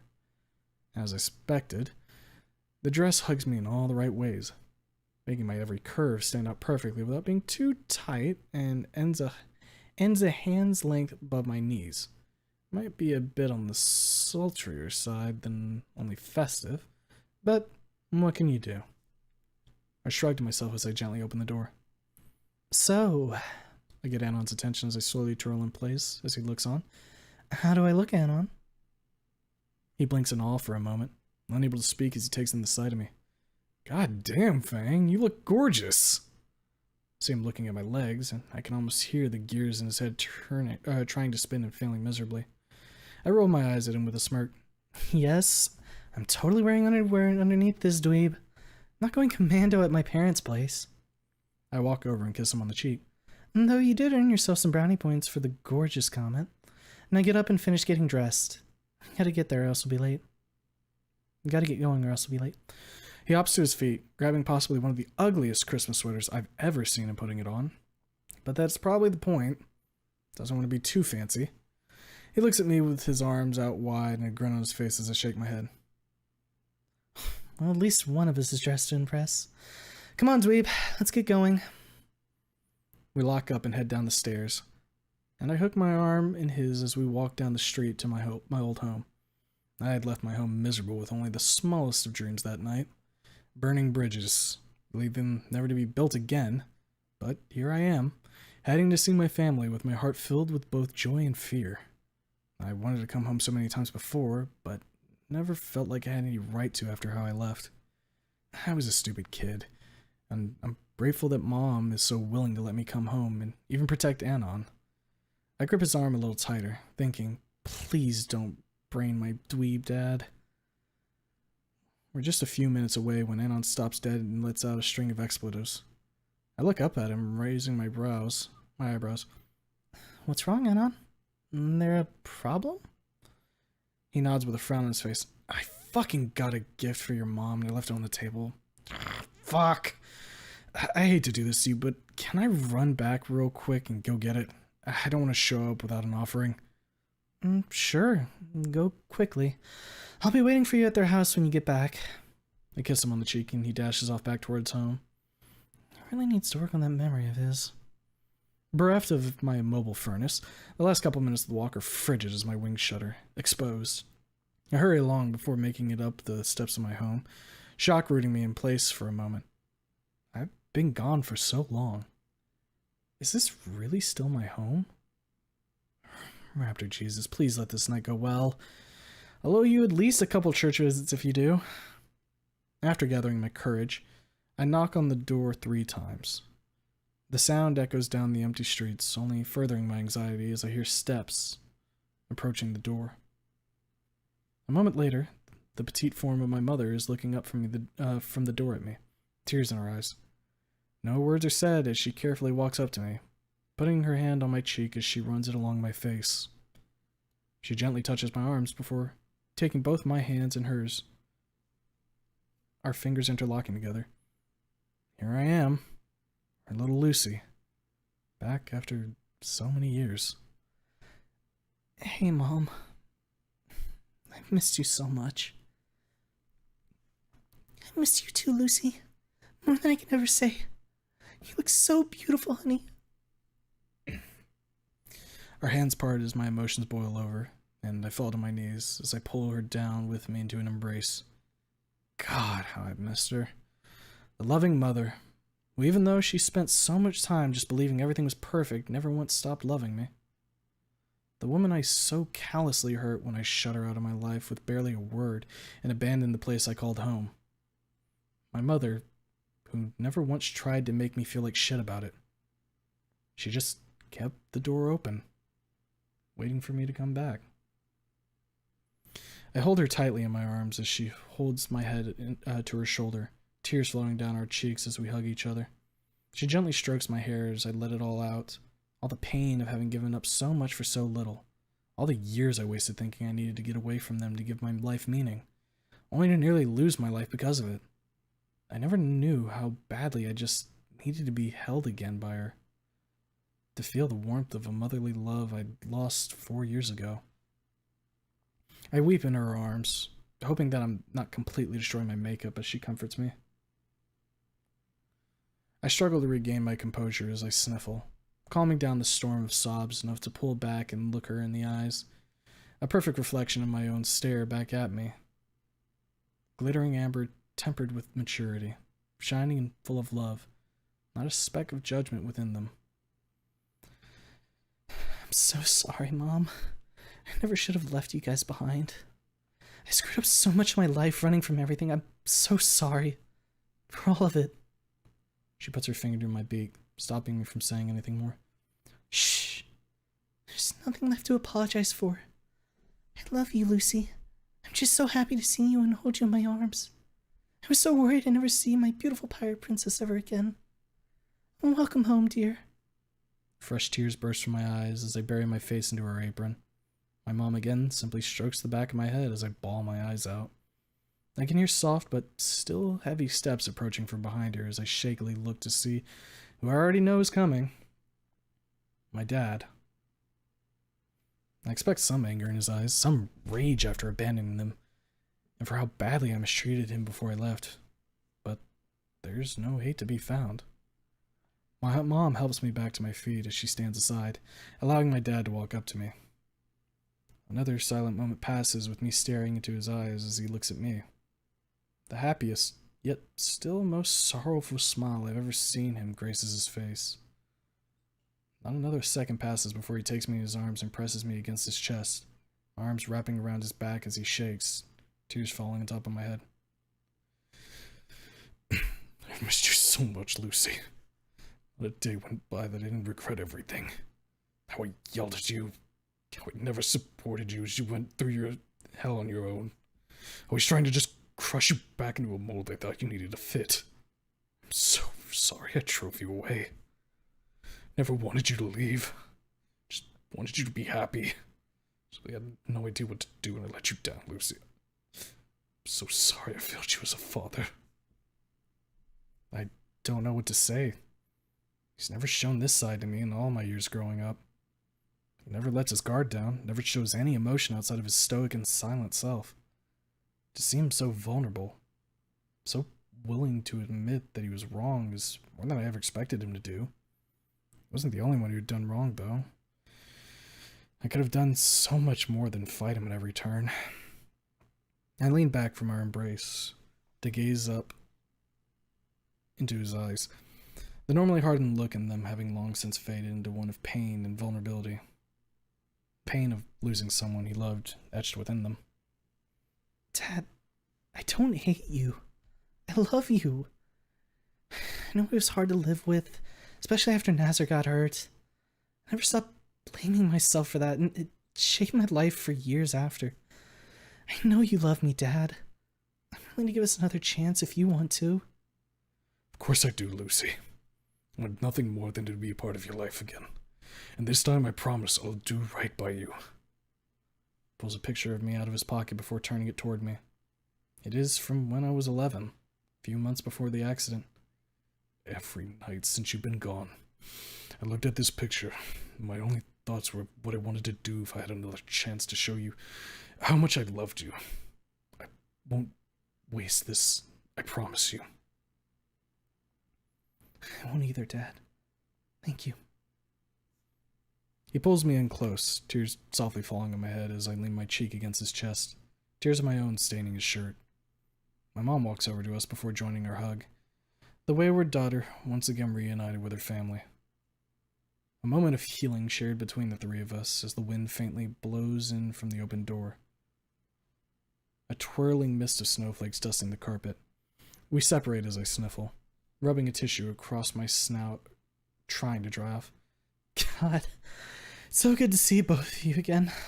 I shiver as a breeze hits my leg. Shoot, though. Can we shut the door and sit down?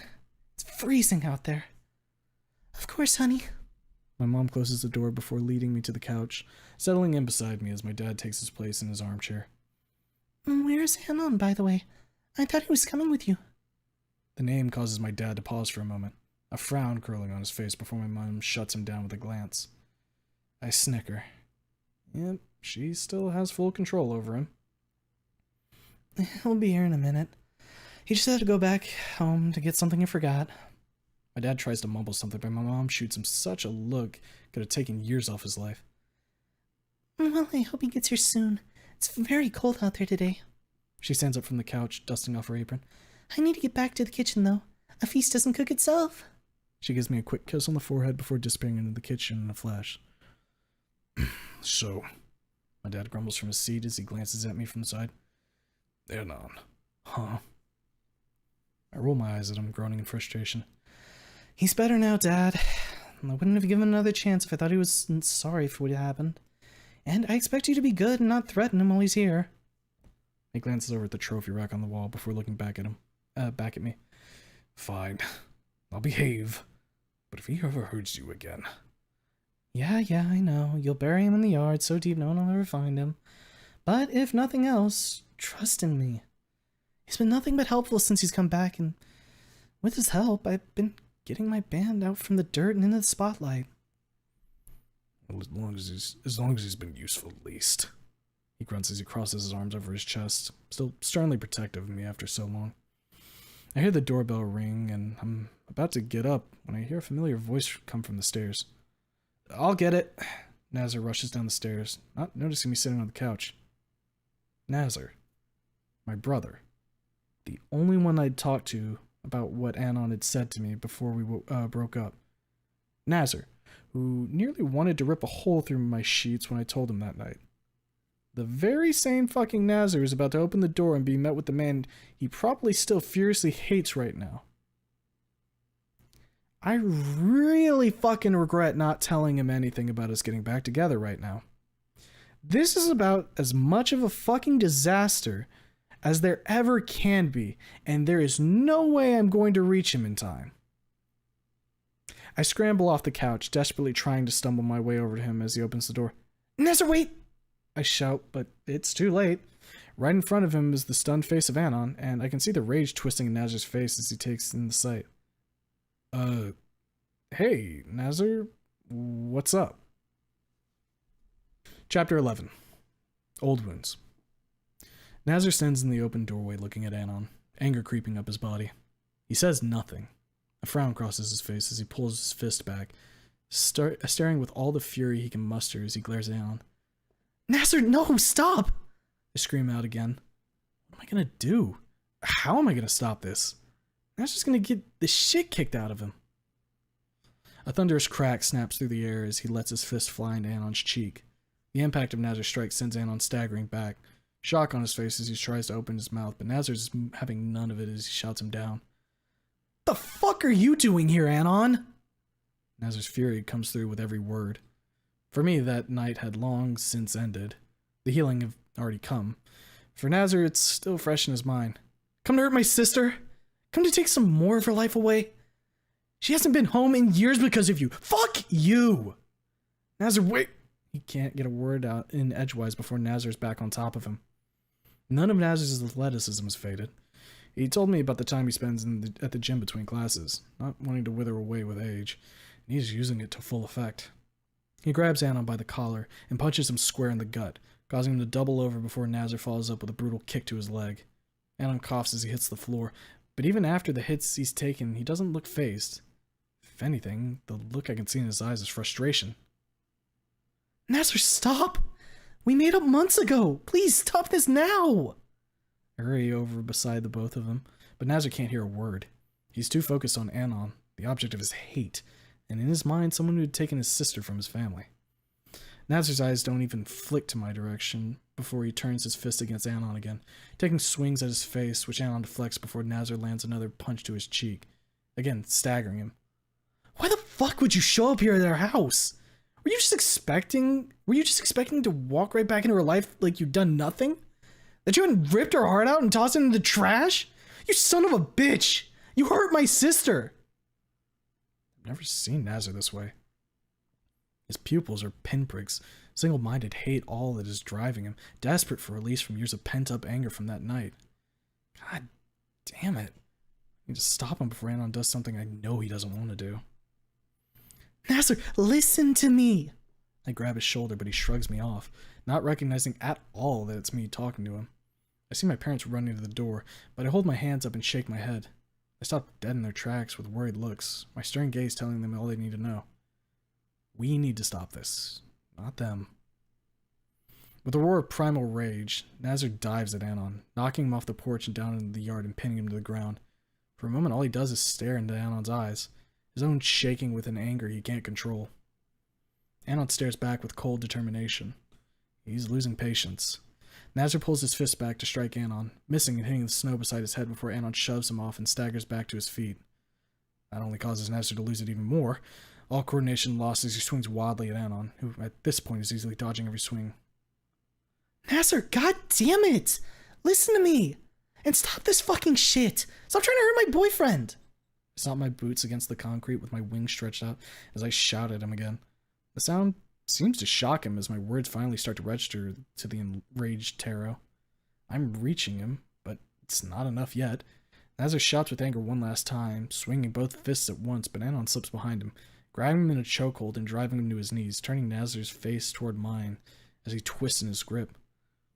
Listen to her, god damn it! Calm the fuck down for a second and just fucking listen! Nazar feebly struggles in Anon's grip, his breath sharp and rapid, as his eyes shoot all over the place looking for a way to get loose. I run up beside him, kneeling and grabbing his face in both my hands, forcing him to look at me. The realization that I'm right here in front of him seems to finally pull him out of his madness. His eyes lock on mine as he takes it all in. Fang? You're home? What the fuck is going on? Why the hell is Anon here? I stare back at him, trying not to be pissed as I hold him tight. Nasser, Anon and I made up. We've been dating for over a month now. We've been fixing ourselves and our relationship and have long since buried that night. I need you to calm down and focus, okay? Nazar struggles a bit more before a long exhale drains all of the fight from him as he goes limp in Anon's grip. I nod to Anon, who lets him go, and Nazar slumps over into my arms. I hold him close as he recovers from the shock of it all. This is not how I wanted their meeting to go, but I also had no fucking idea he was going to be here.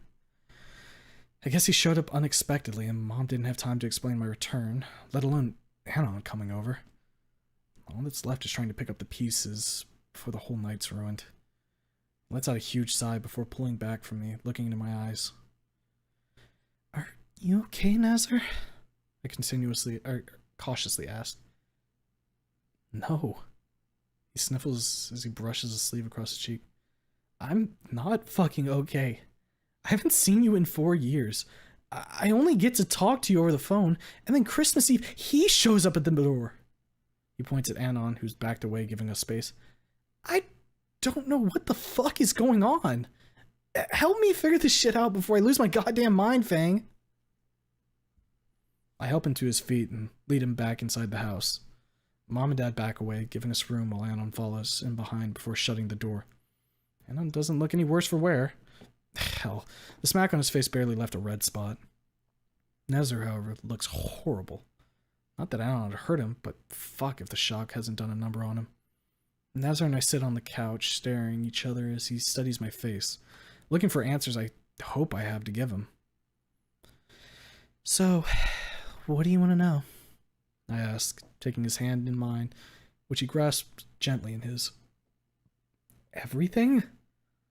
I want to know how you two went from the worst enemies to somehow dating again after everything you said to me that night.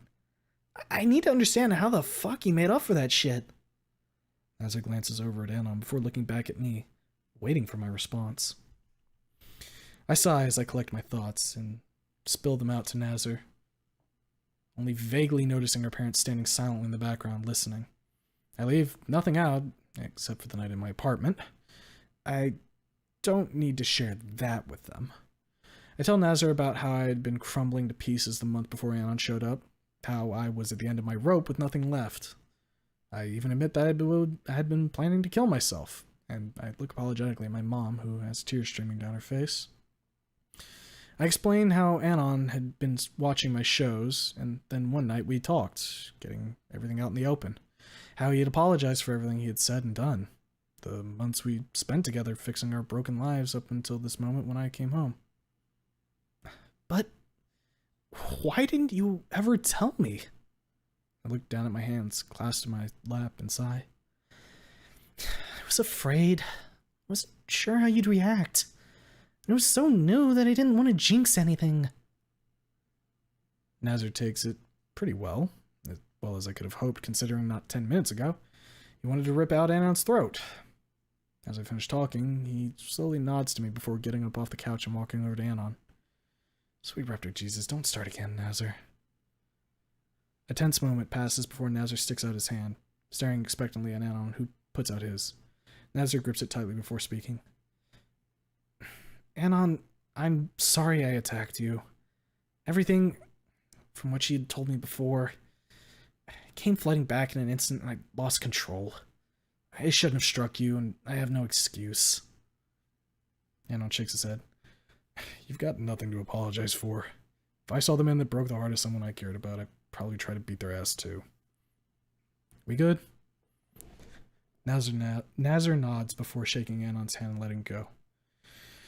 We're good, though I still need some time to absorb all this.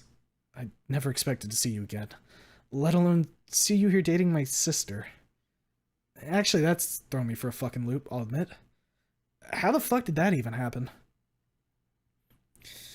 Well, I chime in, causing everyone to look my way. That was mostly me, Nazar. I don't think Anon ever was trying to get back together. I think he was just wanted to do right by me after everything fell apart, and was maybe just hoping we could be friends. I ended up rekindling the whole thing, and I don't regret it in the slightest. I wouldn't be here right now if I hadn't. That seems to strike Nazar to his core. The idea that Anon could have done something, could have had anything to do with me deciding to see my family after so long seemed hard for him to swallow. His eyes shift back and forth between me and Anon before he finally sighs in resignation. Alright, I'll accept it then. Somehow, though, I don't think I'll ever fully grasp it. You helped my sister. I do know that this is the first time she's been home in years, and if you had anything to do with it, then I'm willing to put the past behind us. His eyes narrow as he glares at Anon with a fire that could sear bone. But if you fuck this shit up again... Anon holds up a hand, shaking his head. I'm not going to, Nazar. Got a second chance that many people would kill for, and I'm not wasting it. That seems to finally calm Nazar down as he takes a seat beside me again. Well, now that the awkward shit's out of the way, how the hell are you, Fang? Welcome home. He envelops me in his arms, squeezing the air out of my lungs before letting me go and staring at me expectantly. I'm doing alright, Nazar. A lot better now that I don't have to worry about Anna breaking your flippin' neck. Can't curse, Mom will eat me. He scoffs and waves it off. Ha! I could have taken him, no problem. I roll my eyes and flick the tip of his beak. No, you freaking couldn't have, Nazar. The only time you had the upper hand was when he was smashed up from falling down the concrete stairs. He's been on a ship fighting for his life the past 4 years. Count yourself lucky he didn't decide to turn you into a freaking pretzel. Me being probably the only reason he didn't. Wait. He turns to Anon, who's leaning up against the wall with his arms crossed. Seriously? He's fucking military? Explains the muscles, I guess. Mom comes up behind him and swats him on the crest. Ow! No more cussing in the house, Nazar. She scolds him with a stony gaze. You may be an adult, but while you are here, you will show proper respect. A chill settles over Nazar as he gulps down his fear. No iron is safe from her authority. Sorry, Mom. Kind of forgot where I was during all this. Turns to look at Anon with a shrug. Well, thanks for not beating the crap out of me, I guess. You're welcome. Anon fixes his clothing before pulling a small box out of his pocket. No worse for wear. I guess he was keeping that safe during the tumble. He walks over to my mom and hands it to her. Here you go, Mrs. Aaron. I wanted to bring you a gift, sort of a peace offering for all the hell I put your daughter through. She holds the box in her hands as she looks deeply in Anon's eyes. This is the moment of truth. If she finds any fault with him, this will be as close as he ever gets to me again. Hell hath no fury like a pissed off Tarot mother. A few tense moments pass until she smiles and squeezes his arm. Thank you, dear. You didn't have to. Lucy wants you, and that was enough for me. I thank Raptor Jesus above. Anon gets to live another day, and my mom actually didn't smack him. 2 miracles in one night. Damn it. Now I definitely have to go to church with Mom a couple times. And my promises. She gently tugs the ribbon from the box and lifts off the lid before gasping in delight. She pulls out a tiny figurine. It has a pirate outfit on which light blue scales and white wings with amber eyes and a tiny sword. Oh, wait a minute. My face instantly erupts into a fierce blush as I realize what he just gave her. Hang on, I whine. You didn't tell me you were going to give her something like that. Of course I didn't, he smirks. You wouldn't have let me get away with it if I had. How did you even get something like that, especially in less than a day? The indignance in my voice causes me to squeak as I fight hard not to run and hide from my growing shame. Benji helped me. I told him right after you agreed we were going to your parents. Turns out he has a friend who's a 3D printer and model paint, so all I needed was to give them a picture of you to work with, and ta-da!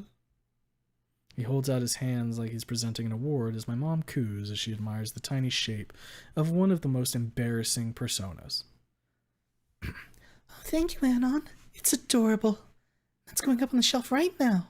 She quickly hugs him before walking over to the shelf, putting it up and turning it around so it prominently sticks out from all the other things on there. Mom! I whine again, my beak hanging open as I cover my eyes in embarrassment. Family comes here. People I know. I don't want them to know I used to do that. Sorry, dear, but it's going to stay right there. I used to hang a picture of you dressed up that anyway. Plus, it looks adorable. Just like you did. Just like you always did back then, as you pretended to be a dashing swashbuckler. She clasps her hands together, and I see the telltale glow in her eyes as she reminisces of days gone past. I shake my head back and forth in my hands as I fight off my embarrassment long enough to stare daggers at Anon. He just laughs as he smiles at me. Whatever punishment I can think up is never going to dampen his spirits with his admittedly perfect shot directly at my mother's heart. Come on, sis, it looks cool. Nazar quips before I bonk him on the head. Ow! Can you stop beating me about the head? I'm gonna get a headache. Stop being dumb then. I stick my tongue out and aim. I stick my tongue at him, and he blows a raspberry in return. Never. He jumps up and out of the way before I can smack him again. Well, now that we're done embarrassing me for one night, I grumble, glaring at the tiny version of myself, staring back at me with its little smug grin. Can we just have a nice time together as a family? Without the potential for murder or any more surprises? My mom covers her beak before giggling. Of course, dear. Let me go finish getting dinner ready, now that the excitement has ended. With that, she takes one more look at the figurine before heading back to her heavenly-smelling cooking. My dad has been incredibly silent the whole time, just staring at Anon. With all that already happened, I can at least hope my dad isn't going to add to it. He looks Anon up and down in silent judgment before speaking. So, Anon. I can see every muscle in Anon's body tense up as he gives my dad his full attention. I want to make something very clear. He stands up, towering over Anon, causing all my warning alarms to go off at once. Lucy loves you, which means I need to get used to you being around here.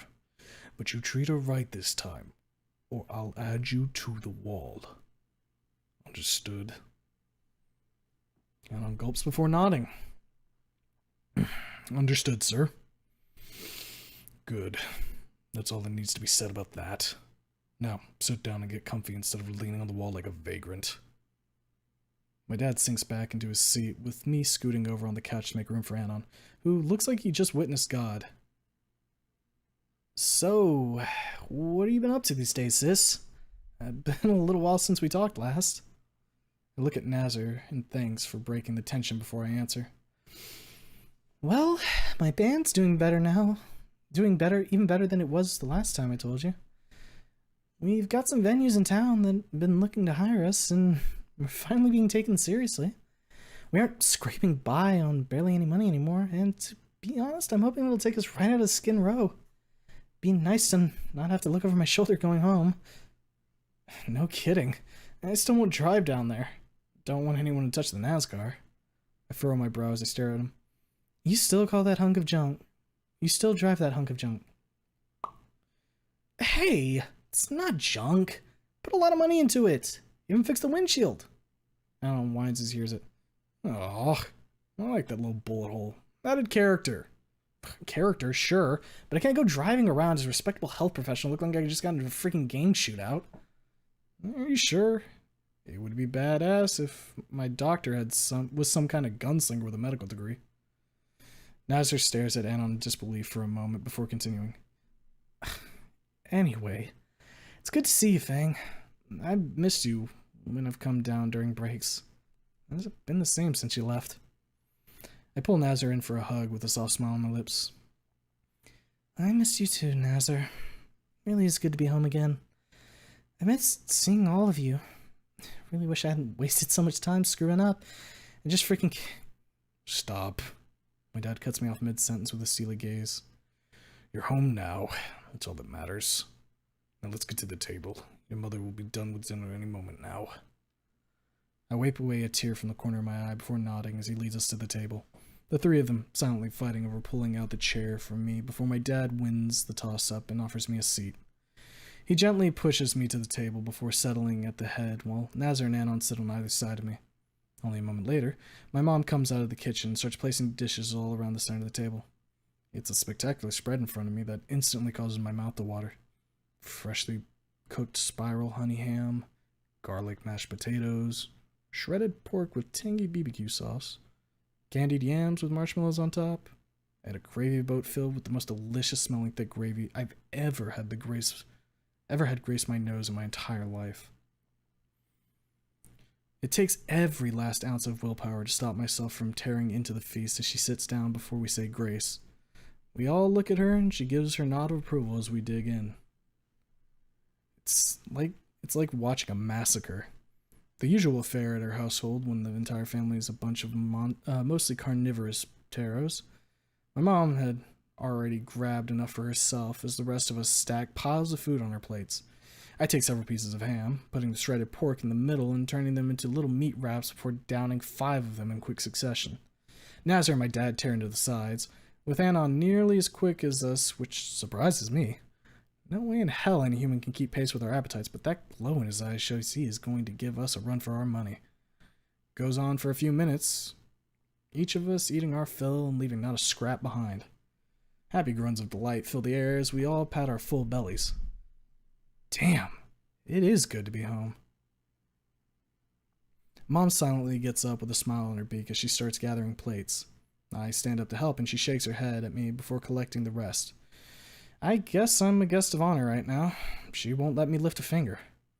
After she cleans up, we all stay at the table chatting. It is nice. We talk about our lives, and laughter fills the table as Anon explains how he got discharged from the Navy. He's never going to live that down. Not that it bothers him. He smiles the whole time, enjoying the attention. Something tells me that his family rarely ever had moments like this, and he's just enjoying some sense of normalcy in his life. As the hours wind down, and the conversation starts to taper off, Anna and I get up and are about to say our goodbyes when my mom grabs my arm and slaps me. Where do you think you're going, Lucy? Back home? It's getting late and it's dangerous to walk Skin Row at night. Plus the snow looks like it's about to get bad. You will be spending the night here, Lucy. Come with me. You too, Anna. My dad's gaze follows us up the stairs as she opens the door to my bedroom. It's been beautifully maintained, with not a speck of dust to be found. Even after all of the years I've been gone, she has kept my room spotless. Even the sheets have been washed recently, as I run my hand across the soft fabric. I have tears in my eyes as I look at her as she stands there holding her hands together at her waist. Mom, you kept my room the same? She nods with a motherly smile. Of course, Lucy. Whenever you came home, I wanted you to feel like you never left. Now please get comfortable. You two are welcome for as long as you like. I run over to her, giving her a hug as she kisses me on the cheek, before leaving and closing the door behind her. And I both sharing looks of disbelief. This is a palace compared to what we've been used to. Well, I'm not waiting for an invitation. Anon leaps into the bed, the soft mattress absorbing his impact as he sighs with delight. Oh, this is gonna spoil me. Make room, dweeb. That's my bed. I dive into the bed, spreading my arms and legs across the sheets as I rub my face into my old pillows. It is so nice to sleep on something that doesn't have the width and depth of a cracker and almost the same amount of comfort. We spend a good 10 minutes just rolling around on the sheets. No spring stabbing us in the back, no lumps in the mattress to give us back pain in the morning. Just pure bliss. I roll over onto my side looking at him, his arms behind his head as he lounges with a smile on his face. Thank you for not killing Nazar. No problem, Fang. You sure can't pack a punch, though. He rubs his jaw where Nazar had clocked him, a small bruise showing on his chin. I lean over and kiss it. Well, he wanted to protect his sister, so of course he whacked you as hard as he could. Still, glad he didn't break anything. Nope, didn't put a scratch on the gift either. I elbow him in the side. You were still gonna pay for that someday. I know, and I also don't care. It was worth it. A smug grin flits across his face as I cuddle up close to him. Fucking dweeb. Anyway, let's get some sleep. Gonna be a long time before we ever get to sleep in something this comfy ever again. Don't need to tell me twice. He lifts me off the bed in one arm before pulling the covers down and placing me back in the spot before pulling them back over the both of us. I blink in confusion before looking back at him, my face half covered by blankets. You know, you could have just asked me to move. Yep, wouldn't have been as much fun though. I sigh and shake my head as I pull him close, settling in beside him for the night. Minus the near ass kicking Nazar got, this visit was everything I had hoped it would be.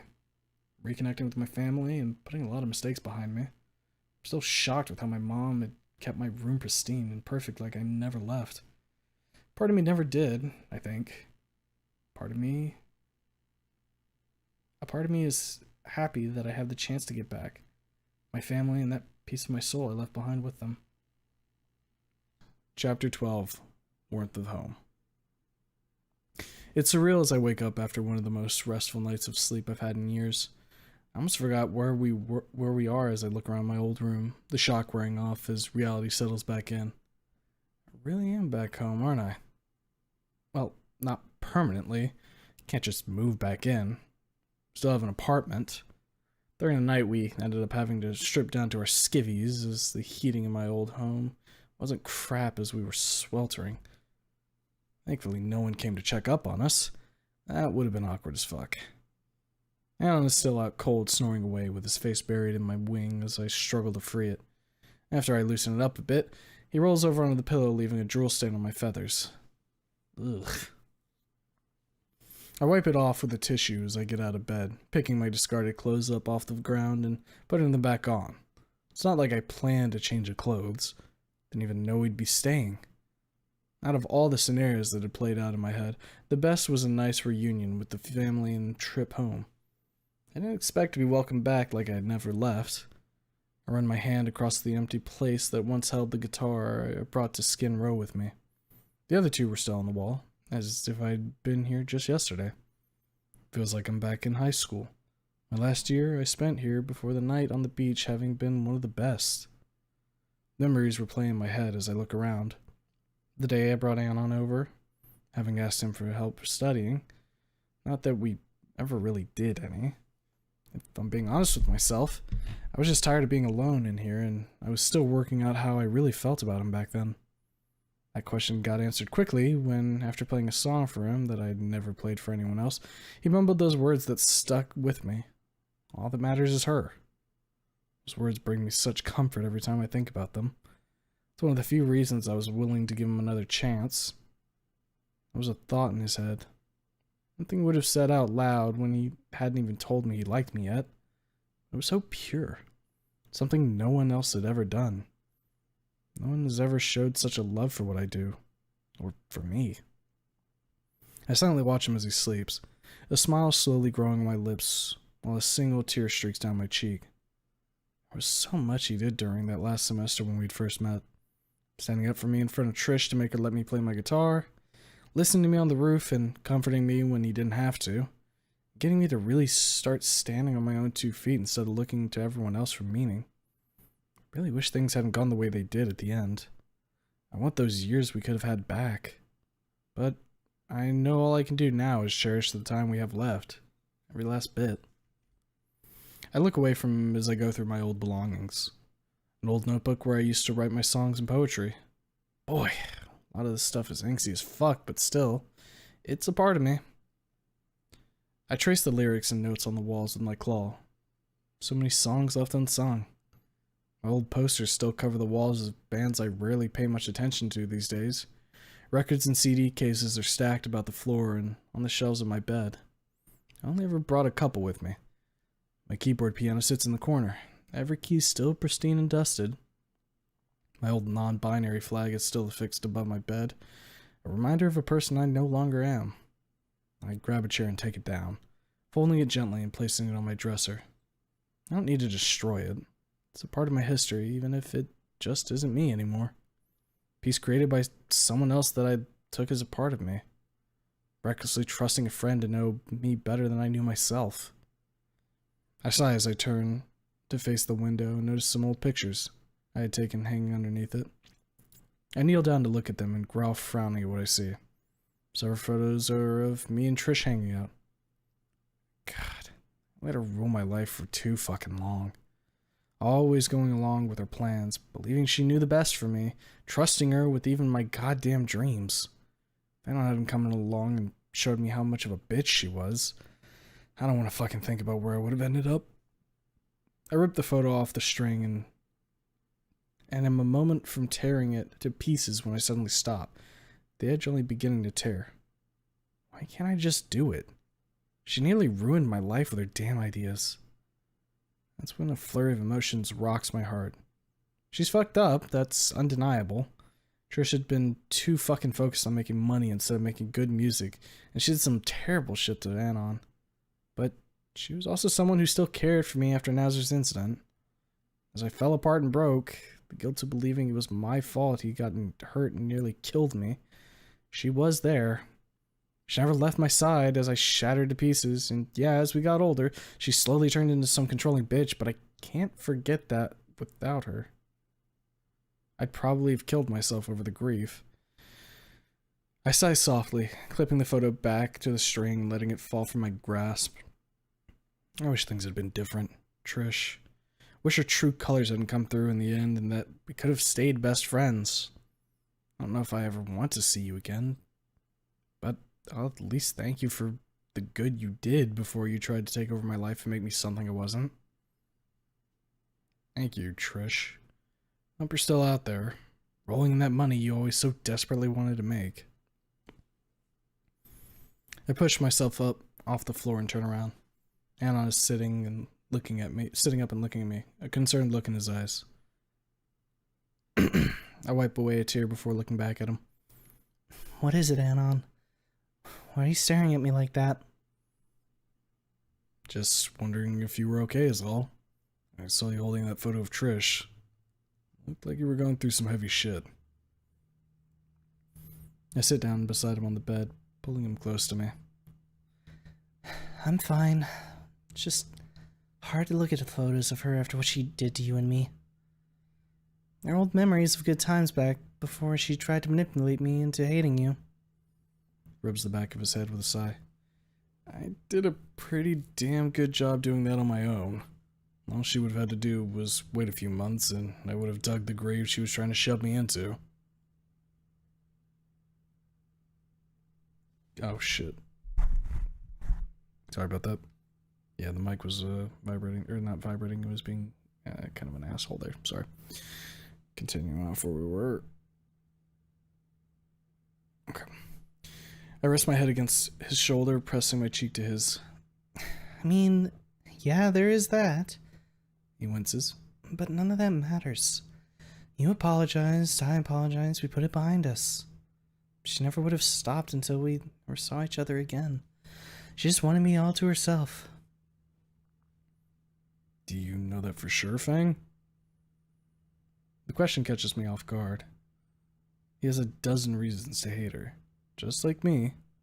So why would he bother questioning it now? Yeah. Oh, fuck. I don't know. I know she shoved all that shit down my throat to try and make me marketable, adjusting how I dressed and my entire personality, getting me to believe that was the only way I was going to be happy. Clench my teeth hard, all of it rushing back at once. And because of that, I spent so much time ruining my reputation, getting everyone in school to hate me, nearly destroying my relationship with my family. I don't really care how much shit... I don't really care how much she gave a shit. She fucked up my life, Anon. What the fuck is going on with Chad? He caresses my back, trying to comfort me as I struggle against the memories pouring into my mind. Fang. I look over to him, tears welling up and trying to burst free. You are you, regardless of whatever went down between you two. The shit that she may have pulled, it doesn't matter. What matters is you found yourself in the end, and yeah, she fucked up a lot on the road, but I know somewhere in that stone heart of hers she cared about you. She wouldn't have tried so hard to get rid of me if she didn't. I bury my face into his chest, softly weaving in his arms. I wish things had been different between us. I wish she hadn't done what she did. I want so badly for her to have been what I thought she was. Best friend. I know, Fang, I know. He wraps his arms around my back, gently rocking me from side to side as I deal with the pain I had locked up inside. The time on the roof, the time here in my bedroom, and again now, each time just being there for me, never judging, only caring. We stay like this for a few minutes, my body shaking with every sorrowful sob that passes through me. I never dealt with the pain of losing my best friend. It was a wound left open that I can now heal. Another fragment of my past laid to rest. Another moment passes before I lean away from Anon, using the sheet to dry my tears, a smile of relief on my face as I compose myself. Fucking hell, Anon. Guess I'll never need a real therapist with you around. He smiles back, taking my hand in his. Anytime, Fang. I'm here for you whenever you need me. I know. I lean over and kiss him on the cheek. And I'm grateful for it. I sigh, taking another look around my room. Damn, I've missed my home. I gently tug at Anon's hand as I get up. Come on. We shouldn't sit here all day. It's Christmas. Mom will be expecting us downstairs to hang out, and I really need to have a good holiday with them again. Anon pulls himself up from the bed, grabbing a sweater and pants from the floor before pulling them on. Sure, it's good down there. I can bet she's already got some breakfast going, and I can't wait to sink my teeth into whatever she's made. I shake my head at him with an amused chuckle. Don't get used to eating like a king. It's not like we can just keep coming here, eating her out of house and home. We've got our own place and our own food to eat. He licks his lips at the thought of yet more delicious home cooking before looking over to me. We're gonna take some leftovers home, though, right? Fucking course we are. We'll eat like royalty for a few weeks, with how much she's gonna send home with us. Now get up and take a shower. We don't have clean clothes, but we don't need to start reeking either. He jumps off the bed before turning back in confusion. Where is your bathroom here anyway? I sigh, rolling my eyes and grabbing him by the hand. Been here several times before we even started dating, dweeb. I haven't been here for 4 years. No excuses.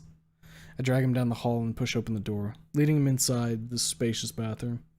Still as amazing as it was when I was growing up, with smooth ceramic counters, a large tiled shower with several shower heads, and a toilet you don't have to jiggle after flushing to get it to shut up.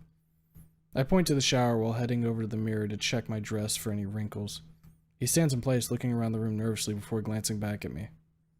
Rolling my eyes again, I point to the shower. Get in there, dweeb. Seen you naked before, this is nothing new. Yeah, but you're Isn't going to have any idea if you stop sitting there, stammering, and get showering instead. Now move it. With that, he shrugs, flinging his clothes on the counter and kicking on the water. Holy crap, it's actually warm instead of freezing. I don't want to leave this place ever. Give it time, Manon. With the money the band's gonna start making, we can easily get a place in a better apartment around Volcadera. Can't wait. I examine myself in the mirror, twisting around as I check for errant strings. Thankfully, nothing had gotten tangled or torn after I tossed it aside in the night. As I hear the shower running, a devious thought runs through my brain.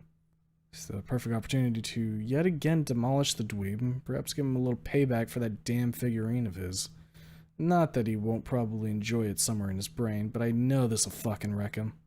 An average dweeb won't be able to handle something like this. I slowly take the dress off before hanging it up on the hook by the door, stealthily getting rid of the rest of my clothes, not making a sound to alert him to my plan. First step, success. Second step, well, no way this won't work. He's too busy washing up to notice as I slide the shower door open and close it behind me, a sly grin on my face. Time to spring the trap. I silently walk across the tile before sliding a wing across his arm, causing him to fucking jump out of his skin. He desperately tries to keep hold of the soap he's holding, but it slides out of his hand each time he gets a grip before he finally drops it entirely, and it clatters to the floor. His face is perfect, the right mix of shock and surprise that I hoped for as I bend down to pick the soap up off the floor. You dropped something, dweeb. He is still in shock as he takes the soap from my outstretched hand, not saying a word as I move under the water and grab my old shampoo from the rack. I coyly raise an eyebrow at him as he stands frozen. What is it, dork? There's plenty of shower heads here. Pick one and get clean. I return to washing my hair, stretching my wings, and probably giving him a view that would have killed lesser men. I can hear him trying to stumble out sentences. None of them make it past the first few words before failing him completely. I smirk as my plan works like a fucking charm. I decide that perhaps now might be a good time for the death blow.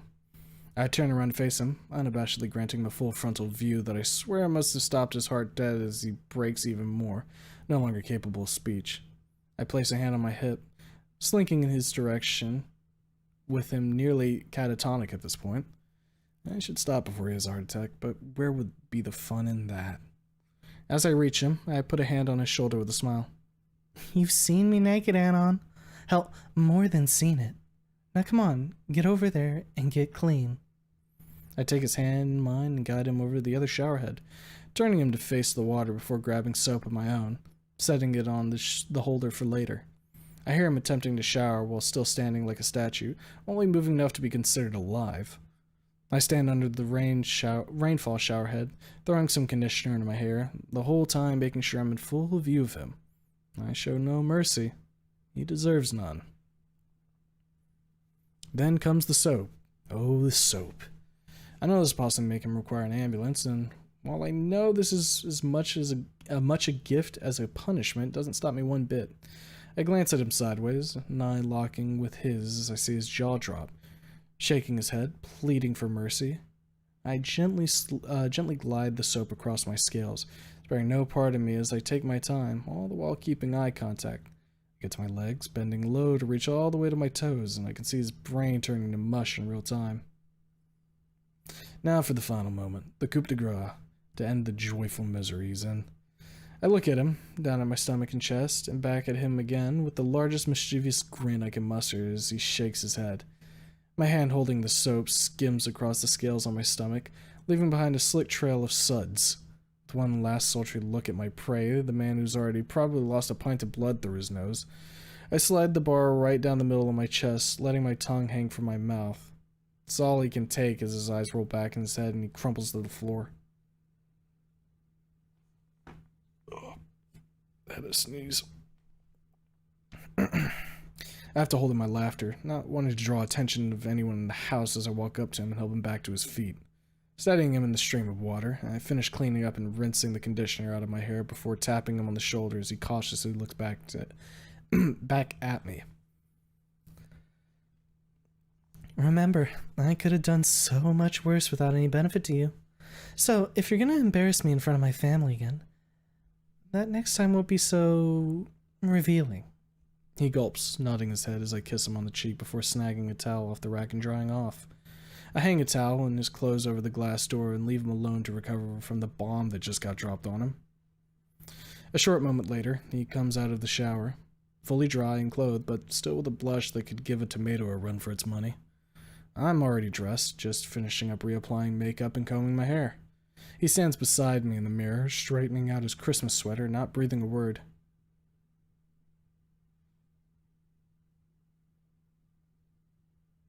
Okay, that was just fine.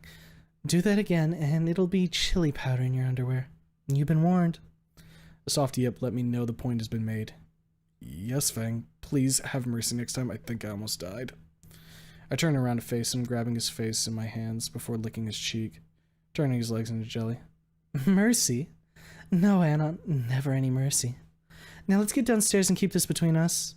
Dad'll kill you, and there would be nothing I could do to stop it. I'll take it to my grave. Good boy. We make our way downstairs to an empty living room. I can hear the guys outside and my mom puttering around in the kitchen. A few gifts have been placed under the tree, and I think one even has my name on it. Though, how in the world would they have gotten me anything? Everything is closed today, and they only knew I was coming a day ago. I guess they could have gone shopping yesterday morning, but I shrug as we take a seat on the couch. My mom comes out of the kitchen with a couple mugs of hot chocolate, handing them to us before sitting down. She smiles at us both, and on taking a sip from his mug as she speaks. Good to see you two awake. Did you sleep well? I hold the cup close to my chest, savoring the warmth before taking a sip, nodding to her. Mm-hmm. I can't remember the last time I slept so well. Not to mention with heating that actually works. Glad to hear it, Lucy. You two are welcome here anytime you like. Just let me know so I know to get food ready for you both. Thanks, Mom. I appreciate it. I've missed being home. And we missed having you here. Now I have something for you. She reaches down, grabbing a gift with my name on it before placing it in my lap. I got this before you left. I never did get a chance to give it to you, and now I can. So please open it. Shouldn't we wait until everyone else comes in? No, I've been holding on to this for a while. Just in case you came home. I set the mug down on the table, taking the box in my hands and pulling the ribbon off, gently tearing the wrapping paper under it. It's a small rectangular box, name of a local jeweler emblazoned across the lid. I pop the lid off, and inside is a beautiful white gold pendant with a lustrous bright red ruby held in its setting. I gasp as I take in the beauty of it. The light seems to bend around the stone as I pick it up. The chain is twisted like filigree rope, while the setting looks like flames surrounding the stone. My mom gets up and stands in front of me, taking the pendant from my hands and clasping it around my neck before retaking her seat. I hold the stone in my hand, running my fingers across the polished surface. I never could have afforded something like this. It's the most gorgeous thing I've ever seen. I'm still admiring it as I look over at her. Mom, it's wonderful. Thank you so much.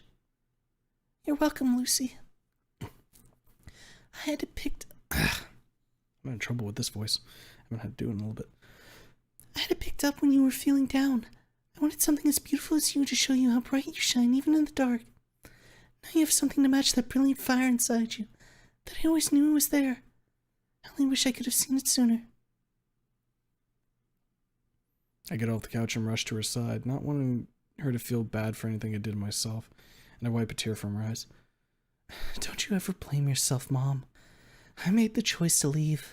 You respected it and let me choose my own road, and in the end, it led me back to you. I love you, Mom. Thank you so much for everything. She smiles as she takes me in her arms. I love you too, Lucy. And You're very welcome.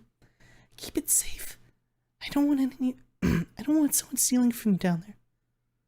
Don't worry, Mom. I'll keep it at home until we get out of there. I'll freaking cut someone before I let them take this. I hold the stone in my palm. The ruby is perfectly shaped. Facets giving off a bright crimson glow in the light. Good. Alright, now let's get some food in you two. The guys are outside messing with Nazar's car, so be a dear and gather them for me, would you? Sure, Mom. I stuff the necklace down my turtleneck before heading to the garage, yelling at the two to come inside as they slide out from under the car, wipe off their faces, and change their shirts. By the time we get back inside, Mom's already set the table. Eggs and bacon are piled as high as you can see, with toast and homemade donuts on the side. One saying of grace later, we take the delicious feast before us, with more calm respect than the night before. It is nice to have breakfast on Christmas morning again with my family. It's like I never left, and not one of them mentions anything about my tattoos, which shocks me. I expected to get shit from Dad for them, and maybe a comment from my mom, but neither of them seems to care. I'm just happy I'm home again, treating me like I belonged, without a hint of judgment. They accepted me for all my faults and mistakes, and fills my heart with a warmth I miss so very much. The whole morning was wonderful, with everyone spending time in the yard making snowmen, and on Nazar start a snowball fight, causing us all to build forts as we laugh and pelt each other. Nazar catching one straight to the beak, knocking him on his ass. My dad makes what can only be considered a snow boulder before smacking Anon with it, burying him in the snow. Well, at least he's not trying to kill him at the moment. Eventually, we go back in, opening gifts of all kinds and enjoying some sparkling cider. We played board games in the living room, Anon losing at Scrabble horribly, with him trying to make up bullshit words the whole time. We move on to a few games of Uno that nearly end in Anon's murder when he drops a draw 4 on my dad. Nazar and I end up getting in a pillow fight when he mentions the figurine again, me being triumphant as Nazar surrenders my superior skill. The night goes on, all just bonding together as a family again. Nazar shows me the same brotherly love he had in the days before I left, never leaving my side with the happiest smile I've ever seen on his beak. His eyes shine with such a pure joy. He has a sister back home, and our family's whole. My mom keeps popping in and out of the kitchen, dropping off snacks and drinks, never letting us be without something to munch on. Over the course of the night, my dad warms up to Anon and no longer gives him glares from his armchair, instead asking if he wants to play golf sometime. Anon tries to figure out if my dad actually wants to play or is looking for an excuse to off him in some corner before he finally accepts the offer. Eventually, I wander off by myself, standing by the window in front of the house, watching the snow continue to fall from the sky. As I look at the flakes flurrying about in the wind, Nazar comes over and stands by my side. He puts an arm around my back as I lean against his shoulder. It's so good to have you home, Fang. When you walked out that door, I thought it was over. That you were gone from our lives. And I'd never see you again. Sure, we talk all the time, but it's not the same as seeing you right here next to me. It's good to be home, Nazar. I still regret leaving. Didn't do me any good. Nearly killed me, even. Could never have hoped for such a warm welcome home from everyone. Especially with how I look, tattoos and all. He looks down at me, a smirk on his beak as he chuckles. You think we'd care about something like that? Fang, we missed you. We love you. We're just happy you came home. You could have come back covered in sores and tattered clothes, and we still would have taken you in without a second thought. Your family. You always will be. Wrap an arm around him as I pull him closer, hugging him tight. Thank you. Thank you so much. I don't deserve you guys. He hugs me back. Yes, you do. Never doubt that you deserve to be loved, especially by us. Now come on. Let's go join the family. Can't let them enjoy all the snacks. I sniffled back a tear with a nod. Alright. Anon better not touch the chicken wings if he knows what's good for him. He's with you. He definitely knows what's good for him. Shut up, Nazar. Never, sis. Never. Chapter 13. New Heights. The knowledge that my family has my back and are behind me the whole way invigorates me as we start work at our new venues. It's a far different beast from the days at the pizza time. People in the crowd look healthy, happy, sitting around with family and friends with good conversation instead of the sullen eyes of those just trying to scrape by. The signs are set up before we even arrive, since we aren't the only shows and they have a crew to do the work. The spare time we get from that we spend on practicing. This particular show, a few weeks after Christmas, is a hard one, mostly because it's in a bar. Nothing like having to play in front of what might be a bunch of unknown drunken idiots, worrying if any might try to do something stupid like jump on stage. Thankfully, Anon has offered himself as a security to keep back the crowd, something that greatly reduces the stress I'm under. I sit in the back of the break room, idly twisting my guitar strap as I fight off my anxiety. We're doing really well. Far better than I had hoped, and even though I love the attention, it still makes me nervous. The fear of failure always scratches at the back of my brain. Anon comes into the room, moving beside me and touching me on the shoulder. How you doing, Fang? I sigh, letting my hands fall on my lap as the internal struggle goes on. I'm alright. Just dealing with some stage fright, Anon. Stage fright? You? I see you dancing up there on stage all the time. You seem to glow when all eyes are on you. I know, but I still worry all the time that I might fuck up. Slip and fall on the stage, snap a string mid-set, or completely fuck up and ruin the whole thing. It's a lot of pressure and it gets to me sometimes. He hugs me and puts his hand on my cheek. You're gonna do just fine. I have full confidence in you and that you'll nail the show like you do every other one, and we'll be on to the next. If you struggle, just look at me. I'll be there the whole time. With a bit of my confidence returning, I kiss him on the cheek before getting up. Thanks, Anon. I need to go out there on stage before Benji and Jacob just look like dorks in the headlight. Knock 'em dead, Fang. Just not literally. Well, no duh, dweeb. Stepping out of the back and onto stage is a new feeling entirely. My stage fright melts away seeing so many happy faces across the place. I know we're only just now making our way out of the bottom, but locals do love seeing their own making a name for themselves. It's a touch of town pride. Benji and Jacob are already in position, nodding as they prepare for one of the biggest shows of our new beginning. My fear of drunks stumbling all over is tempered by the fact that Anon is looking about as intimidating as he could put up front while a bouncer backs him up. With a deep sigh, I take my place center stage, grabbing the mic in hand and addressing my waiting audience. Good evening, Volcadera. Sorry, I couldn't help myself. First time I've been on a stage with this big of an audience. Well, that was awful, but I still earned myself a few batches of laughter scattered throughout the bar. Anyway, I'm Fang, and we're the Strands of Silver. I hope we can add some fire to your hearts before you head home tonight. With that, we start. The lights of the stage glimmering around us as we play our set. Jacob plows away at his drums while Benji shakes the house, pouring heavy bass from the stage speakers, giving out rich thumping notes, causing several people to jump to their feet, and an impromptu mosh pit appearing in a corner as people absorb our sound. I sing my heart out, strumming hard on my guitar with the intensity of a raging fire. A lot of our songs have changed, switching out depressed beats for ones with some power in them.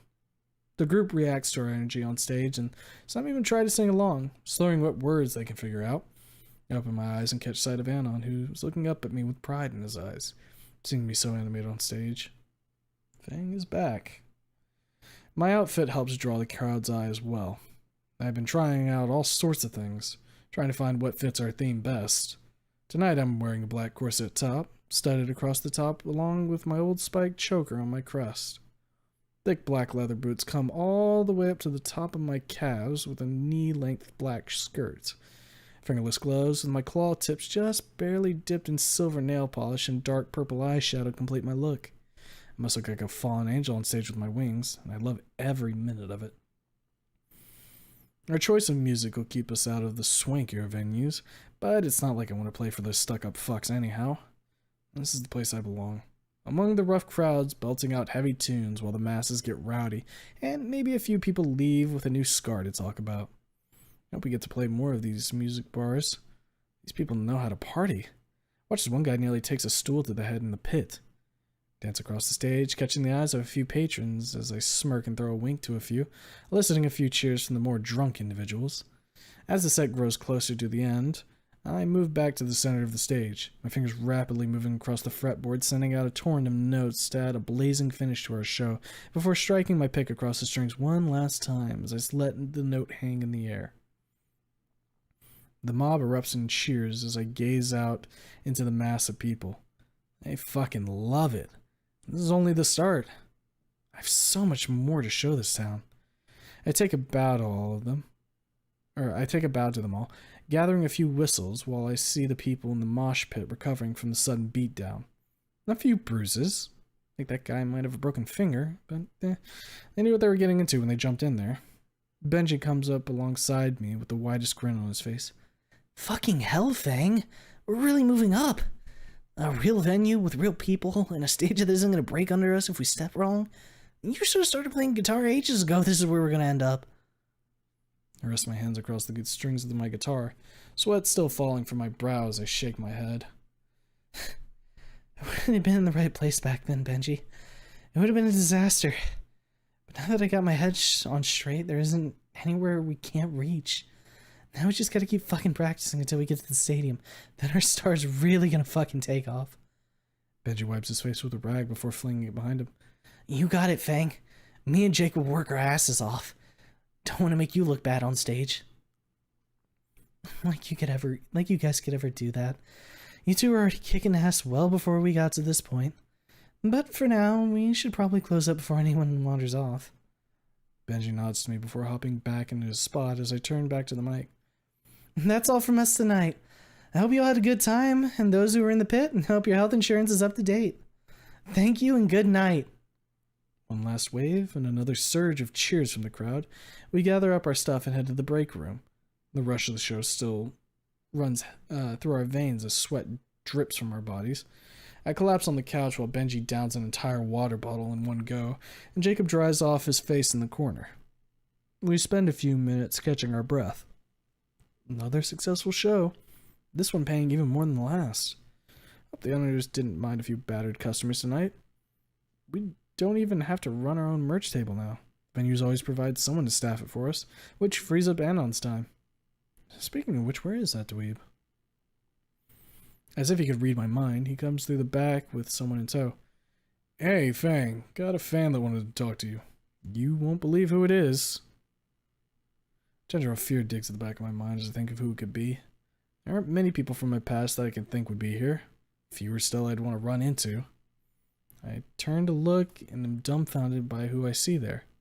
Stella. The only lime green stegosaurus I've ever known in my life.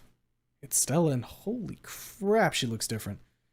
Running through both of her nostrils is a gold hoop, and her hair is dyed dark purple and slicked back behind her head with a length that rivals my hair when it was at its longest. A couple of studs decorate her eyebrows, and her bright blue eyes still carry that bubbly energy she always seems to be filled with. She's wearing a fishnet top with a dark black sports bra underneath, along with a pair of black jean shorts, and boots. Holy crap, Stella, when did you become cool? Her tail swishes from side to side as she stares at me with stars in her eyes. Hi, Fang. It's been so long. When I saw what was the voice I did for Stella? When I saw the poster about who was playing tonight, I had to show up. How are you doing? Her energy is positively infectious, even dressed as she is now. She may sport the goth look, but there isn't a thing in the world that can dampen that spirit of hers. I get up and pull her into a hug, and Stella blushes and squeaks with delight like she just met her favorite movie star. I brush my hair out of my face, smiling at the blast from the past. I'm doing great, Stella, but... I'm doing great, but hell, Stella, you were the last person I thought I'd ever see at my show. I thought you would have been long gone from this town. She shrugs, still with a starstruck grin on her face. I've always loved your music, Fang, ever since that one show at Moe's. I had always hoped for more. Then you disappeared for years and no one knew where you went. As for me still being in town, well, honestly, I haven't really had a plan for anything. Been staying at my parents' and working at the fossil mart in town to make ends meet. Stella, of all people, working retail? No way. I don't believe it. I shake my head as I study her. She's too good for fucking retail. What about Rosa? I always thought you guys would have started up a florist shop or some shit with all the gardening you guys did. The flowers are always gorgeous. Stella's face shrinks, looking down at her boots. Rosa left town 3 years ago. Money was tight and they couldn't really afford to stick around Volcadera anymore. Been on my own ever since. That hurt to hear. Stella and Rosa had been inseparable. Dynamic duo that could have made a rose grow from concrete. I never thought I'd see the day they weren't together. None of this is right. Stella, I'm so sorry to hear that. Fuck. That sucks that Rosa left town. Yeah. All her normal peppy energy fades. She shakes her head and looks back up at me. But it's so good to see you. I can see the pain through her smile. At least something good came back from this town after so long. I hold her in my arms, hugging her gently. She rests her head on my shoulder, wrapping her arms around me. I always thought she would have been out of here, doing whatever she put her mind to, but she's stuck. Same as I had been. Stella never deserved this, especially not losing Rosa. We all fell to pieces after that last year. None of us ever got to our lives, to live our dreams. But maybe I can do something about that now. I lean back, taking her hands in mine. Stella. She looks up at me with those beautiful blue eyes of hers. I want you to work for us. We're making plenty, and I cannot stand the idea of you being wasted in retail. You can help Anon out. I know you can drum a pipe like nobody's business, and you've been all over the internet. Plus a gorgeous girl like you. Nobody will say no if you ask them to help out. What do you say?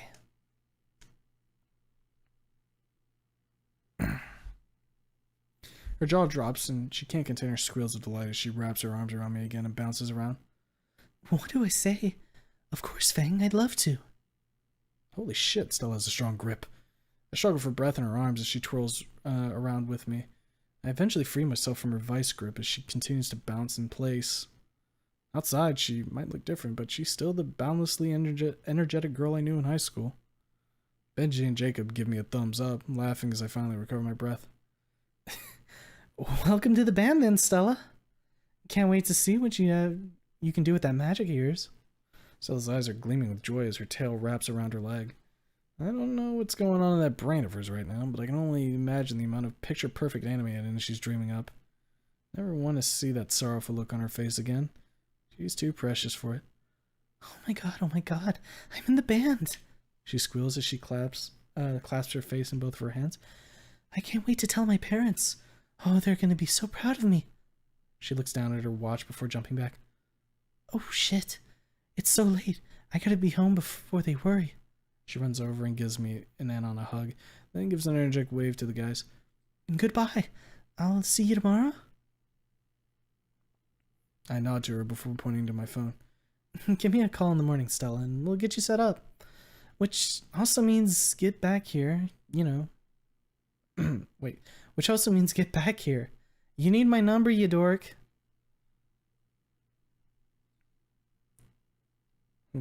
YouTube chat is screaming, being too loud. YouTube chat, calm down. YouTube chat, calm down. Where the fuck was I? Hold up a sec. She blushes before taking down my number and running out the side door. Well, that was unexpected. I also did not know Stella cursed. That's new. Anon just shrugs in the corner as I look at him. Seems like you're gonna drag everyone out of the shit on your way up, huh, Fang? Anon smirks as he leans against the wall. I look out the door Stella had run out of before sighing. I couldn't leave her slaving away in some shitty retail job. She was always nice to me, and anytime I had attention. Nobody with that big of a heart deserves to have it torn down by some dickhead customer. Plus, we can afford her, and you know she'll be making us even more money with her talents. No doubt.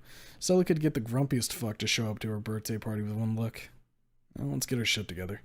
We've got another show tomorrow night, and I need you need your sleep after that performance. Good point. All right, I'll catch you guys later. I waved to Jacob and Benji, who were finishing packing up their stuff. They waved back to me as I put on a jacket and grabbed my guitar. And I'm not far behind as we head to the front desk to pick up what's left from our merch stand and the cash box. To my surprise, there isn't a single thing left to take home, just the money. The guys trust me to keep it sorted until we divvy it out at the end of the week.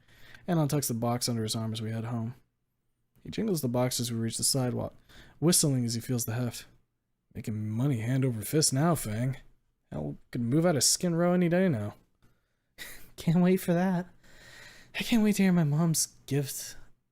I can't wait to I can't even wear my mom's gift because someone might snatch it off my neck in an instant. I lighted up a cigarette, taking a deep draw before catching a look from Anon. Hey, I said I was quitting. Can't just kick it to the curb cold turkey unless you want me to rip your eyeballs out while you sleep. Point taken. At least you're down to maybe one or two a day. I know it's taken a lot of work to get that far. Puff out a ring of smoke with a sigh. Yeah, I'm gonna miss it when I can't have them anymore. But I have to do it. My voice already isn't as haggard as it used to be. Take another drag into my lungs before exhaling. Saves us a ton of money, too. I hold the cigarette up to Anon, and he takes a tiny puff for himself before I finish the rest and stamp it out on the curb. No one said quitting smoking is easy, and it was already making me twitchy even before I knocked it down to just a couple a day. As we reach Skin Row, Anon grips the box tighter, not wanting to give a pickpocket a chance to rob us. Climbing up the stairs to our apartment, I open the door for him before locking behind us. Home sweet, terribly held together home. I utter as I place my guitar back on the wall, pulling off my boots and hanging up my jacket. I need a shower. I'll be back in a bit. Anon gives me a quick nod before opening up the cash box and sorting out the money. The warm water of the shower does wonders on my tired, aching muscles. Ever since I've started moving around stage more, it's been making my legs hurt like hell, not to mention sweating up a storm. It's worth it, though, with how much more the crowds seem to be in my performance when I'm not standing around like a deer in headlights in front of a mic. Once my muscles stop hurting, I dry off, throw on some pajamas, and stumble into the living room before collapsing on the bed. Ugh, I miss my old bed already. Punch a lump back into the mattress, causing a different one to pop up under my thigh. Oh, god damn it. Stupid lumps. Anon scoots in beside me, wrapping an arm around my waist as I settle in close to him. Don't worry, Fang. Soon we'll be out of here and in our own apartment that isn't a tiny-ass shack in Skin Row. And we can get an actual good mattress. You're making it big, just like I always knew you could. Just happy I'm along with you for the journey. I hug him tight, resting my cheek on his chest. I wouldn't have gotten this far without you, Anon. Don't act like you haven't been pushing us up with that networking of yours. He shrugs. Just don't want to take credit for that beautiful talent of yours. I'm pleased enough just having you to hold every night. I lean over and kiss him. I'm glad to have you with me, too. Let's get some sleep, though. I'm exhausted after shaking my tail on stage. What a beautiful tale it is. Just don't go staring at it when you've got work to do. You gotta keep all those handsy people away from me. Wouldn't dream of letting you down, Fang. Good boy. Now scoot. He moves and I adjust myself to comfortably rest with a leg on his and my arm around his chest. Another successful show, and I got to see an old friend who now is going to be working for me. I really wish Rosa hadn't left. That looked so hurt when she mentioned it. It doesn't matter now. Stella has a future with us, and I'm not going to let her be left behind ever again. Chapter 14, Full Circle. It's been a month since Stella joined up with us, and she's been killing it as the band's publicist. She's taken over a lot of Anon's normal work, finding venues and drumming up hype for the band, allowing him to focus on more managerial duties. He's been making sure none of the places short us on payment or try to pocket anything from the merch sales. He's also been making sure we have all the equipment we need for our shows, and checking on us backstage to get us whatever we need to do our best. All the pieces are falling into place, and we're building a reputation with every show for our heavy but high-energy music. Anon had to convince a few places to set up areas for a mosh pit, so the crowd didn't end up bashing each other's brains out. It's becoming less of a problem as our venues have been getting larger and larger, but tonight we're booked at a place I once thought was the start of my career. Dynamo's. Uncle Mo said he'd stop by later to say hey if he could, but he's busy setting up more franchises across the nation, so who knows if he'll get stuck working. At least for Uncle Mo, things have been looking up the whole time. There isn't a city nearby that doesn't know his name. Today, Stella's hanging out at our place before the show, nearly constantly on her phone chatting away with her characteristic bubbly self, and almost always convincing whoever she's talking to book us. A rare moment appears when she doesn't have anyone on the phone, and I seize the opportunity. I wanted to ask about her life, how her life was going before we met. I just never had a good time for it. I set my guitar down and walk over to her, sitting beside her on the couch. She turns to me with a confused look on her face. Do you need something, Fang? Did I miss an appointment?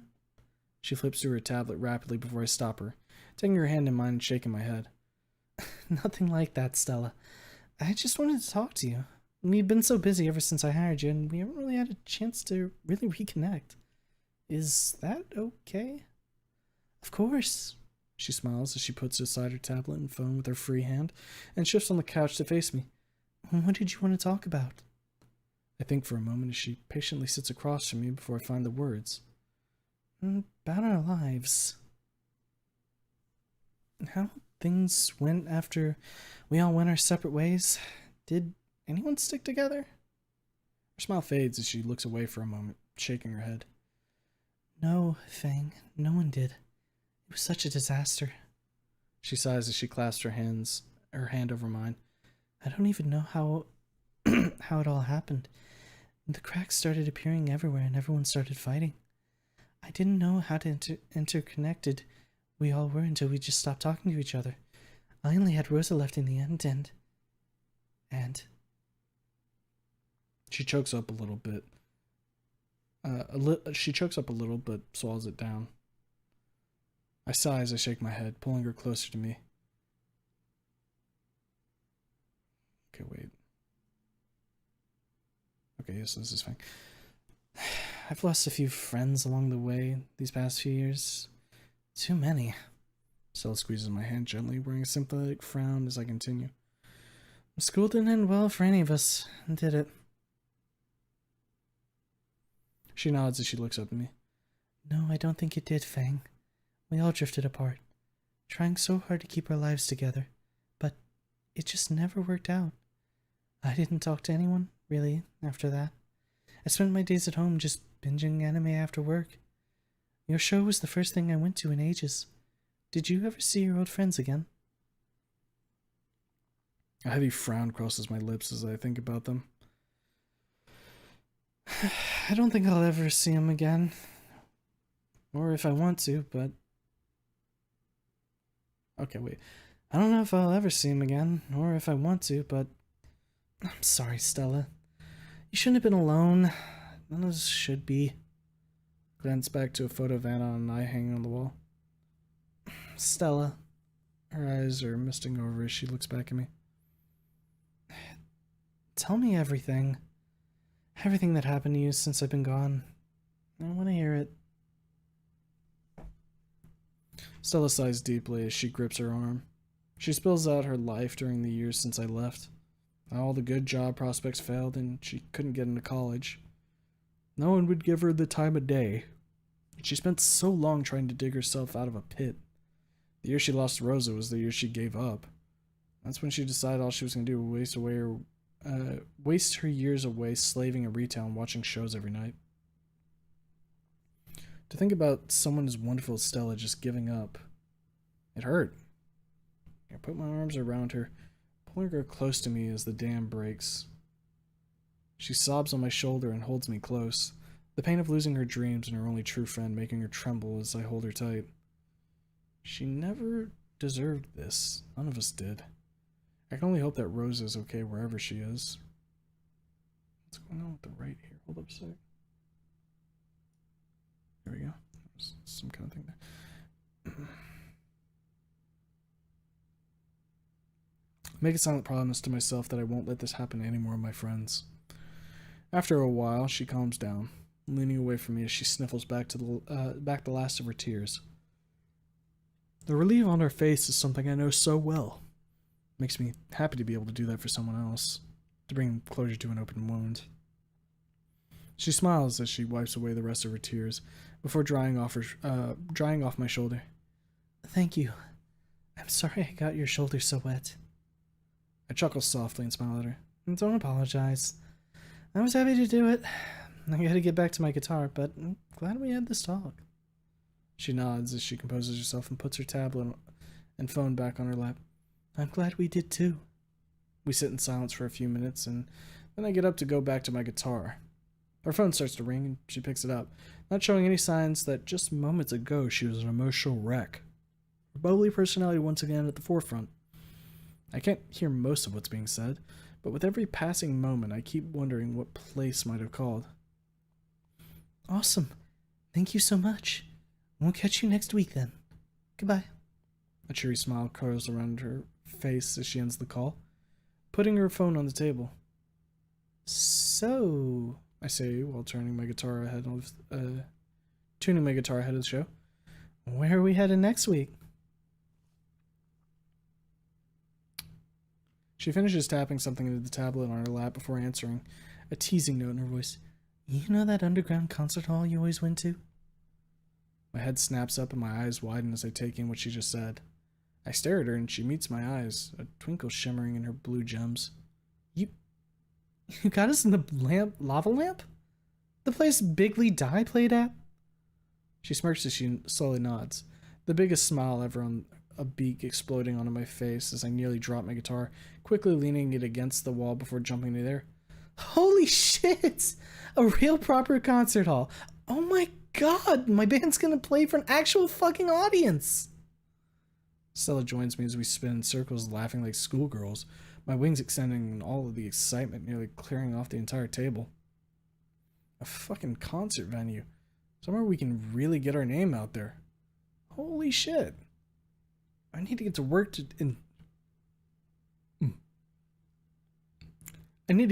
and tell the guys soon. It's gonna be our big break. I think we've been working so fucking hard for. As the joy and shock of the moment calms down, we stare at each other giggling until I pull Stella in for a hug, wrapping her in my wings. Oh my god, Stella. Thank you so much. I knew I made the right choice when I brought you in. She blushes in my arms with a nervous, happy laugh as she cautiously hugs me back. No problem, Fang. All that time I spent networking to get into cons and finding rare anime is finally paying off for something really important for once. Now you're going to be the opening act for this. It's a big venue, so there's multiple bands lined up. I know warming up the crowd is not the most fun, but if you knock their socks off, then no one will forget your name. She's right. If I can get people talking about our band there, it'll spread across town. Places will be pushing to book us instead of us having to hunt them down. It'll be the biggest show we've done. The one that decides our future in this town. I let Stella loose from my grip before I pick up my guitar again and finish tuning it. I kind of just want this show at Dynamo's to be over with already now. But I've got to be professional. I'll have plenty of time to drag the guys over for practice afterward. Holy shit, I can't wait to tell them. Anon's been out in the hall on a call of his own.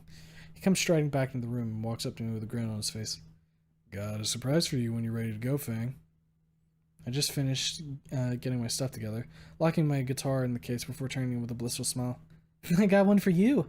Stella got us in the lava lamp. A real concert hall, Anon. He looks stunned as he nods in surprised approval. Well, holy shit, that's gonna make this even better then. Okay, now I need to know whatever the hell he just did. Well, are you gonna show or tell?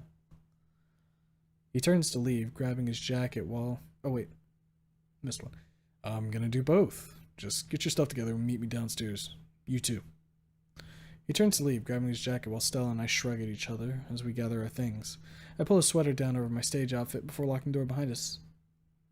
What do you think it is, Stella? She shrugs at me again. I got nothing, Fang. He hasn't told me anything about whatever this is that he's done. We make our way downstairs to see whatever Anon has cooked up. He stands on the edge of the sidewalk, a wide grin on his face, a massive thing behind him covered in a black tarp. I don't know what the fuck it is, but it certainly has my fucking attention. I stare at it in disbelief. No longer are you guys gonna need to walk to every show you go to. I pulled some strings and got us a real affordable lease on this. He grabs the tarp with both hands before pulling it away, revealing something that makes both me and Stella drop our jaws in shock. It's a van. Well, not just any plain van, but a van with our logo professionally painted on it. Lightning bolts are etched across the sides near the wheels, with the words strands of silver prominently shining on both sides. The paint is dark black with a mix of deep silver tones that makes the whole thing look like liquid metal.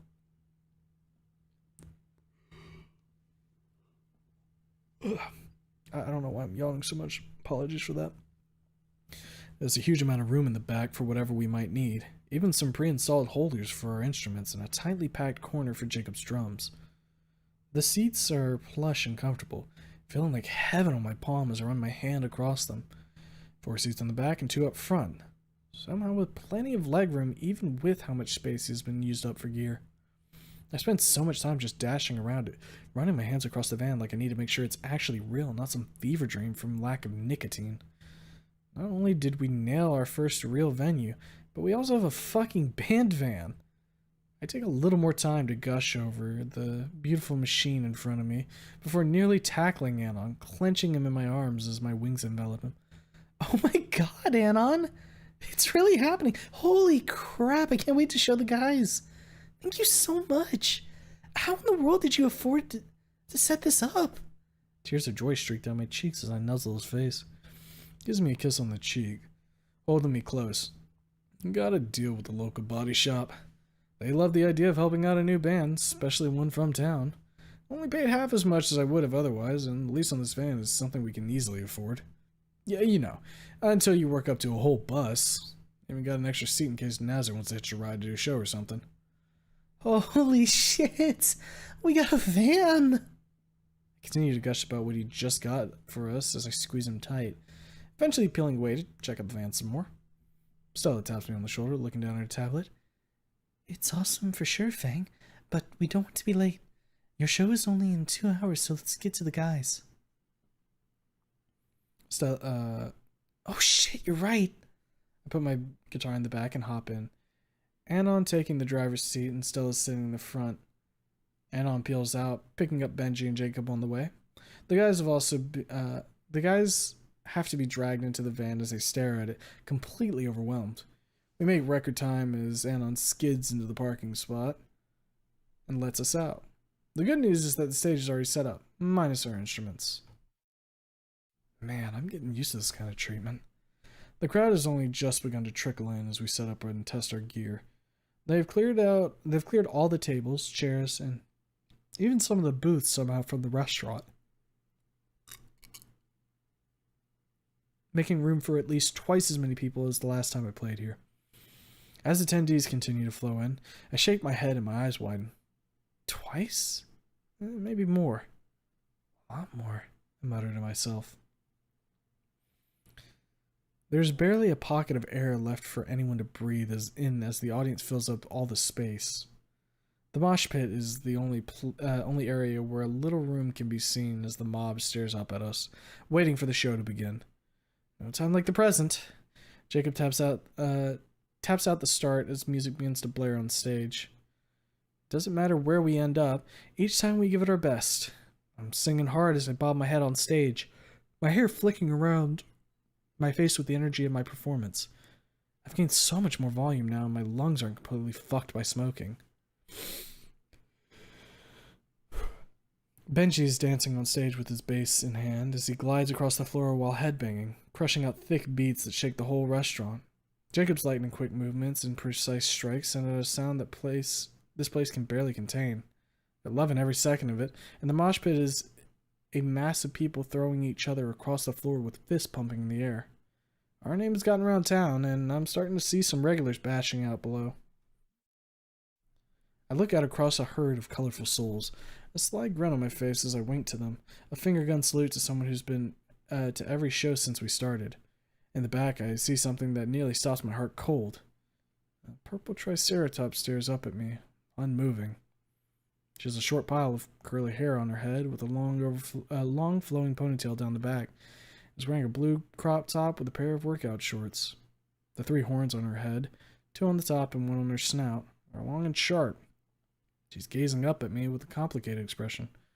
One of confusion, regret, sadness, and a hint of anger in her penetrating amethyst eyes. There's no mistaking it. No one else could have that kind of intensity in such a small package. It is Trish. But what in the fuck is she doing here? I have to use all my willpower not to fuck up the song as I stare back at her, our eyes locking before I break our connection and turn my attention to a nearby group of fans as I belt out the next line. I'm not gonna let her fuck this up like she did our band. I'm gonna finish the show just as perfectly as the rest, and then I'm going to figure out what the hell she's doing here. Benji and I stand back to back as we end our show with a dual flourish across our instruments, leaning against each other before splitting off with one final strum across the strings. They all erupt into cheers, and I think I see a tooth fly as we take a bow. As usual, the merch table doesn't survive the tide as the fans clear it out in moments. I feel sorry for the poor guy trying to run the table. He can only just keep up with their demands. Heading backstage, I hand my guitar to Anon as I pace around trying to figure out what to do. He takes notice instantly that something's up with me and quickly sets the guitar in the case and comes over to me. What's going on, Fang? Look like you just saw a fucking ghost. I keep pacing, my speed increasing along with the anxiety eating a hole in my chest, not stopping even as I try to talk. Trish is out there. I saw her out there with everyone. She's watching me. What's she doing here? What the hell does she want now? Does she want to ruin the band too? She fucking be... Bang! Anon stops me dead in my tracks and grips my shoulders tightly as I gasp in shock. Calm down. You're gonna tear apart your wings at this rate. I stare in horror as I see my hands grasping at my feathers, a couple on the floor. Oh, fuck. Oh, shit. Oh, God. No. I didn't just do that. No. Presses my head against his chest, running his hand through my hair. It's okay. He only nicked a couple from the center. Didn't leave any holes. I take a shaky breath as I calm myself down.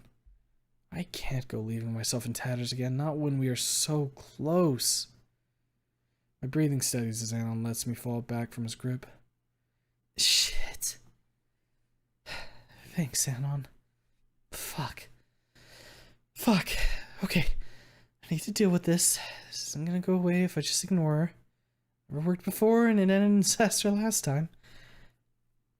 She's still out there. I turn to Stella, who's closest to the door. Being careful not to cut myself, I clench my fist. Wait, I missed something. Sorry. Who's close to the door. She peeks out into the main room and then turns to me with a careful nod. She's leaning against the wall. I think she's the only one left, Fang. Are you sure about this? Taking a deep breath, I clench my fist tight. Being careful not to cut myself. I need to add bleeding to my list of fucking problems right now. I'm sure, Stella. I'm gonna stay here, okay? Shit looks bad, come out, but otherwise, just let me handle this. Cautiously open the door from the back. Creaks as it swings open. She's still right there, looking silently against the back wall as she looks my direction. I can't figure out what's going on with her, but that look, it's something I've never seen. I stride across the room, and she finally pulls herself away from the wall. She walks toward me, and we meet in the middle of the empty room.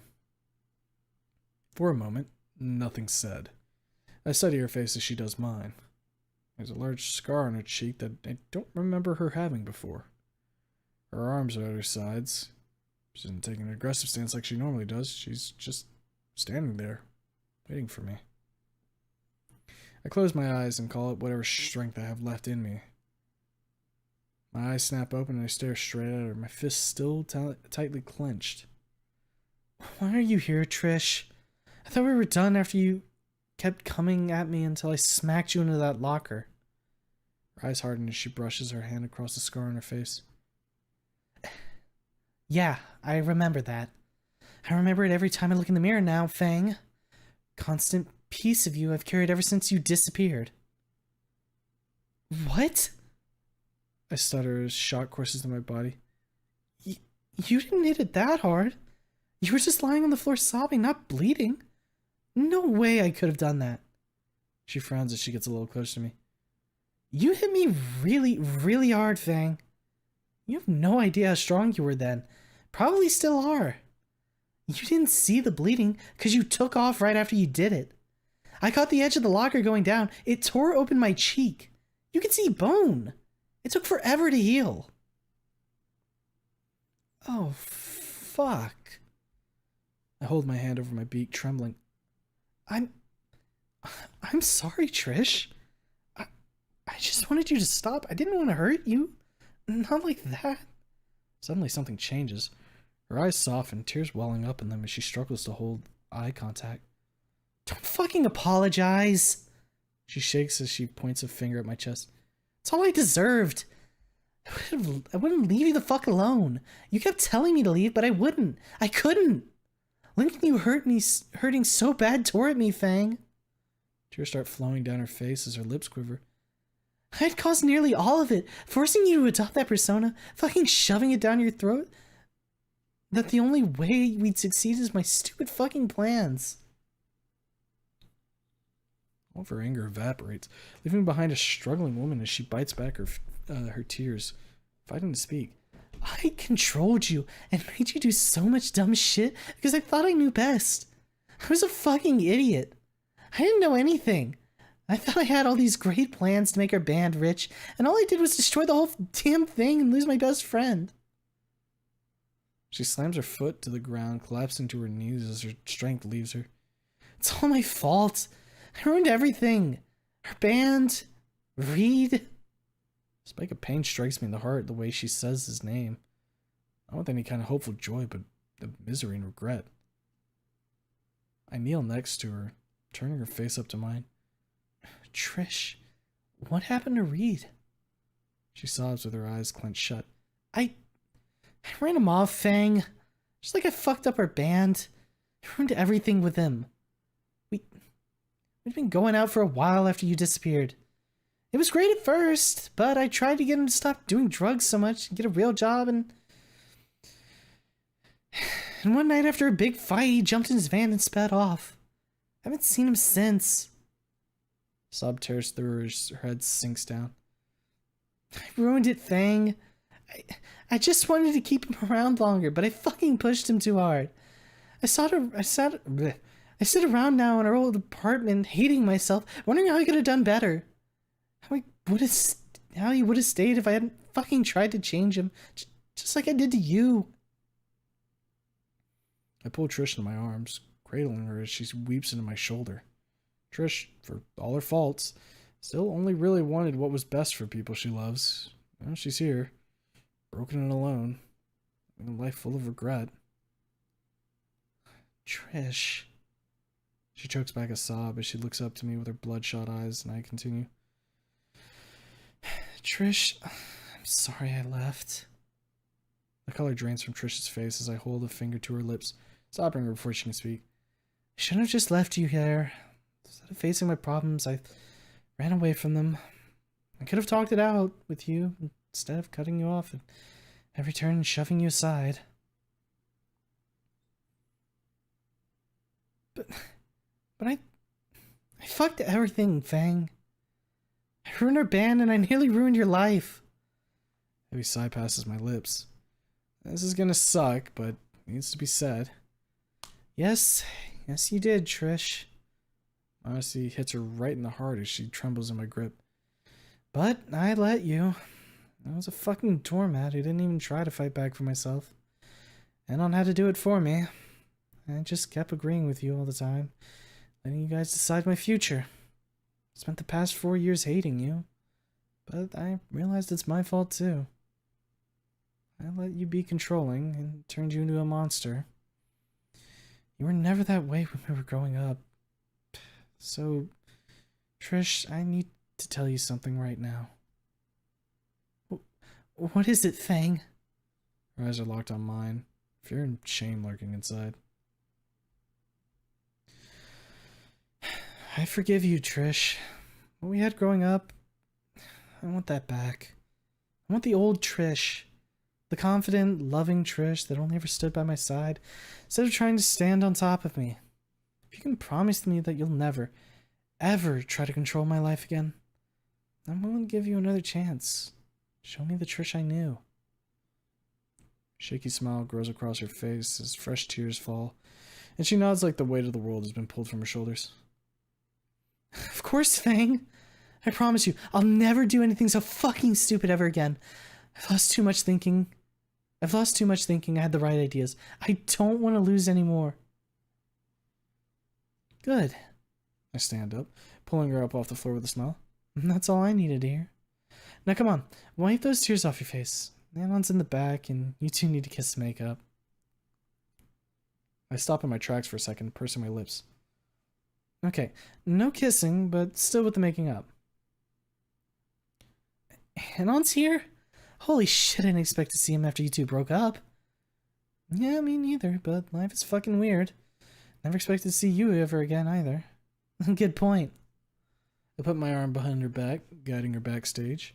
Jacob and Benji are lounging in the corner with Stella as we enter the room. All eyes are on Trish. Anna walks over to the both of us with concern on his face. Everything okay with you two? Everything's fine, Anon. But you two need to patch things up if she's going to be hanging around us. I lightly shove Trish forward and she stumbles before righting herself, staring up at Anon. She struggles for a minute, trying to find the words to say to someone she has not only seen in ages, but also treated like shit when she did see him last. I'm sorry I was such a bitch to you, Anon. All the crap I put you through and the shit with the projector and doxing you. It was fucked up. Anon smiles, clapping her on the shoulder. Trish, I stopped caring about that shit ages ago. But I appreciate you apologizing all the same. If Fang's willing to talk to you again, then so am I. Come on. You've got pizza back here. Even a veggie one if you want to rip into it. Oh, fuck yeah, I'm starving. She licks her lips as Anon leads her to the table and she tears into the veggie pizza like a woman possessed. Anon leaves her there before returning to my side, pulling me close to him. I didn't think you'd let that go so easily, Anon. She put you through hell ever since she met you. He sighs, looking over at Trish as she shovels pizza into her mouth. Look at her. Is there anything I could have done that was worse than what she's already done to herself? Those wounds from me healed a long time ago. She's been stuck with them ever since. If you can forgive her, so can I. He has a point. She looks tired, as if she hasn't had a good night's sleep in years. Whatever wrong she has done, life's punished her for it already. I guess you're right. Think she'd make a good security guard for the band? He laughs as he shakes his head. Fucking hell, Fang. Can't literally hire everyone that comes back into your life. But you do have a point. Not a man alive could tussle with her and come out of it without holes. And the guys were talking about needing to hire someone for security earlier. Can't count on the venues always providing someone. Alright, she's on the roster. Guess it's good I added that extra seat in the van already. Hate to try to fit another in there. God damn it. So no one else, okay? I snicker at him, giving him a quick kiss. Thank you. But let's head home. I'm fucking tired. I lean into his shoulder, the adrenaline wearing off as the exhaustion takes its toll. Sure thing. Yeah, come on everybody, let's get going. Need to get your asses home before Fang passes out in my arms. With that, he gathers up everyone in the van. Trish chooses to walk home, not being too far from here anyway. We part with a hug as she jogs down the street, full of energy after I ask if she wants to work for me. She nearly fucking tore my arm off, shaking my hand. After quickly dropping everyone off at their homes, we finally get back to our apartment. I kick off my boots and immediately collapse onto the bed. I can worry about my shower in the morning. I'm fucking beat. Alan settles in beside me, pulling the covers over us as we snuggle up together. That encounter could have gone a million different ways, but ended up with me dragging another person along for the ride. Never thought I'd really forgive Trish, but she kept me from falling apart ages ago, and I owe it to her to give her another chance. I smile as I drift off to sleep. Just don't gore in on Trish, she's still a dweeb. Chapter 15. Breaking Out. A week later, it's the big night, our band's moment in the spotlight. The show that could send us all the way to the top if the crowd loves us, or possibly destroy us if it doesn't go well. To say I'm nervous is a fucking understatement. I start pacing in the green room behind the massive stage, walking in circles, and trying not to lose my goddamn mind as every potential scenario plays out in my head. If we nail it, we're set. There's no place we can't reach. We might even end up touring the whole damn nation. We fuck it up, and this is where the dream dies. And I shake the thought from my head. There's no fucking way, after everything we've done, that it ends here. I won't let it. In the middle of my internal struggle, Anna puts a hand on my shoulder, stopping me from wearing a hole in the floor. Fang, take it easy. You guys have practiced like mad this week. You're gonna nail this show. A heavy sigh passes my lips as I try to calm the storm. Yeah, I know. It's just... My eyes rise to meet his. A lot is riding on this, Anon. This night means everything. Our first real performance on a stage, not just a bar or restaurant. It's stressing me the fuck out, but at the same time, I've never been more excited in my whole life. This is our big chance, and if we do it right, we'll never have to struggle again. He takes my cheek in his hand, lifting my lips to his and kissing me. And that's why you're gonna pull it off. Everything we've done together. All the time we spent working our way through crap venues and people turning us down led to this. Your biggest moment. You're a talented, successful, beautiful tarot, and I know you'll succeed. I love you. I kiss him back, letting my hand rest on his shoulder as I smile up at him. I love you too. Let's fucking knock this out of the park. This place won't know what hit him. He pats me on the back with the proudest grin on his face I've ever seen. That's the Fang I know and love. Kick some ass out there. I turn to leave as Jacob and Benji come over and stand beside me, looking happier than I've seen them in years. Benji can't stop smiling, his teeth glinting in the light. We're fucking finally here, Fang. All those years playing for pennies in the pizza time, and here we are, at the fucking concert hall in the lava lamp. This is the place so many bands have made their names known, and we're gonna fucking kill it. He reaches his hand out for mine, giving it a powerful shake. All thanks to you. I don't get a second to say a word before Jacob wraps both his arms around me in a tight hug. You're the fucking best, Fang. I never could have seen us here. I thought I'd be stuck in Skid Row forever making just enough money to live, but now I have an apartment in a better area of El Cadera. I don't have to watch my back anymore, and I have money for the best fast food ever. He lets me go before rubbing his stomach with a dopey grin on his face. The warmest smile ever across my beak is on my face as I hear their words. The guys stuck with me the whole time, even at my lowest, and now they're finally getting rewarded for putting up with my shit. Thanks, you guys. Let's go. I'm cut off mid-sentence by a sudden surge of nausea I didn't see coming. Covering my beak with my hands, I flee to the bathroom, unfortunately losing everything I ate before I came in today. What the actual fuck? I hang onto the ridge of the toilet bowl, steadying myself as a wave passes through my body, causing another bout of retching before calming the gurgling in my gut. Alan comes rushing in beside me, kneeling down as he gently rubs my back. Guys, how long have they been together? Baby? Shit, you okay, Fang? You ran in here like your fucking life depended on it. What happened?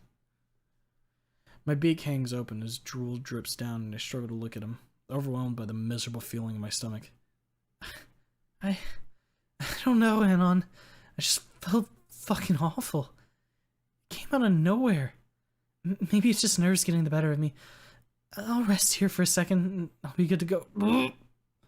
grabs my hair, holding it back as another wave slams through my core.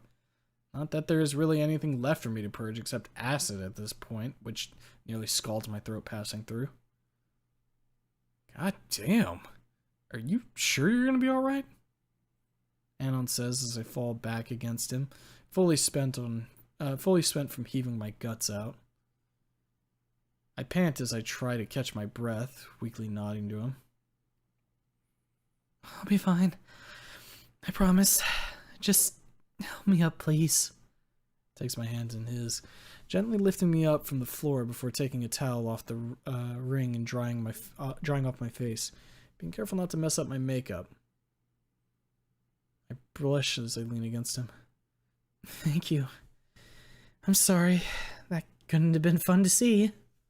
He rubs the back of my neck, giving my hand a squeeze. It's fine. I'm here for you through all of it, good or bad. Stands me away from him, pulling a comb out from his pocket and straightening out my frazzled hair. You okay now? My legs slowly regain strength as I give him a shaky nod. Yeah, I'm okay. Let's go. I don't need to be late now of all fucking nights. He helps me shake the wrinkles out of my clothes, dusting my skirt off and kissing me on the forehead. Go get him, Fang. Just don't overdo it. I don't know if people would appreciate projectile vomiting from the stage. Well, it'd definitely be something they wouldn't forget. For all the wrong reasons. I take one more deep breath before sliding my guitar strap over my shoulder with a determined look on my beak. It's fucking showtime. I walk out of the bathroom with a concerned-looking Benji and Jacob glancing my way, and I wave them off, grabbing a bottle of water and taking a sip, just enough to soothe my poor throat. I'm okay, guys. Let's get on that stage before we're late. This is it. Time for us to become famous. The glint returns to their eyes as they walk toward the stage, but Trish stops me as I go to follow them. My eyebrow raises as a tinge of fear runs through my brain. Don't pull some shit, Trish. Thankfully, she does nothing to sort. Instead, she holds the end of my beak in her hands as she turns it side to side, examining before letting go. Anon didn't fuck up your look. Good. You get out there and you fucking destroy the crowd, Fang. I'll make sure no one messes with you. Or they'll leave in a body bag. I roll my eyes with a sigh. Don't kill the guests, Trish. Won't do us any good if you're in jail. She smirks as she adjusts the iron tips she has put on her horns. Gotta admit, she looks intimidating as fuck, even with as short as she is. I'll behave, at least a little bit. But I'm not gonna let anyone fuck this up. This is the day you dreamed of. I held her close, draping a wing across her back. No, you're right. This is the day we dreamed of. Glad to have you back with me. She hugs me, being careful not to impale me on those impressive horns of hers before stepping away. Nowhere I'd rather be. Now go. They're waiting for you. As I take one last look at Anon and Trish before I walk out on stage, a hesitant smile crosses my beak. Really, really hoping that stomach shit is done for right now. I'm not letting this ruin it. I'm not letting it ruin this for me. For everyone. They're counting on me. I come to an abrupt halt in the wings, staring in awe. Fog machines and lights are positioned across the entire front of the stage, illuminating in shades of color that crisscross each other as they pass.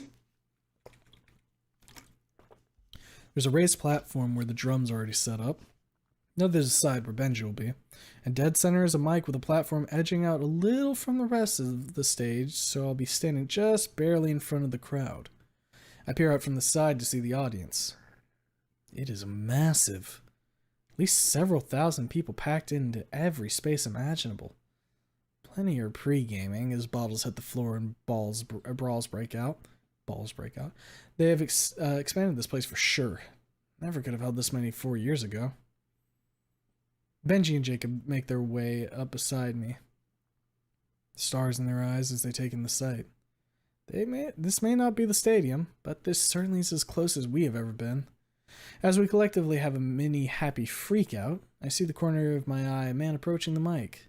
Dark green colored velociraptor with jet black hair, and looking as metal as possible, taps on the mic, catching the attention of the crowd. All right, it's time for the concert to get going. The crowd erupts into cheers as people surge closer to the stage. Got a hell of a lineup for you guys tonight, but up first we've got a fresh local band. You may have seen them around at the bars indirectly causing a few concussions, but they're here tonight, so please give a warm, loud fucking welcome to Strands of Silver! He gestures towards us as we come out from the wings, the cheering intensifying as we take our places. I look out across the mob. The energy pouring out is intense. It only makes me that much happier. Here we are on stage at a real venue. We've made it. Now we just gotta seal the deal. I turn back to Benji and Jacob with one last grin before nodding as we begin our show. My fingers glide across my guitar as I sing. The damn throwing up made the whole thought fucking harder. My throat is still a little sore. But I'm not gonna fail now. Not now. Not everything we've been through. Not after everything we've been through. And my voice rings out over the audience. Taking the mic in hand, I dance across the large stage as I lean out into the crowd, smirking as they close by. The attention is intoxicating, each song only driving the energy higher as mosh pits break out everywhere and the lights dazzle across my body. It's everything I've been hoping for. They love us. Benji is shredding like his life depends on it, his eyes locking shut as he focuses solely on his craft, and Jacob never misses a single beat. We are playing to perfection as I keep hyping the performance up. A few years back, I was in the crowd, cheering and headbanging to a band, and now I'm up here feeling the intensity as our music washes over them. As the 2 hours go by, I start sweating bullets. My clothes tightly grip my body, and I flick my damp hair back against my head. I'm probably getting a few lewd stares from them, but I don't fucking care. I am in my element. My voice finally starts to tire as we finish the last song. My stomach has been gurgling, but I'm doing everything I can to hold it back. I tilt my head back as the last note trails off before bowing my head down to the stage, as silence fills the room. The fog machine's pumping out one last billow of smoke. The silence barely lasts a moment before the crowd once more erupts into cheers and clapping, fists up in the air as I wave to them. I take one last bow, blowing a kiss and causing a few to knock each other over trying to get a little closer to the stage, giving up as soon as they meet the steely gaze of Trish. The same raptor from before comes up beside me, taking my hand in his as he raises up in the air. Let's hear it one more time for Strands of Silver! The cheering explodes once again as my heart fills with pride and joy. We fucking made it! We gather our stuff as he continues to talk, preparing to introduce the next band as we make our way off stage. I sprint over to Anon, who catches me in his arms as I envelop him in my wings. And he spins me around in happiness. We fucking did it, Anon! They loved us! There's nowhere we can't go now, and we're gonna take the whole damn world by storm! He laughs as he holds me tightly in his arms, planting a kiss on my cheek as we stop spinning, resting in each other's arms. Told you you'd nail it, Fang. Wasn't nothing in the world that was gonna stop you. I nuzzle his cheek before pulling away from him with a happy sigh. It's gonna be so much work now, but soon we'll be playing the big venues. Once word of mouth gets around, there's no way we'll be able to fit people into smaller spaces. Holy fucking shit, we did it! I jump up, spreading my wings wide as excitement takes over. Unfortunately, my stomach chooses this moment to remind me it's here. Oh, fuck. I dash to the bathroom, another surge of nausea, deciding that now's the time, as my ribs feel like they're now going to break from under the strain. I slump against the wall as it stops, feeling drained. I can hear Anon approaching before he crouches down next to me. We might need to get that checked out, Fang. Don't want to think that you might be getting really sick. I shake my head as I wipe the sweat from my brow, panting to catch my breath. It's nothing. It's just gotta be nerves is all. I've been a fucking nervous wreck this whole week leading up to this. Probably just finally got to me. For now, I just want to celebrate this, so let's get the fuck out of here and hang with the group. He takes my hand, helping me back to my feet, and we walk out to join the rest who are already busy knocking back whatever drinks are on hand. I snag one from the table and chug it down in one go before tossing the empty bottle in the trash.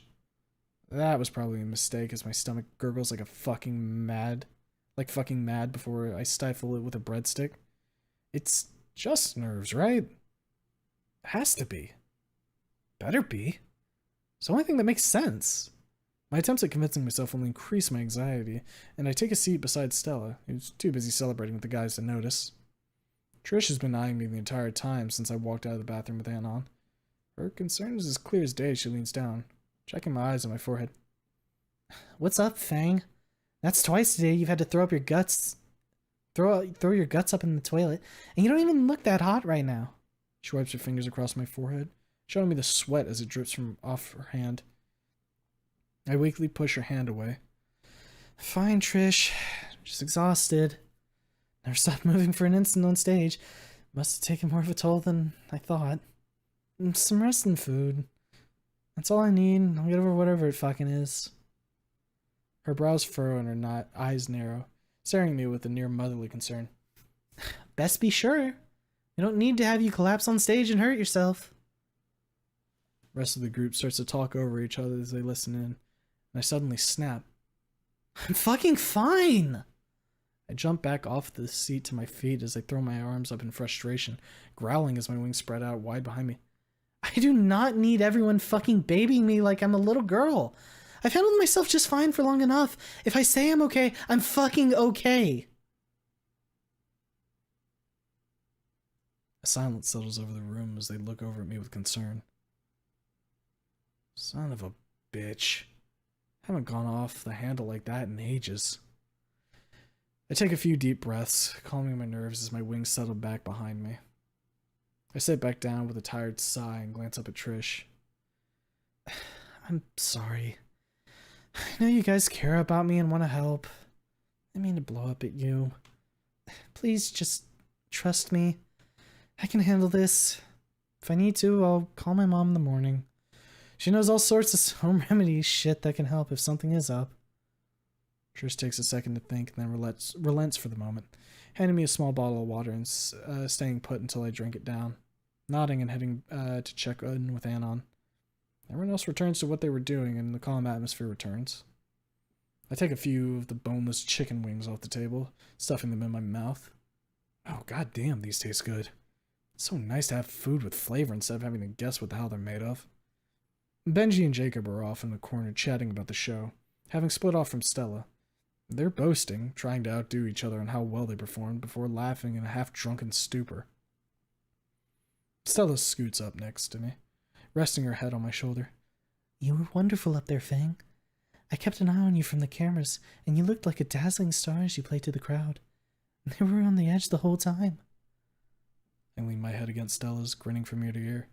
I was fucking amazing, wasn't I? God, it's been forever since I felt like I was right where I belonged. But up on that stage, feeling the energy of the crowd loving my music, I don't think anything will top that. Not until we play to the biggest place in town, of course. Until then, you deserve to soak up the glory, Fang. And get some rest too, though. I'm sorry you got so sick. Ugh. I shrug, shoveling down a few more chicken wings to calm my gut. Nothing to worry about, Stella. We all have off days. I'm just happy it didn't fuck up the performance. Not for lack of trying, though. Stella turns towards me with a blush before giving me a gentle hug. Nothing could have ruined that performance. I've never seen you more beautiful than tonight, gliding across that stage. A hint of a blush sneaks up on my cheeks. Thank you. We should get going, though. The next group is going to need this room. And we can take our celebration on the road. I sharply whistle, getting Anon's attention. He quickly jogs over to my side. All set. I finished finalizing everything with the manager. The money will be in the account first thing in the morning, plus whatever you guys snag from merch sales. Where would we be without you, Anon? I smirk up at him. He says nothing as he smiles before turning around and shouting for everyone to get packed and get moving. We stop by the bar on the way home, hammering down a few drinks. Or at least they do. Something inside me keeps me from drinking as much as I'd like to. Some kind of inner voice telling me I should take it easy after being so sick. It kind of pissed me off, but hey, at least I had a shit ton of mozzarella sticks. After eating a couple baskets of the delicious gooey cheese, Anon drops everyone off at home before carrying me up the stairs. My legs are fucking toast after all that dancing around. He opens the door, setting me on the bed before heading back to lock it. He stands over me, smiling down as the moonlight glows around us. What is it, dweeb? You can take a picture if you like seeing me fucking spent and covered in sweat. I'm just so proud of you, Fang. You really turned this shit around. Trust me. After this, there's not a place we wouldn't be able to go. After we get paid from this show, which was a lot, by the way, we can easily get an apartment near your parents. No more slumming it in Skin Row. That thought nearly brings me to tears. Not having to watch our back around every corner, actually being able to wear my mom's gift. It's all so much more than I could have hoped for. In the middle of thought, however, a bout of nausea hits, causing me to curl up in a ball. Anon quickly sits down beside me, worry etched all over his face as he places a hand on my shoulder. What's wrong? Is there anything I can do to help? I feebly reach out a hand to hold his, smiling wanly at him as I fight to keep the mozzarella sticks down. No, just stay close, please. I don't know what's going on, but I feel so sick to my stomach. This isn't normal. He gently squeezes my hand and I can see a near panic in his eyes. Do we need to call an ambulance? Is it that bad? No, just... It's like I got food poisoning or some shit. Whatever it is, I'm sure it'll pass. Please just stay close if I need your help up. Until then, let's get some rest. I'm fucking tired after the show. The panic in his eyes isn't getting any better, and I sigh, pulling him down to me. If it keeps up, Anon, I'll call my mom. I already told Trish I would, so don't worry about it, okay? Get over here and cuddle me before I smack you for worrying too much. He silently nods before scooting closer to me, not pressing too hard on me, wary of causing another episode. Thankfully, the nausea passes quickly, but I just hope that it can stay gone for good. We're about to have everything we've worked so hard for, and I can't let my fucking body stop me from living my dream. If nothing else, my mom will have the answers. She always does. Chapter 16. Old Habits. It's been a week since our gig at the Lava Lamp, and the nausea hasn't given me a fucking break since. Every morning starts with me rolling out of bed in a panic as I scramble to the bathroom before filling the room with the most unpleasant noises. Sounds anyone who had the stomach flu would understand. If I had that, it would be great, but I'm not that lucky, it seems. Unlike the flu, once I throw up, I feel pretty good, except for being really tired. Anon's been doing his best to help me, keeping me steady as I attempt to at least practice a few songs before collapsing back on the bed. Anon's getting ready, putting on his fanciest clothes, a shirt without holes in it and jeans that have been washed this week instead of last. He wanders over to the microwave next to me, rubbing my shoulder. Hey, how are you feeling, Fang?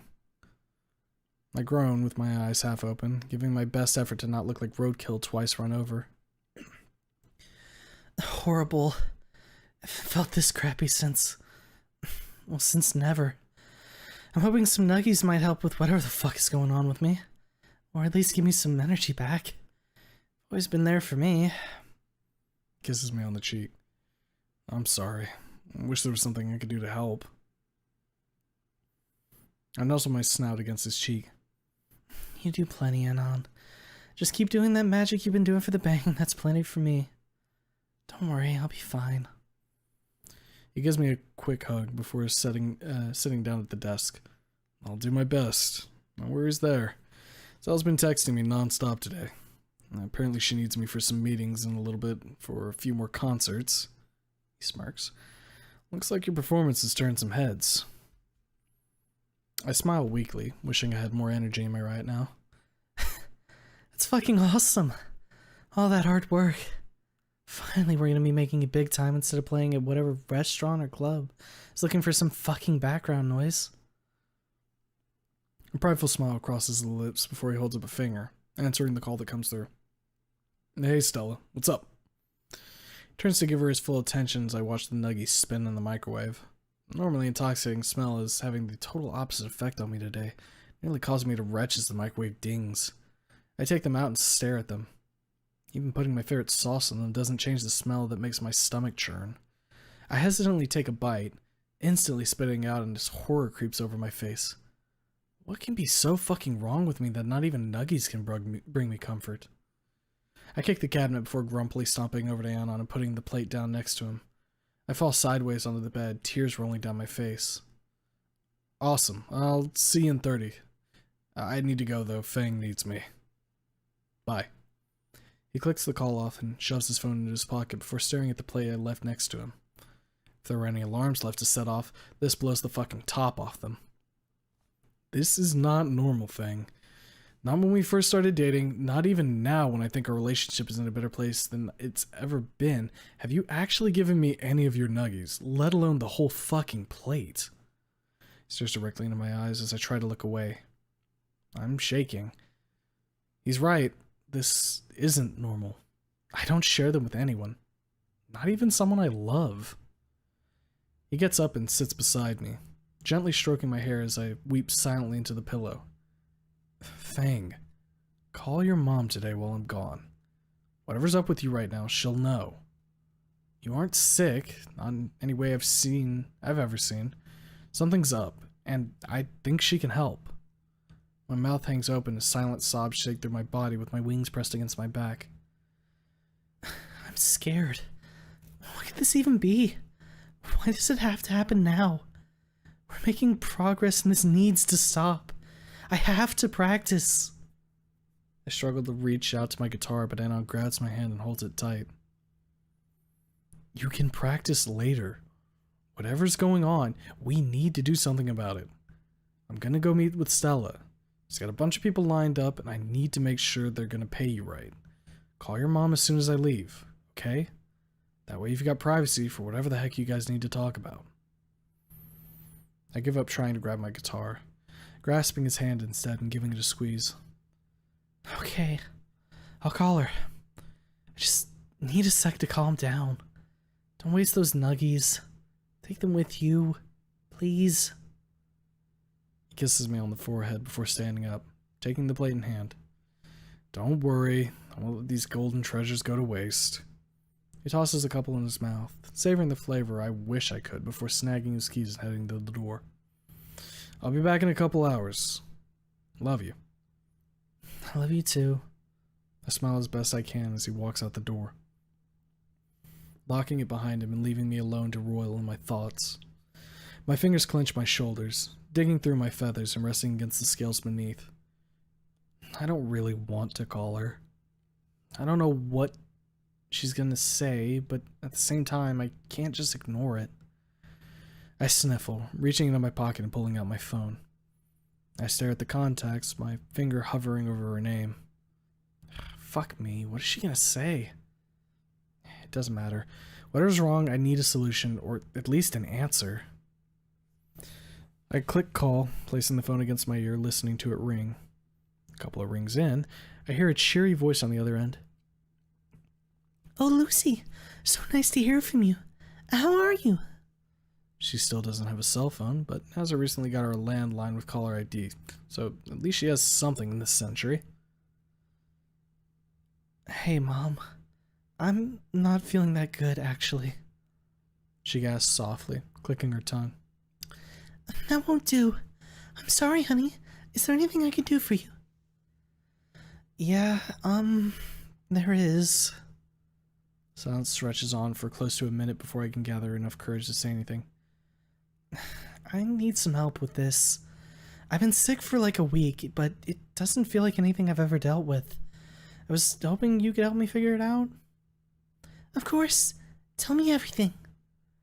I explained to her all my symptoms I've been dealing with, how tired I am, the bouts of nausea without any reason, and the fact that smells and stress seem to trigger it. The fact that the fact that I feel better for a while after throwing up, even if I'm still tired, but that I'll randomly get sick again later. Even the smell of my favorite foods is setting it off. There's a long pause. I can almost hear her thinking as a heavy sigh pours through my speaker. Lucy, honey, I think you need to buy a pregnancy test. My eyes open wide in shock, my pupils instantly disappearing as the phone starts to shake in my hands. No. No way, Mom. It can't be that. You've got to have another answer than that. I'm sorry. Everything you just said sounds exactly like what I went through when I was carrying you two. The triggers, the symptoms, the fact that you feel fine unless otherwise until it hits. I shoot up in bed, huddling against the wall as tears start to flow down my face. No, this can't be happening. It has to be something else. This could ruin everything. How can I possibly perform on stage with a fucking baby in my body? Isn't there anything else you can think of? Please, there has to be some other explanation. Nothing I can put my claw on. But if nothing else, if you buy one and it turns out negative, then you've ruled it out. Perhaps it's just some weird bug that's going on, but it's better to be sure. A shaky sigh passes my lips as I struggle to keep my composure. Okay, I'll do it. I really hope you're wrong, but I need to know for sure. No matter what happens, I love you, Lucy. Please don't hesitate to call me if you need anything else. I love you too, Mom. Thanks. I gotta go to the store before Anon gets home. I'll call you later. Goodbye. Goodbye, dear. And the call on the phone falls limply from my fingers, bouncing on the bed. I run my hands across my face, dragging down my cheeks. I need anything other than what she just said. But what if she's right? Ugh, fucking shit, I really hope it's not what she said. But if I don't find out for sure... I grab some clothes from the dresser, tossing them on and lazily combing my hair so it doesn't look like I literally just rolled out of bed. The pharmacy down the street will have what I need. I dash out the door, not wanting to be gone too long if my guts decide to rebel against me again. I quickly walk through the automatic doors and head to the back, snagging up a test kit before heading to the front. The cashier silently rings up my purchase, barely looking up, which at least spares me any stupid congratulations I don't want. The walk home is quicker than even me getting down there as I slam open the door and lock it behind me. I hold the box in my hands, shaking as I fear what it might tell me, but I need to know. Throwing my stuff on the bed, I lock myself in the bathroom and follow the instructions on the box. I set a timer on my phone, and the seconds pass agonizingly slow as I stare at the readout, hoping and praying for it to be negative. It beeps as I stare at the lines in fear. 2 solid lines. I scream as I throw the test against the wall. It bounces harmlessly before landing on the bath mat on the floor. All of my worst fears confirmed by a tiny fucking stick of a device. I rage in the bathroom, throwing things everywhere and slamming my fists against the counter. It has to be wrong. This can't be happening. I can't be pregnant. How will I tell Anon? How will I tell my mom? How will I fucking tell the band that just as we're finally making our name known, I got myself fucking knocked up? My fury causes me to wail as I keep bashing my fists against the countertop. Blood starting to trickle from the puncture wounds caused by my talons digging into my palms. This isn't happening. I can't fucking be pregnant. This is a nightmare. I need to wake up. Please let me wake up. I scream to no one. I'm alone right now with a whirlwind of emotions and nowhere for them to go. Rapture Jesus, throw me a fucking bone. This has to be a joke. My wings are stretched to the limit as the feathers on the ends shudder with my inner turmoil. I have no way out of this. If this is real, I'm fucked.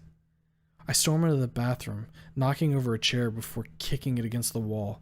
I grab a plate and fling it across the room, causing it to shatter to pieces against the front door. I slam my fist into the wall, repeatedly bashing the same spot, my knuckles turning red and bruised. Hell fucking no. I did not work so hard to get to this point, to get pregnant, and have my dreams ruined. Fuck this! I kick the wall hard a few times as every ounce of my anger starts pouring out of me. No, fuck this, fuck that, fuck everything. I angrily grab an empty bottle, throwing it at the door before kicking some of the broken glass towards the trash can, nearly knocking it over in the process. goes on for what feels like forever, knocking everything over that isn't valuable as my fury surges. Though something keeps me from breaking anything else. I am pregnant. There's no way this is something else. And it drives me mad. How can I be so fucking stupid? Should have taken more precautions, but I did nothing and now I'm sitting on the edge. Everything could fall apart. It would be completely my fault.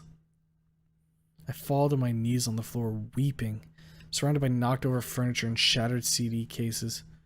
What have I done? Why wasn't I careful? The band, my friends, ruined everything. In a moment of weakness, my wings seem to move all on their own in front of me, the pure silver-white plumage staring back at me as I shudder uncontrollably. My eyes shake as I reach out toward the feathers in front of me. Something inside yells me to stop, every ounce of my soul rebelling against what I want to do. No. Stop. Don't. I scream internally as my hand gets closer to my wings. I've worked so hard to nurse them back to health. Don't. My hand trembles as my fingers barely begin to touch the center of my wing. With the last ounce of my willpower, I close my fist, stabbing myself in the palm with my claws as I fight the urge to preen. I yelp out in pain as I grip my injured palm, blood dripping down my wrist. I cover my face with my hands, a small amount of blood smearing on my beak as I sob uncontrollably, curling up on the ground. I don't know what to do. What if Anon leaves me? What will I have left after that? I'll be just another single mother living with her parents. No prospects left in life except trying to find someone who can maybe put up with me or die alone with my kid hating me for being a terrible fucking mother. My sobs slow as the adrenaline wears off, exhaustion settling in as my eyes grow heavy. Sobs drop to sniffles as I close my eyes. The place is a fucking mess. I don't even know how much damage I did to the walls, but it can't be pretty. Fucking hell, this is gonna suck for Anon to come home to. If he even stays after I tell him the reason why. An hour passes before I hear the door unlocking, the sound of bits of glass and ceramic scraping across the floor causing my eyes to flick open.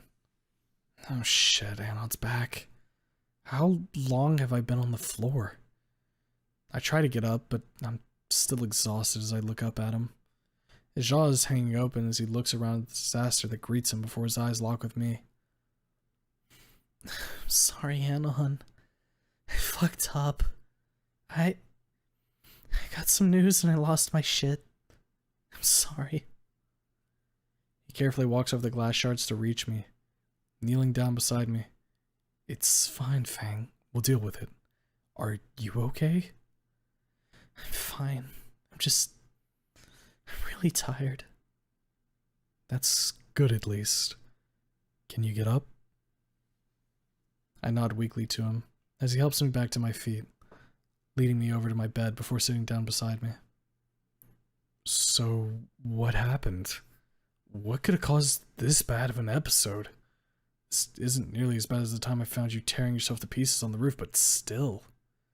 You showed that wall no mercy. A shuddering sigh shakes through my body, and I choke back a half laugh, half sob as I sit there, trying to figure out how to word this in a way that won't cause him to bust through the window in terror. Anon,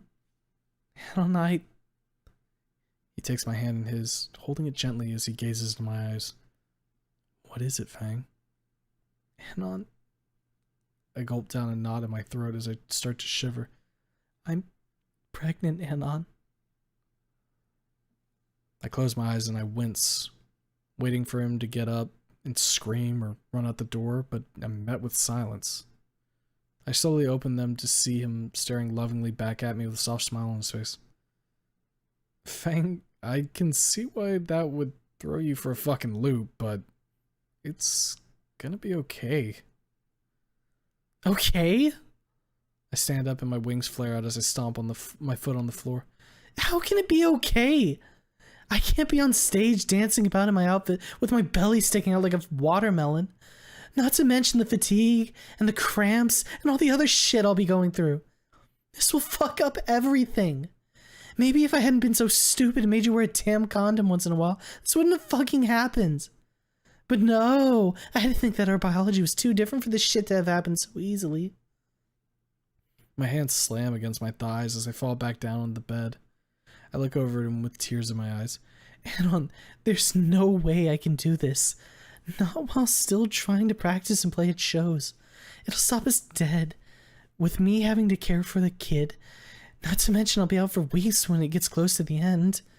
Or if there are complications and it tears me to pieces. Or if the kid dies or... He gently presses me to his chest. My face resting against him as I softly weep, tears staining his shirt. Fang, I'll do everything I can to help you with this. When you're practicing or doing the shows, I'll take care of the kid. Trish can handle the muscle, and Stella's been nailing the venue hunting, and my responsibilities are something I can easily take care of while keeping an eye on the tyke. You aren't going to lose anything. It's just a new part to take with us.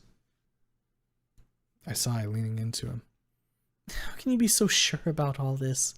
How can you know that this won't fuck up our dreams? He kisses the top of my head, running a hand through my hair. Because I love you. You know how much shit we've been through? He pinches the bridge of his nose with a heavy sigh. How many times I almost died on that boat. Shrapnel tearing through my arms and legs. The amount of people I watched bleed to death in front of me. His eyes go hazy as he relives some of his memories, staring a million miles into the distance. Fang, I never thought I was gonna come home. I was so sure I was gonna die on a hunk of steel in the middle of an uncaring ocean. But then I came back home, and I found you. I won't let anything stop us. Not now. He smiles as he looks down at me. Like I said, I'm here for all of it, not just the good. We can still pursue this dream and take care of a kid at the same time. Plus, come on. What kid wouldn't want to grow up knowing their mom is a badass rocker chick, huh? I chuckle weakly, still resting against him. Shut up, dweeb. If we took them on tour, they'd never leave the bus. A faint sigh passes my lips. Do you really mean it? You'll help me with them, and we can still go on with the band? Of course I do. Don't you worry about a thing. Except for the whole pregnancy thing and being incredibly hungry for a while.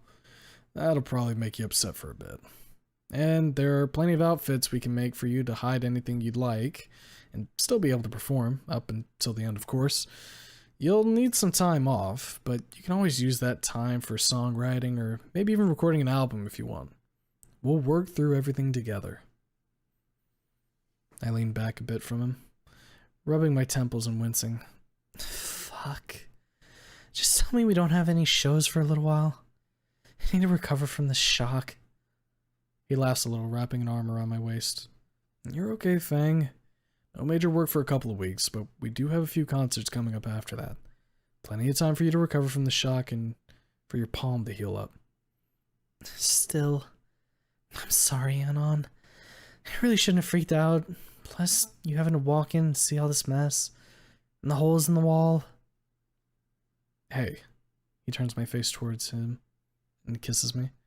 Don't apologize for that. I'm proud of you. I look at him with surprise. Proud of me? For what? Look what I did. He shakes his head, taking my hands in his. It's what you didn't do. You didn't hurt yourself, and you didn't tear your wings to pieces when you easily could. You were so prone to self-harm when we met, and even though you did a number on our walls, you barely put a scratch on yourself, except for those cuts on your palms, and those will heal quickly. You've grown so much since we met, Fang. That's why I'm proud of you. My face turns red as I look away from him. I guess you have a point when you put it that way. I'm still sorry I made such a mess. God, I'm still just so fucking shaken up about all this. Can we keep this from the rest of the band? Just for a little bit. He holds me close, kissing me on the cheek. Sure, we don't need to tell them straight away. We'll get through this together, and we'll have an awesome little boy or girl stomping about the place, adding some excitement around here. My face softens as I smile at him. Thank you, Anon. Though you need to promise me something. Sure, what is it? Do not dress them up as a pirate or anything else your crazy-ass mind can come up with. He thinks for a moment, tapping his chin as he stares at the ceiling. That's a tall order. I'll give you my word that I'll only do if it's funny. Or if I get bored and there's a costume place nearby. Anon? I glare at him. Okay, I promise. Mostly. I roll my eyes at him. Well, that's about all I can hope for from you, isn't it, dweeb? Yep, he grins. I'll never stop being a dork, and having a tiny critter I can dress up is just a perfect situation I cannot pass up. I shake my head with a tired sigh. What in the world am I gonna do with you? Hopefully more of that incredible kissing you did with that one time. Holy crap, that was something else. No. I knock him on his back, slowly sliding up his chest. You mean this? I take his head in my hands and lock my mouth onto his, once more siphoning whatever air he has in his lungs into mine before pulling back and licking him on the cheek. After gasping for breath, a silly grin spreads across his face. Oh, sweet Raptor Jesus, I thank you for this gift that keeps on giving. I chuckle before lying down beside him. Such a dweeb. But thank you. I don't think I could have asked for anything better than the way you handled this. I love you. He turns his head to mine, kissing me with a loving smile. I love you too. I'm with you in everything. We'll make this dream come true, no matter what. I smile back at him, deciding a nap is in order after what we just went through. Of all the ways this could have gone, I did not expect him to be so open to the idea of taking care of a kid, or being so willing to take so much of it on himself. I wonder who the kid will be. My joyful thoughts of a potential adorable child get shut out of the gate for a moment by one thought. God damn it, I have to completely give up drinking. Better be worth it, kid. Chapter 17. Pizza time.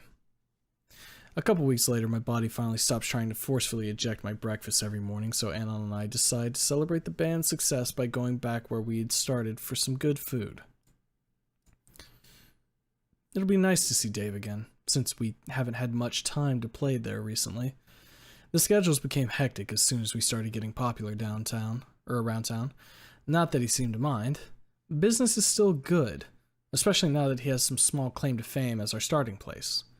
We had called ahead, and he says he'd close shop early so we can have the place to ourselves to hang out. Telling my parents was interesting. I lost hearing in my right ear for half a day when my mom nearly blew out my speaker with her cry of joy. She just kept going on and on about all the things she wanted to do until she wandered away and my dad picked up the phone. He sounded so scared, but at the same time I could tell he was trying to be happy for me. He even sent a car seat. Not that we need one yet, but it's still really nice. There was a note on it that was addressed only to Anon. He turned really fucking pale after reading it and wouldn't show me it. I can only imagine the words my dad had for him. Probably something along the lines of, fuck this up and I'll stuff you in a blender. Getting out of bed isn't such a fucking nightmare now that I don't lose my lunch doing it. I stretch as I get up, shaking the sleep from my wings, groggily marching my way to the bathroom, and trying to ignore the hole I put in the wall just outside. That's gonna eat the security deposit. It's not like we can't afford the loss these days, but I need to keep myself under control and not fall back into bad habits. I brush my teeth, something that amuses Anon to no end, even now to see me having to crane my mouth open to reach them all. A quick gurgle of mouthwash later, my teeth are sparkling white. The shower is surprisingly warm for once. Guess they might have turned the fucking water heater on today. My hand rests over my stomach. Somewhere in there is a little life slowly growing. Not that I enjoy the thought of my body beating the ever-loving crap out of me in the process, but I'll admit the idea of a little kiddo has grown on me. My only hope is that our inevitable time on the road won't make them unhappy. We won't be setting down roots for a while. And washing my hair takes a little longer each day. It's been growing out surprisingly fast. I love it, though. Didn't feel like myself for a long time, not since I shaved it off. My hair was something I had thrown away in my sorrow that I'm all too happy to get back. I step out of the shower, drying off before putting on a nice short-sleeved black sweater and sweatpants. Winter hasn't given up yet, and I don't want to freeze. I comb my hair back, tying it into a ponytail a little below my crest. And to be honest, it feels nice to be able to do that these days. Throwing on some eyeshadow, I walk back into the living room. Anon's still snoring away on the bed, looking about as comical as he can sprawled out on the covers. I pass by him, standing in front of the window, taking in what can be called the sights of Skin Row. It won't be much longer till we leave this part of town for good. We've saved up plenty, ever since we started doing bigger and more successful shows. It's been hectic trying to keep enough merch in stock. Anon's set up plenty ever since we started doing bigger and more successful shows. It's been hectic trying to keep enough merch in stock. Anon set up print-to-order t-shirts online, which helps a fuck ton, but we still have to keep enough merch on hand for the shows. I reach for the pack of cigarettes on the windowsill, stopping myself short as my fingers graze the package. I can't do that anymore either, which fucking sucks, but if I don't want to give birth to a kid with a billion health issues, I have to be careful. It isn't just my life I'd ruin now. At least I was down to just one a day or so, but I'll still miss that one relaxing smoke I had left. I look at the cracked pavement of the street below, dusted with trash bags and empty beer cans. A place where dreams come to die. Except mine. I watch the homeless on the streets setting up their cardboard conclaves, each sharing what little they have, surviving in numbers where they would be screwed alone. A thought crosses my mind as I take in the depressing sights. I can do something about this. Not now, but someday. I'll be getting out of here, but so many other downtrodden souls are trapped here forever. Cycle of misery until they kill themselves or get murdered. If we get enough attention, I can set up fundraisers to try and dig this street out of the dumps. Maybe a shelter and a goddamn soup kitchen so people don't starve to death on the streets. In the middle of my thoughts, I hear rustling behind me before a tired yawn escapes Anon as he stumbles over to me, leaning on my shoulder. Ugh. Hey, sweet tooth. Morning. I flick the tip of his nose for calling me that with a smirk on my beak. Good morning, dweeb. How'd you sleep? He holds a hand over his mouth as he lets out another massive yawn. Like a fucking log. How about you? Any kicking going on down there? I roll my eyes with a groan. I slept well, but you do know it's going to be a while before that even starts, right? It's not like they're instantly fully formed and they're rearranging my guts. Not that I'm looking forward to that. Wraps an arm around my back, pulling me close. I'll be honest, I barely understand any of what's about to happen. Be lying if I said I'm not excited about it. The end of it. Not the you fighting against your whole body thing. Never pictured myself as a dad, but I'm warming up to the idea. I gently wrap a wing around his shoulder, resting a hand on my belly. I can't lie. As much as it freaked me out that I could lose everything, I don't hate the idea. I just hope they don't mind being on the road so much. That's what tour buses are for.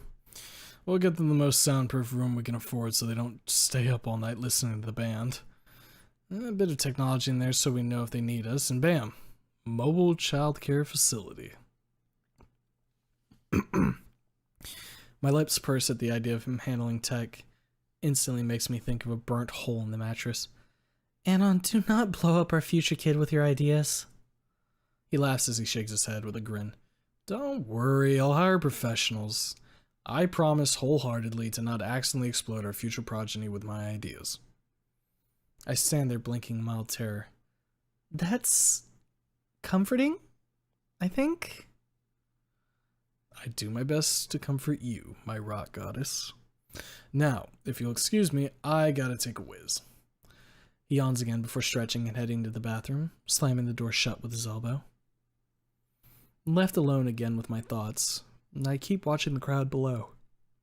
Never thought that I'd end up in a spot where maybe I can do something for someone else, but I feel too many people have dug themselves out of hell only to forget where they came from. I can't do that to these people.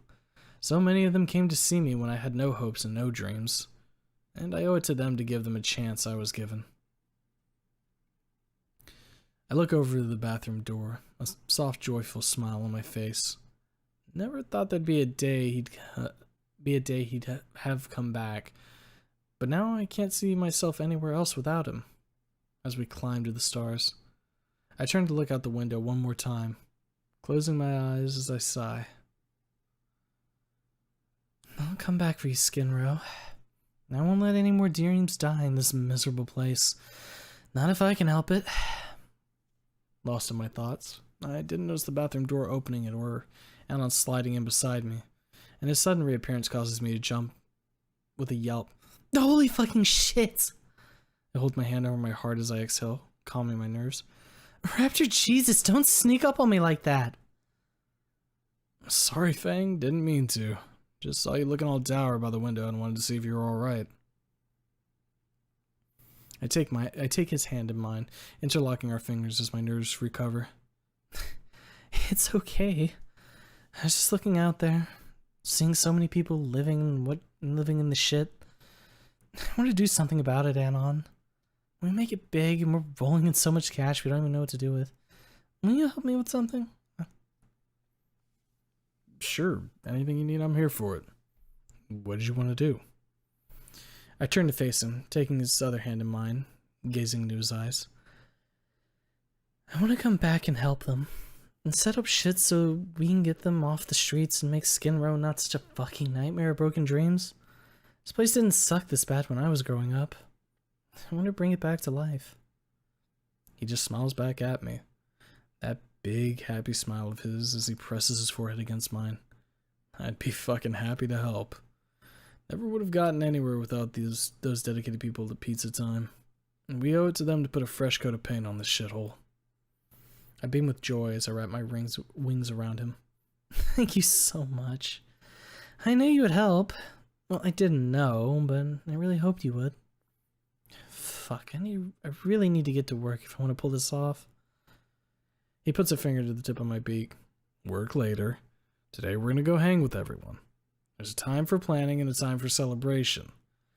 Now, let's go see Dave and eat some of that delicious pizza he's been turning out lately. You're right. I can't wait to see how the place looks after we've been gone for so long. I still feel bad that we had to leave him, but he tells me all the time about how well he's doing these days. Plus that pizza of his. My tongue runs across my lips. I need it. Let's get going then, and pick everybody up. It's party time. He snags the keys off the counter after throwing some clothes on, and we head downstairs and hop in the van and speed off. A few quick trips later, we've gathered up the rest of the band, and we're soon parking out in front of Pizza Time. The serious security systems on the van, plus the fact we see where we're parked from the inside, will be enough to deter the chop shop people that wander the streets. I knock on the employee entrance and wait. Hear the sound of heavy footsteps approaching before the door slowly pushes open. I don't even get to say a word before Dave scoops me up in his arms and swings me around the air. Fang, my girl! It's been too long since I've seen you! How have you been? How's the band? You rich yet? He asks questions a mile a minute as I struggle to get air into my lungs from the force of his arms around my ribs. The only thing I can do is squeak out a few gasps of air before he releases me, seeing my face turning blue. Oh shit, sorry Fang. I got a little overexcited. It's been over a month since you guys stopped by. Hunching over and wheezing, I shakily give him a thumbs up. I finally catch my breath. It's okay, Dave. Just be gentle with me, okay? I can't see her, but I feel Trish's gaze on me at that moment. That piercing stare can penetrate all the way through the back of your head. Dave helps steady me in his arms, checking to make sure he hasn't broken anything. Sure thing. Now come in, everyone. Got plenty of pizza ready for all of you. Some herby stuff too if anyone needs it. Both Trish and Stella smile wide at the thought of pizza they can actually eat as Dave leads us inside. The kitchen looks amazing. Everything clean and shiny, and he even put in a second oven. Business must be booming. Out in the dining area, the tables have been refinished and none of the chairs are missing legs anymore. The lighting isn't as dim and depressing as it once was, only a handful of soft, bright lamps being needed to help the place light up. Hell, even the stage is clean. A few scattered flyers showing he's gotten a couple of bands to play here these days. Perhaps hoping for their own big break. Here you guys go. We've got 2 meat specials, an all veggie special, several pepperoni and cheese for those who like some basic goodness. There's a pile of cheesy bread, and cinnamon twist and some beer and soda in the corner. Have at it.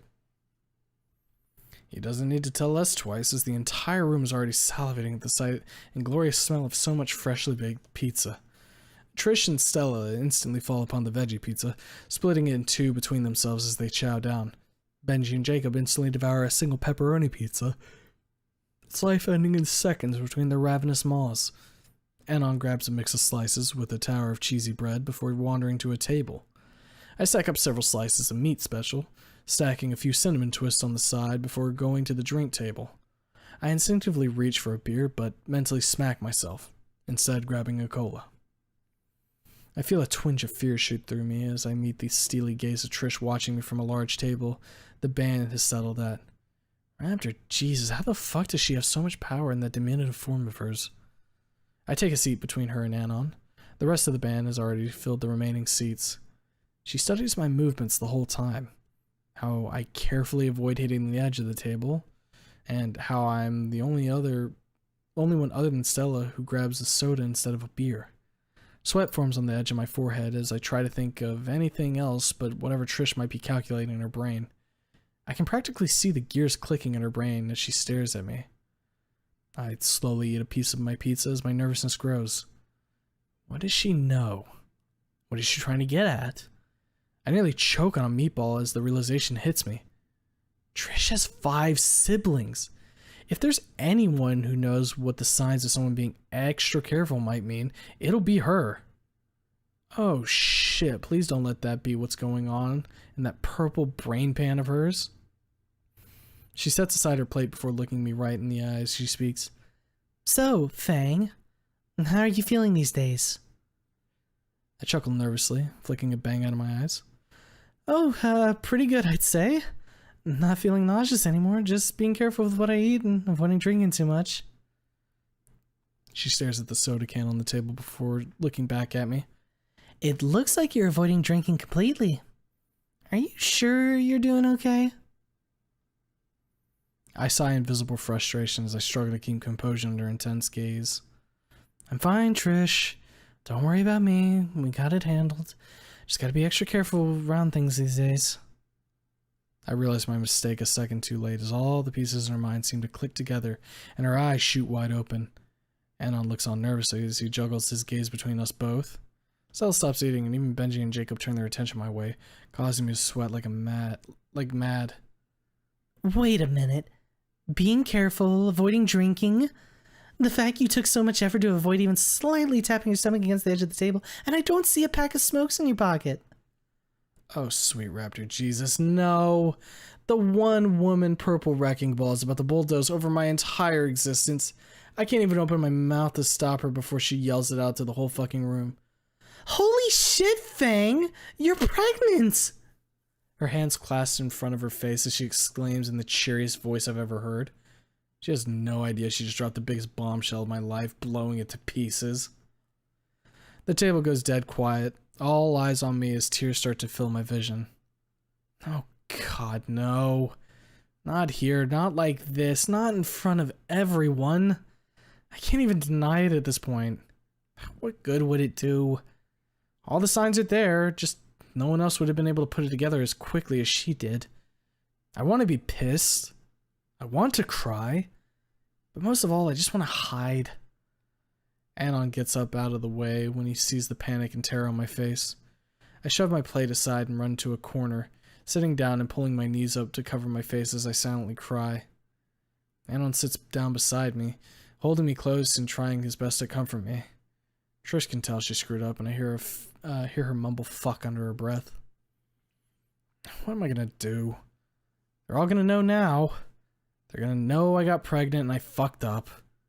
What if they leave? They didn't sign up for dealing with a kid on the sidelines. And what if it killed me?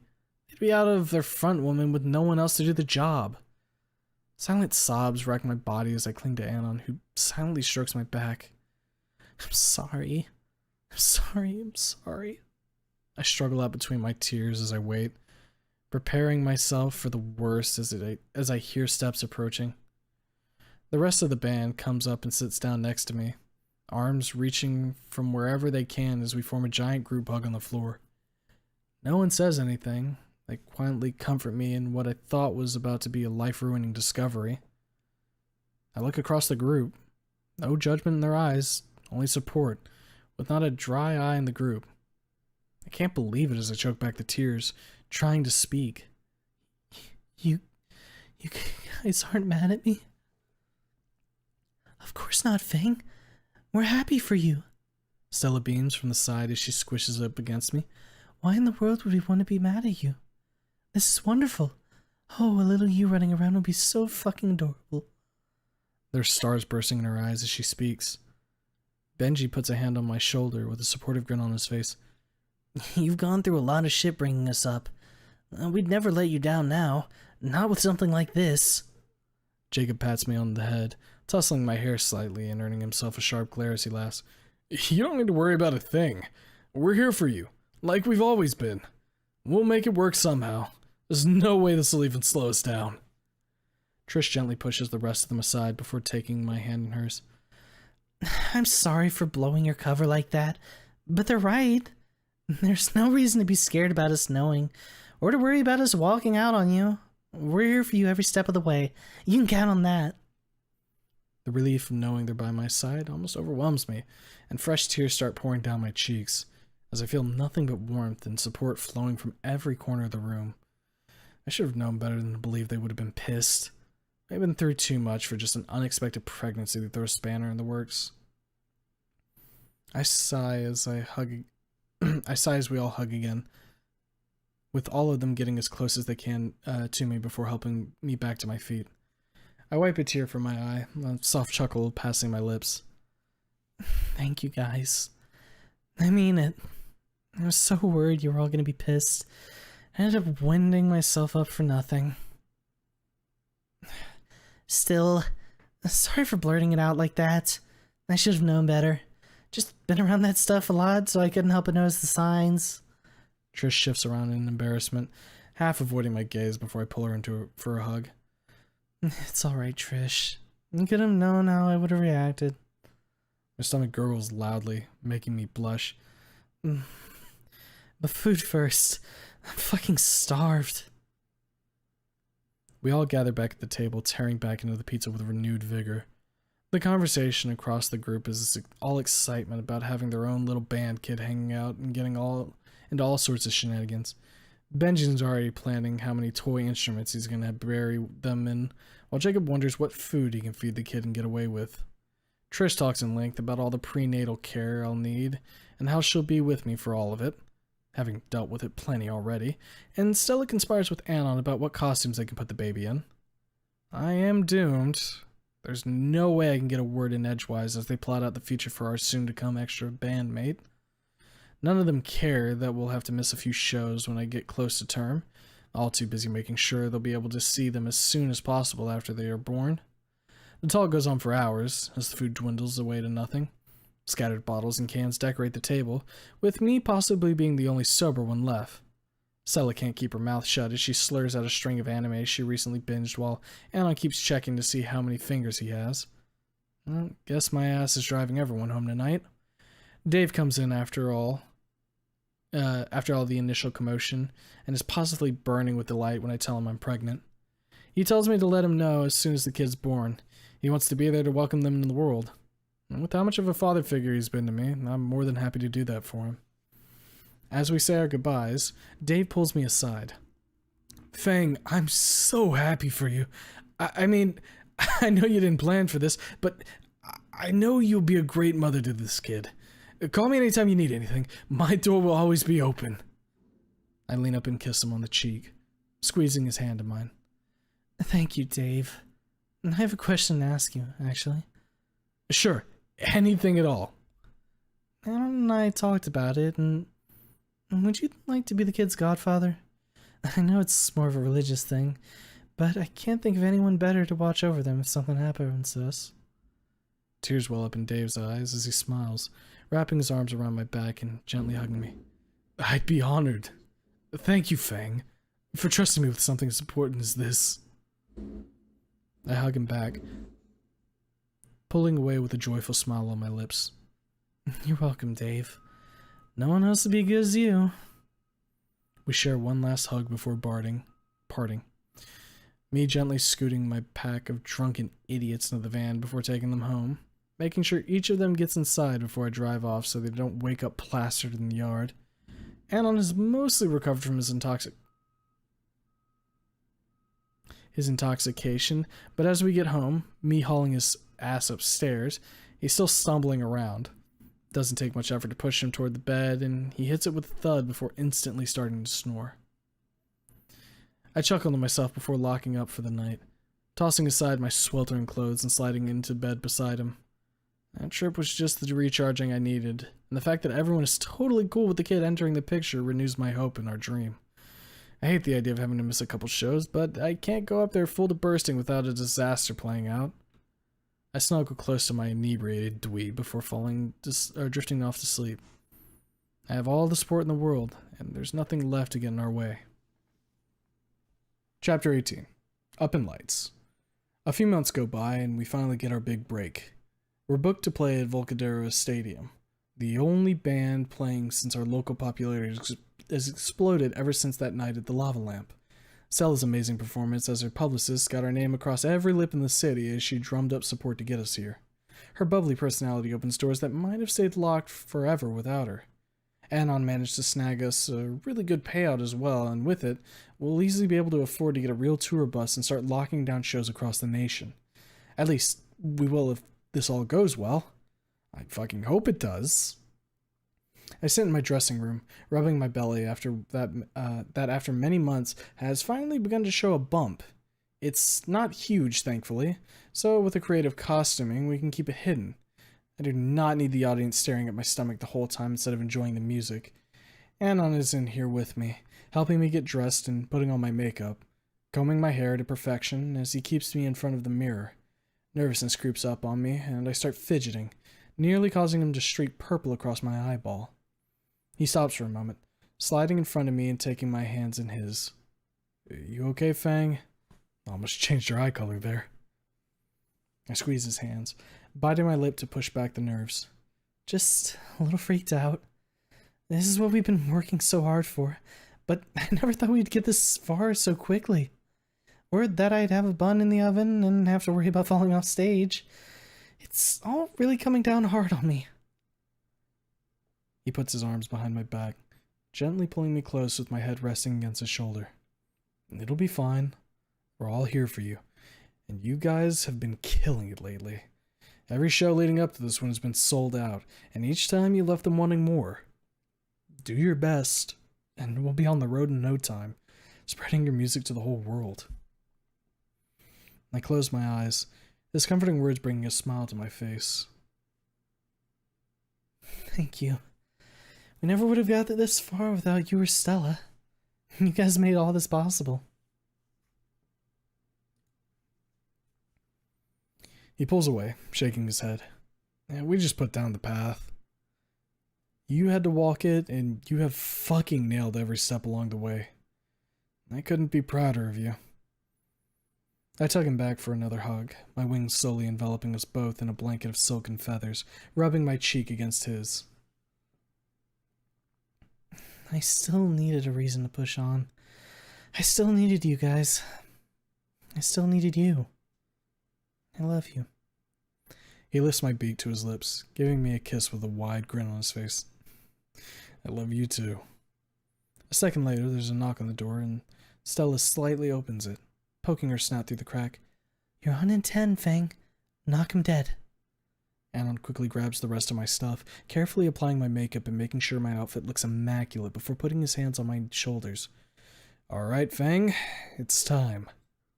We'll be here for you, no matter what. But I know in my heart, you are gonna kill it tonight. He quickly kisses me on the cheek.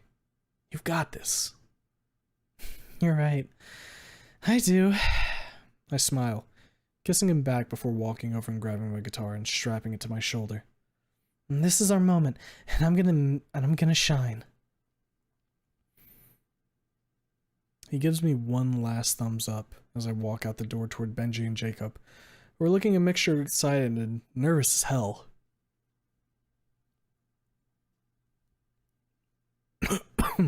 Sorry. I walk over to them, tapping them on the shoulders as they spin around to look at me.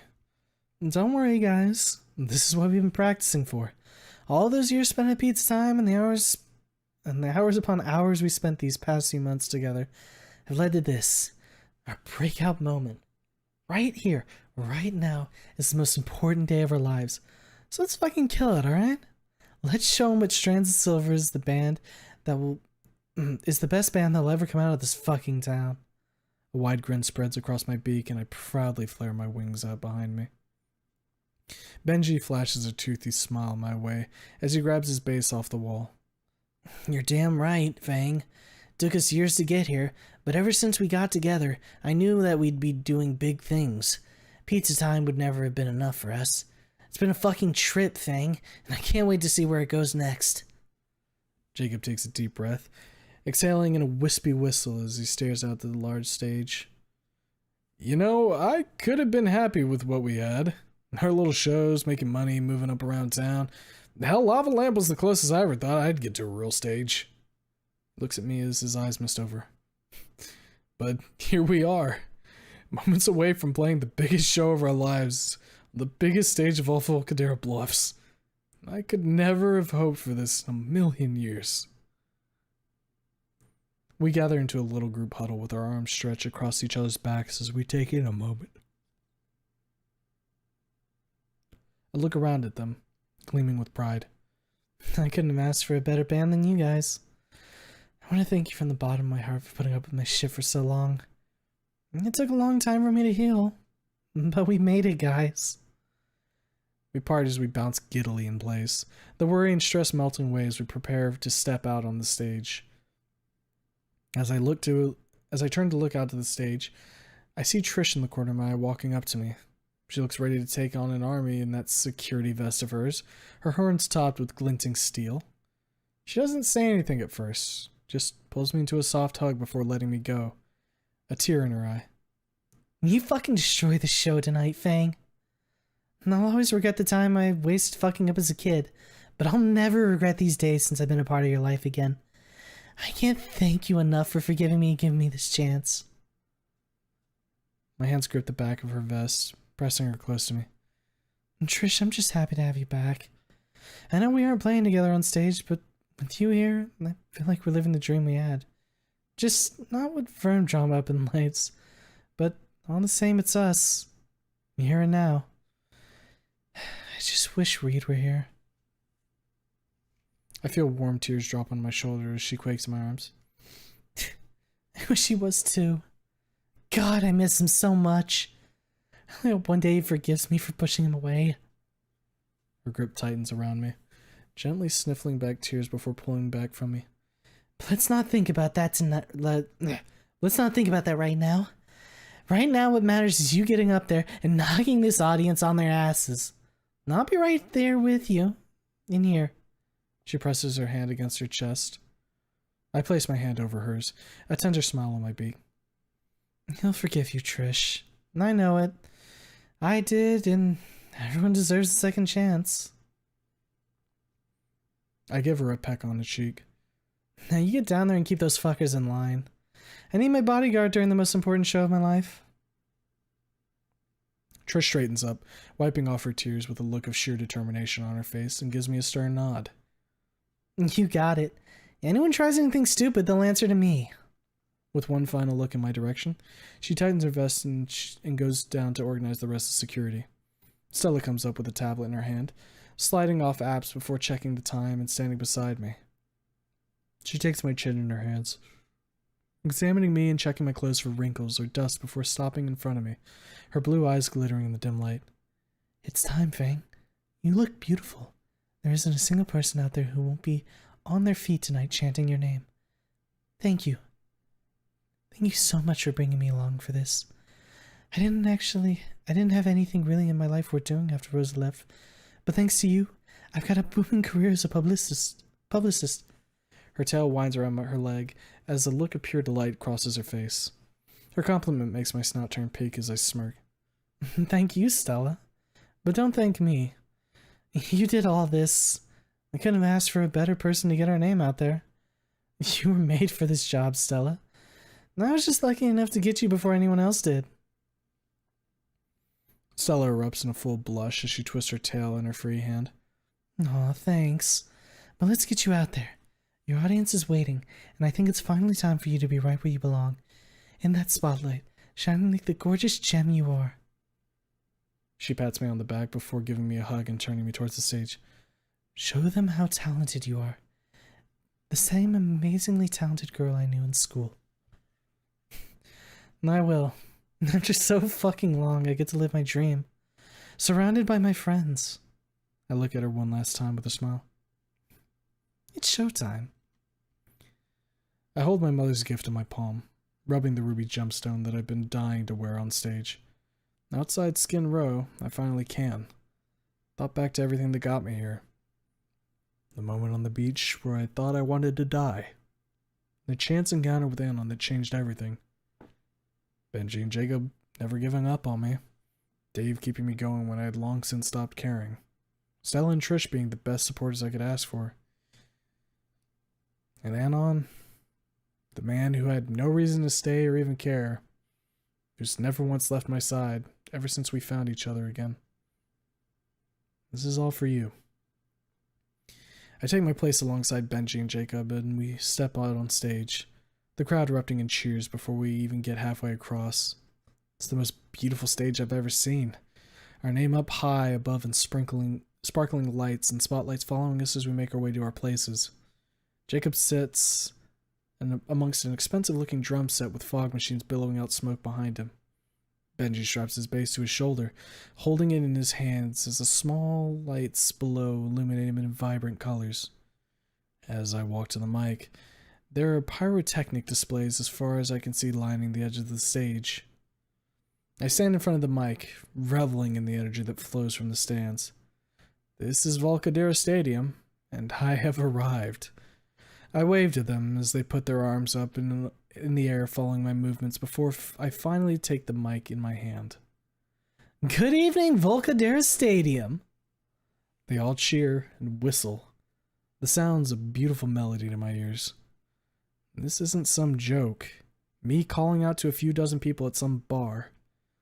No, this is me calling out to thousands of fans that have filled the stadium to the brim. Not a single seat is empty, and people are squishing against each other on the stadium floor to get closer. They adore us, and security has their hands full already, keeping them away from the barrier in front of us, in front of the stage. I lift the mic to my mouth again, my hand outstretched to them. I've waited so long to play here in front of all of you, ever since I started playing in Skin Row, and you all have given me so much support. I cannot thank you enough.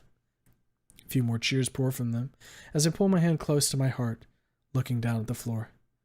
But now, a devious grin spreads across my face as I raise my gaze to the crowd with a sultry flick of my tongue. I can at long last give you a show you'll never forget. With that, Benji shocks the whole stadium as he sends a wave of resounding bass blasting across them. As their cheers intensify, Jacob joins in before I start strumming my guitar with all the energy in my heart and soul. I stand in front of the mic singing my heart out, tapping a beat out with my boots as my tail swings to the tune. They are absolutely ecstatic, and small brawls break out in the mosh pits as they knock each other from side to side. The powerful chords of our music drives them to further heights of raw energy as they pump their hands in the air. Even if I need to be a little careful, I still belt out my lyrics with such primal energy as to shock life into anyone out there, all the while strutting across the stage as my hands masterfully dance across the strings of my guitar. This is my element. This is my stage, and this is my soul. I bear it all with every lyric and every chord, driving up the energy in the mob, and they form into a chaotic ball of people dancing. Song after song, it never dulls. Not us nor the audiences as they start to sing along with me. Benji's sweating up a storm as he dances in place, head banging to the beat in his mind as Jacob spins his drumsticks in hand, playing his drums in a way I've never seen him do. We are killing it as the horde snaps pictures of and surges against one another. It goes on for hours, but it feels like an eternity in heaven for me. I never want to be anywhere else but on this stage for as long as I can be. Less than a year ago, I wanted to be dead. Now I want to do this for the rest of my life. I look back to Benji and Jacob as we prepare for our finale. The stage erupts in pyrotechnics, gouts of flame bursting to every strum of his bass, and sparks flying to Jacob's every beat of the drum. I take to the center stage with my voice still strong as I sing the last few notes before dancing my fingers across the fretboard, ending the show with a meteoric solo that causes a glimmering light show. All the lights fall on me as I hold the last note before silence falls. I slowly raise my head to the crowd with the biggest grin on my face as their cries start to wash across us on stage. The show has been an absolute success. The audience jumps and stomps in the stadium, calling out our name. Phone cameras almost blind me as we're bombarded with photos, doing our best to strike poses, when I suddenly hear a soft song over the speakers. It confuses me for a moment. That was the end of the show. What else could be going on right now? My worry instantly washes away as the spotlight focuses on the slowly emerging form of Anon, who walks in from off stage. He's wearing a wonderful full suit and a jacket with starry galaxies running across the fabric, a bow tie around his neck, and slick dress shoes. I have no idea where he kept all this hidden. He never bought formal stuff ever.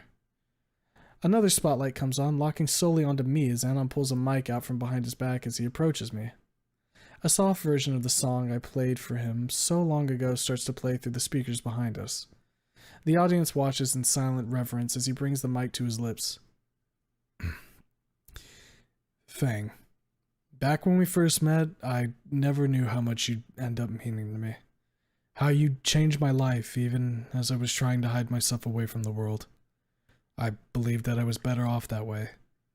All those days we spent together, getting to know one another, the time you showed me how to play guitar, and the moment we shared on that roof, they showed me I was wrong. The music softly gains volume as he makes his way toward me. I didn't know how good I had it back when we were first dating. In a moment of weakness, I almost destroyed the only good thing that had ever come into my life. For so many years afterward, I only ever thought about how I wished I could have made it up for that night. How I wanted so badly to undo the hurt I did. Our spotlights combine as he stands beside me, my eyes wet with tears as his gaze meets mine. Fang, I love you. I'll never get those years back that I lost when I broke your heart, when I tossed away everything we had built together. But I do know that all I want now is so many years with you by your side. He takes my hand in his. My entire body trembles as I do all I can to focus on his eyes and his words. I know we haven't been back together for very long, but I do know what I want in my heart. I also remember what you told me that night you took me back into your life. That we might have been going fast, but that life is too short for anything else. He chuckles as he rubs the back of his head. Though, I guess that line loses a little weight when you're currently carrying our kid. A collective gasp is heard from the audience, and Benji and Jacob are beside themselves as they watch as Anon gets down on one knee next to me, pulling a box from his jacket pocket and lifting it up. You made me the happiest man on earth the day you took me back. So, I want to ask you, Fang. He slowly unclasps the box, a beautiful gold ring with roses etched across the band holding a single perfectly cut ruby. Will you make me even happier? Marry me? The only sound in the whole stadium is the music softly playing as everyone holds their breath. Tears stream down my cheeks as I gaze at the ring. I look into Anon's eyes with the biggest smile on my lips, a blush erupting across my face. Yes, Anon, yes. Of course I will. God, just put the ring on me before I melt, dweeb. He takes my hand, sliding the ring onto my finger before standing up beside me. I instantly wrap him in my arms, sending his mic flying free from his fingers, and it clatters on the floor. My wings come around us both, pulling him tightly to me as I take his face in my hands and pull him down to my lips. Our lips melt together as he holds me close, and I let my wings slowly reveal us as they spread out behind me. The mob cries out in joy as they watch us on stage. Stella bawls her eyes out from the stage wings as Trish looks up from below with a smile on her face, and Benji and Jacob have collapsed into each other's arms crying like idiots as they watch Anon and I. It's the most perfect moment I could have asked for. Never expected anything like this to happen to me. But here I am standing on the stage with the only person I'll ever love in my arms after having played the best show of my life. Every last piece had fallen into place. My dreams are no longer just hopeful specks in the corner of my eyes, but reality. I have it all. Our kiss ends with us slowly parting, before resting our foreheads together. Time seems to stand still even as I hear the cheers from the audience and the encouragement of my friends. I don't want or need anything else but this right here. My music, my friends, my Anon. I don't want any of this to end. A once-in-a-lifetime moment that stretches on for so long. My eyes meet his as we look at each other, both with stars in our eyes, thinking of the future that awaits us. One without the pain of regret, but instead with the joy of what is to come. Sliding a hand behind his back, I turn us to face the crowd, waving to them as they continue to cheer for us. I take the mic from the stand, a blush still coloring my beak. Well, that wasn't the end I had planned for the show, but I hope you all loved it as much as I did. The raucous cheers give me the answer I already knew. Thank you all so much for coming to our very first big show. I can only hope it'll be as memorable for you all as it was for me. Now, if you'll excuse me, I guess I have a wedding to plan. I drop the mic back into the holder before grabbing Anon in my arms and dipping him down low. The look of shock on his face is adorable as I lock my lips around his and kiss him deeply in front of the cheering and laughing masses. The blush on his face makes it that much more adorable as I pull him back up and he staggers in place for a moment before we wave to the audience as we walk off the stage, arm in arm. As we enter the green room, all of my bravado instantly melts and I fall onto the couch in a heap. Anon stands over me, blinking as he leans down and checks in on me. You okay there, Fang? You fell hard. I'm fine. You just decided to, I don't know, propose to me in front of literally thousands of people after a show and cap off my greatest show with another fucking great moment in my life? I'm just a tiny bit, meaning completely, exhausted now. He laughs as he settles in beside me. I'm sorry. I couldn't help it. I don't think I could have found a better time in this life than right then and there. I had to take it. I jokingly roll my eyes at him and take his hand in mine. You think you could at least maybe have warned me something was going to happen at the end of the show? He shakes his head with a smirk. Nope. I mean, I could have, but that would have ruined all the fun. Couldn't have worked out any better in a million years. Not to mention the whole band was in on it. How do you think I was able to use the PA system? Wait, everyone was in on it? I look around the room to a few hidden smirks as the band starts to flow in. I shake my head with a sigh as I tug him down to me, kissing him on the cheek. But no, it couldn't have. I love you. I love you too. Get a room, you two. Trish comes in from the stairs, shaking her head with a grin as she stands over us. This counts as a room, doesn't it? Anon says as I smack him upside the head. Ow! Anyway, Trish continues. You two are really gonna get hitched, huh? Can't say I didn't see it coming with how you two fawn over each other all the time. We both blush as she takes a seat nearby. I'm happy for both of you. I truly am. And I better be the maid of honor. I roll my eyes with a scoff. Of course you are, Trish. Can't have a wedding without my best friend at my side. Can I be in it too? Stella almost looks like she floats over with how fast she moves. Her face suddenly mere inches away from mine with her doe eyes wide. Well, no it does, Stella. I'd like you to get left out. She skills with the light as she bounces around the green room as Benji and Jacob come up beside us. Okay. Well, I guess that makes one of us your best man, Anon. Want to fight for it, Jacob? Benji grins wide as he holds up his fist toward Jacob, who waves it off. No way. I want to live. You're way stronger than me, Benji. Well, that makes it easier, I guess. Don't need to spend time asking around. Anon cuddles up close to me on the couch. But we've got more to plan than just that. We gotta start planning out the tour. There's no way after a show like that we aren't going to be going places across the nation.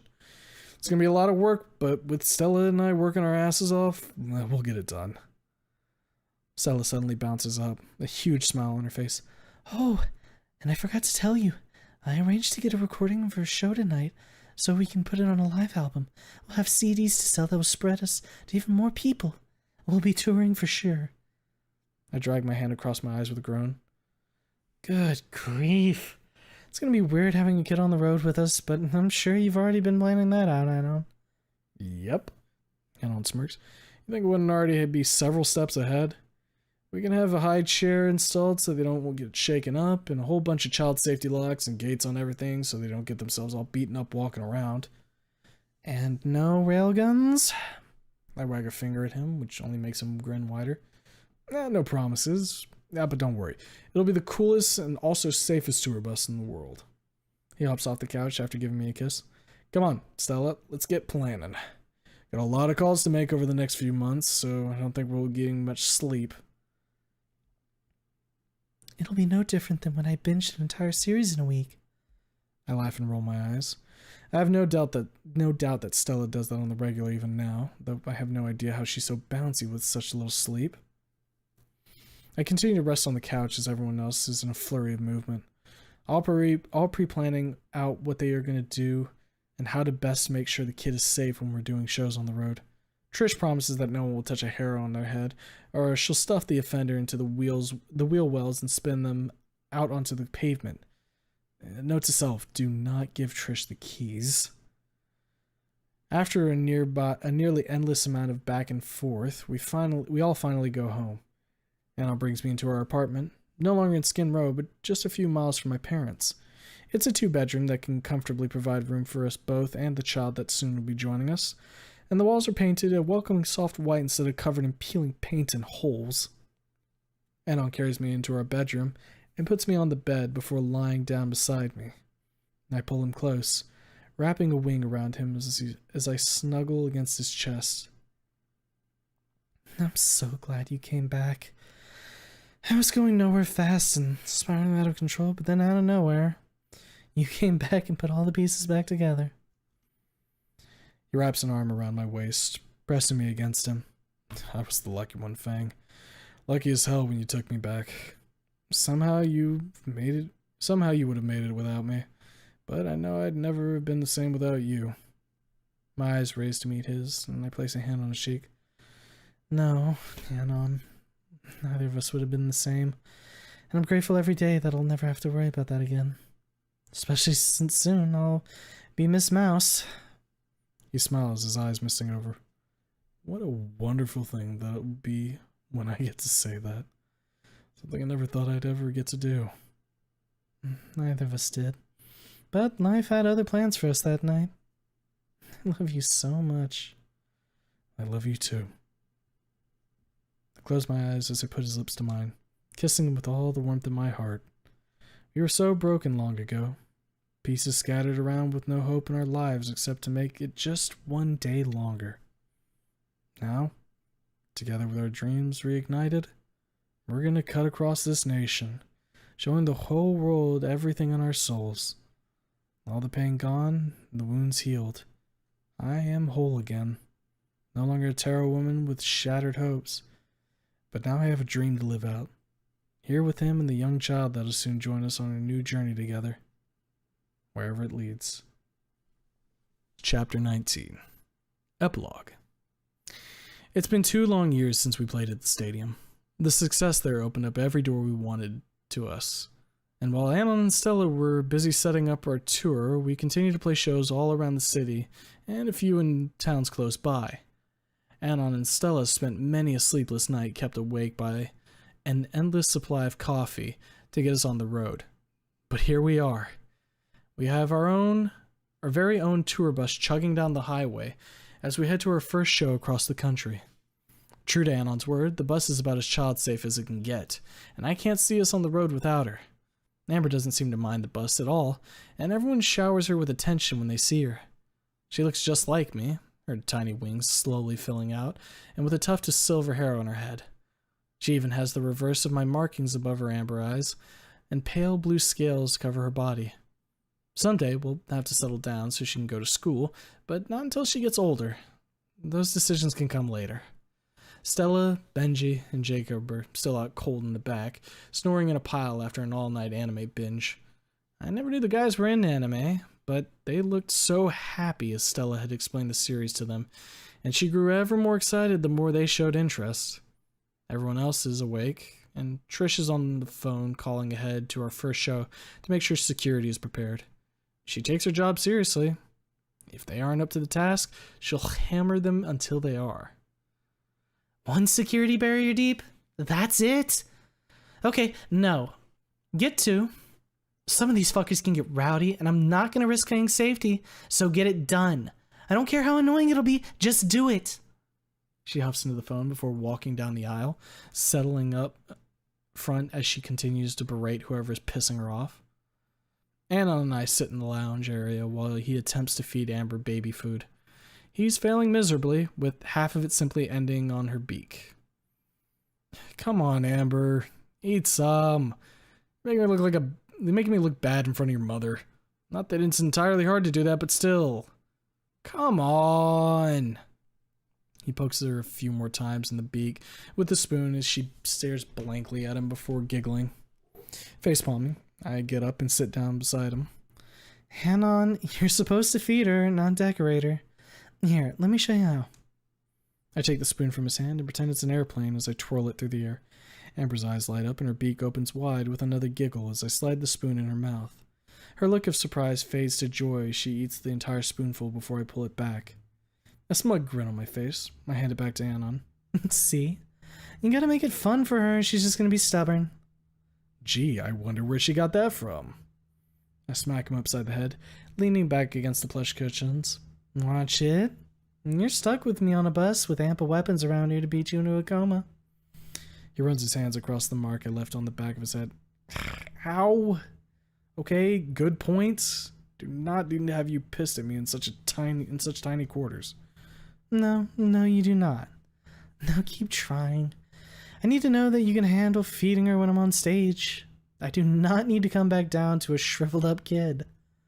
A steely expression settles on his face as he turns back to Amber, holding the spoon high as he twists and turns it through the air, making fake plane noises with some added machine gun sounds. I'm about to lose hope when her eyes light up as she pops her mouth open in a giggle fit, Anon expertly landing the plane on her tongue to her delight. Well, guess I don't need to worry about it that much. See? I'm capable of taking care of our daughter. My eyes narrow as I stare at him. The first thing you did when she could move was stick a pirate hat on her and put her in a paper boat. He shrugs. Every pirate princess needs her own boat. How else is she going to pillage the block village? I drag my hand across my face as I groan. Why did I ever agree to marry you again? Because as much as you act like it pisses you off, you love that I'm such a dork. Fair point. He finishes feeding Amber, and I tug him in close with my wing. Still, you teach her how to make a railgun, and I'll throw you out of the window of this bus while it's still moving. He gulps down his fear with a nod. Understood, Fang. I wrap an arm around him, settling him against my stomach as we lounge on the couch, Amber playing around with her plastic keys. Soon as this tour's over, though, we're having our wedding. Mom keeps asking, and Dad wants to know if I need to have you buried somewhere. So once we're home, we're renting a whole hotel and getting it done before you end up dead. Aw. And here I thought your dad liked me. He does, dweeb. He just loves me more and doesn't want to worry about you running out on me. I'd never do that. I know. I kiss him on the cheek. He's protective is all. I sigh as I look out the window, watching the trees speed by. This tour has got me thinking. I'm still worried about Reed. No one knows where he is. I really hope he's okay. Anon tilts his head back, looking me in the eyes. I hope he's alright too. Yeah, maybe if we're lucky, we'll run into him somewhere on the tour. I frown as I shake my head. I doubt that, Anon. But I hope he comes back someday. Trisha's never going to be able to forgive herself until she sees him again. Anon snuggles up closer to me, resting against my shoulder. And we'll find him someday. Hell, he might even already be rich. That the crazy Carface smoking dude always had a plan to get loaded off it. Maybe he did. I lean my head against his cheek, my wings settling across us both. I hope so. I sniffle back a tear before shaking it off.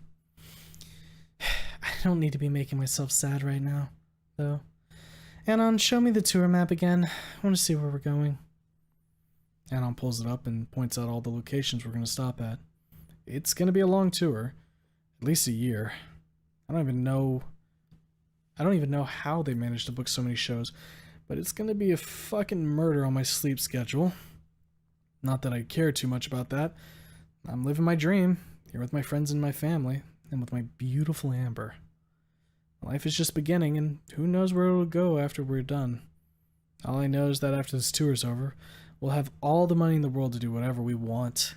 Maybe I'll settle down. I could see us living in Volcadera Bluffs for the rest of our lives, but I know that I'll never be content to just sit around at home. I'll be playing shows even then, keeping the local music scene alive and well, and bringing some joy to Skid Row. These are the best years of my life, and I can't wait to see where they lead me. A thought itches at the back of my mind as I sigh. Anon, can I talk to you about something? He turns to look at me, still cuddled up in my embrace. Sure. What is it, Fang? I want to make sure that Amber doesn't have to deal with the shit we did. We'll have the money to get her the best tools for success. We have to support her and be the best parents she can hope for. Be here for her whenever she's got problems, and never once judging her or trying to control her life. Fight back a few tears. I don't want her to live like we did. I don't want her to have parents that try and force her into a mold or worse. Never care at all. I look at Anon, a sorrowful glint in his eyes as he remembers how little his parents ever did for him. Yet it's so much worse. It was better to have parents that yelled than ones that never cared enough to do that. At least I know my mom and dad loved me, even if my dad didn't know how to show it when I was growing up. A stoic look crosses his eyes as he nods solemnly. You got it. She'll never have to live like that, afraid of who she is. He grips my hand gently in his. She'll never know the hardships we dealt with. And that, to me, is the best gift we can give her. I kiss him on the top of his head with a soft smile. Thank you. Now get some sleep. You've got a lot of child training to do and a bunch of management work to do. Ugh, don't have to tell me twice. He shifts a bit, getting into a comfier position in my embrace. Sleep well, Anon. I can already feel the soft rumbles of his snores beginning to flow as he succumbs quickly to his sleep. I take one last look out the window while Anon's slumbering body rests against me, and Amber snoozes away in her car seat. I sigh as my thoughts drift back to Reed. Reed, wherever you are, please be safe. I close my eyes and allow myself to flicker off to sleep, holding the most important person in the world in my arms, with the gem of my life only a few feet away. If all I went through was needed to get to this, it was worth it. And that, ladies and gentlemen, is the end of Broken Wings.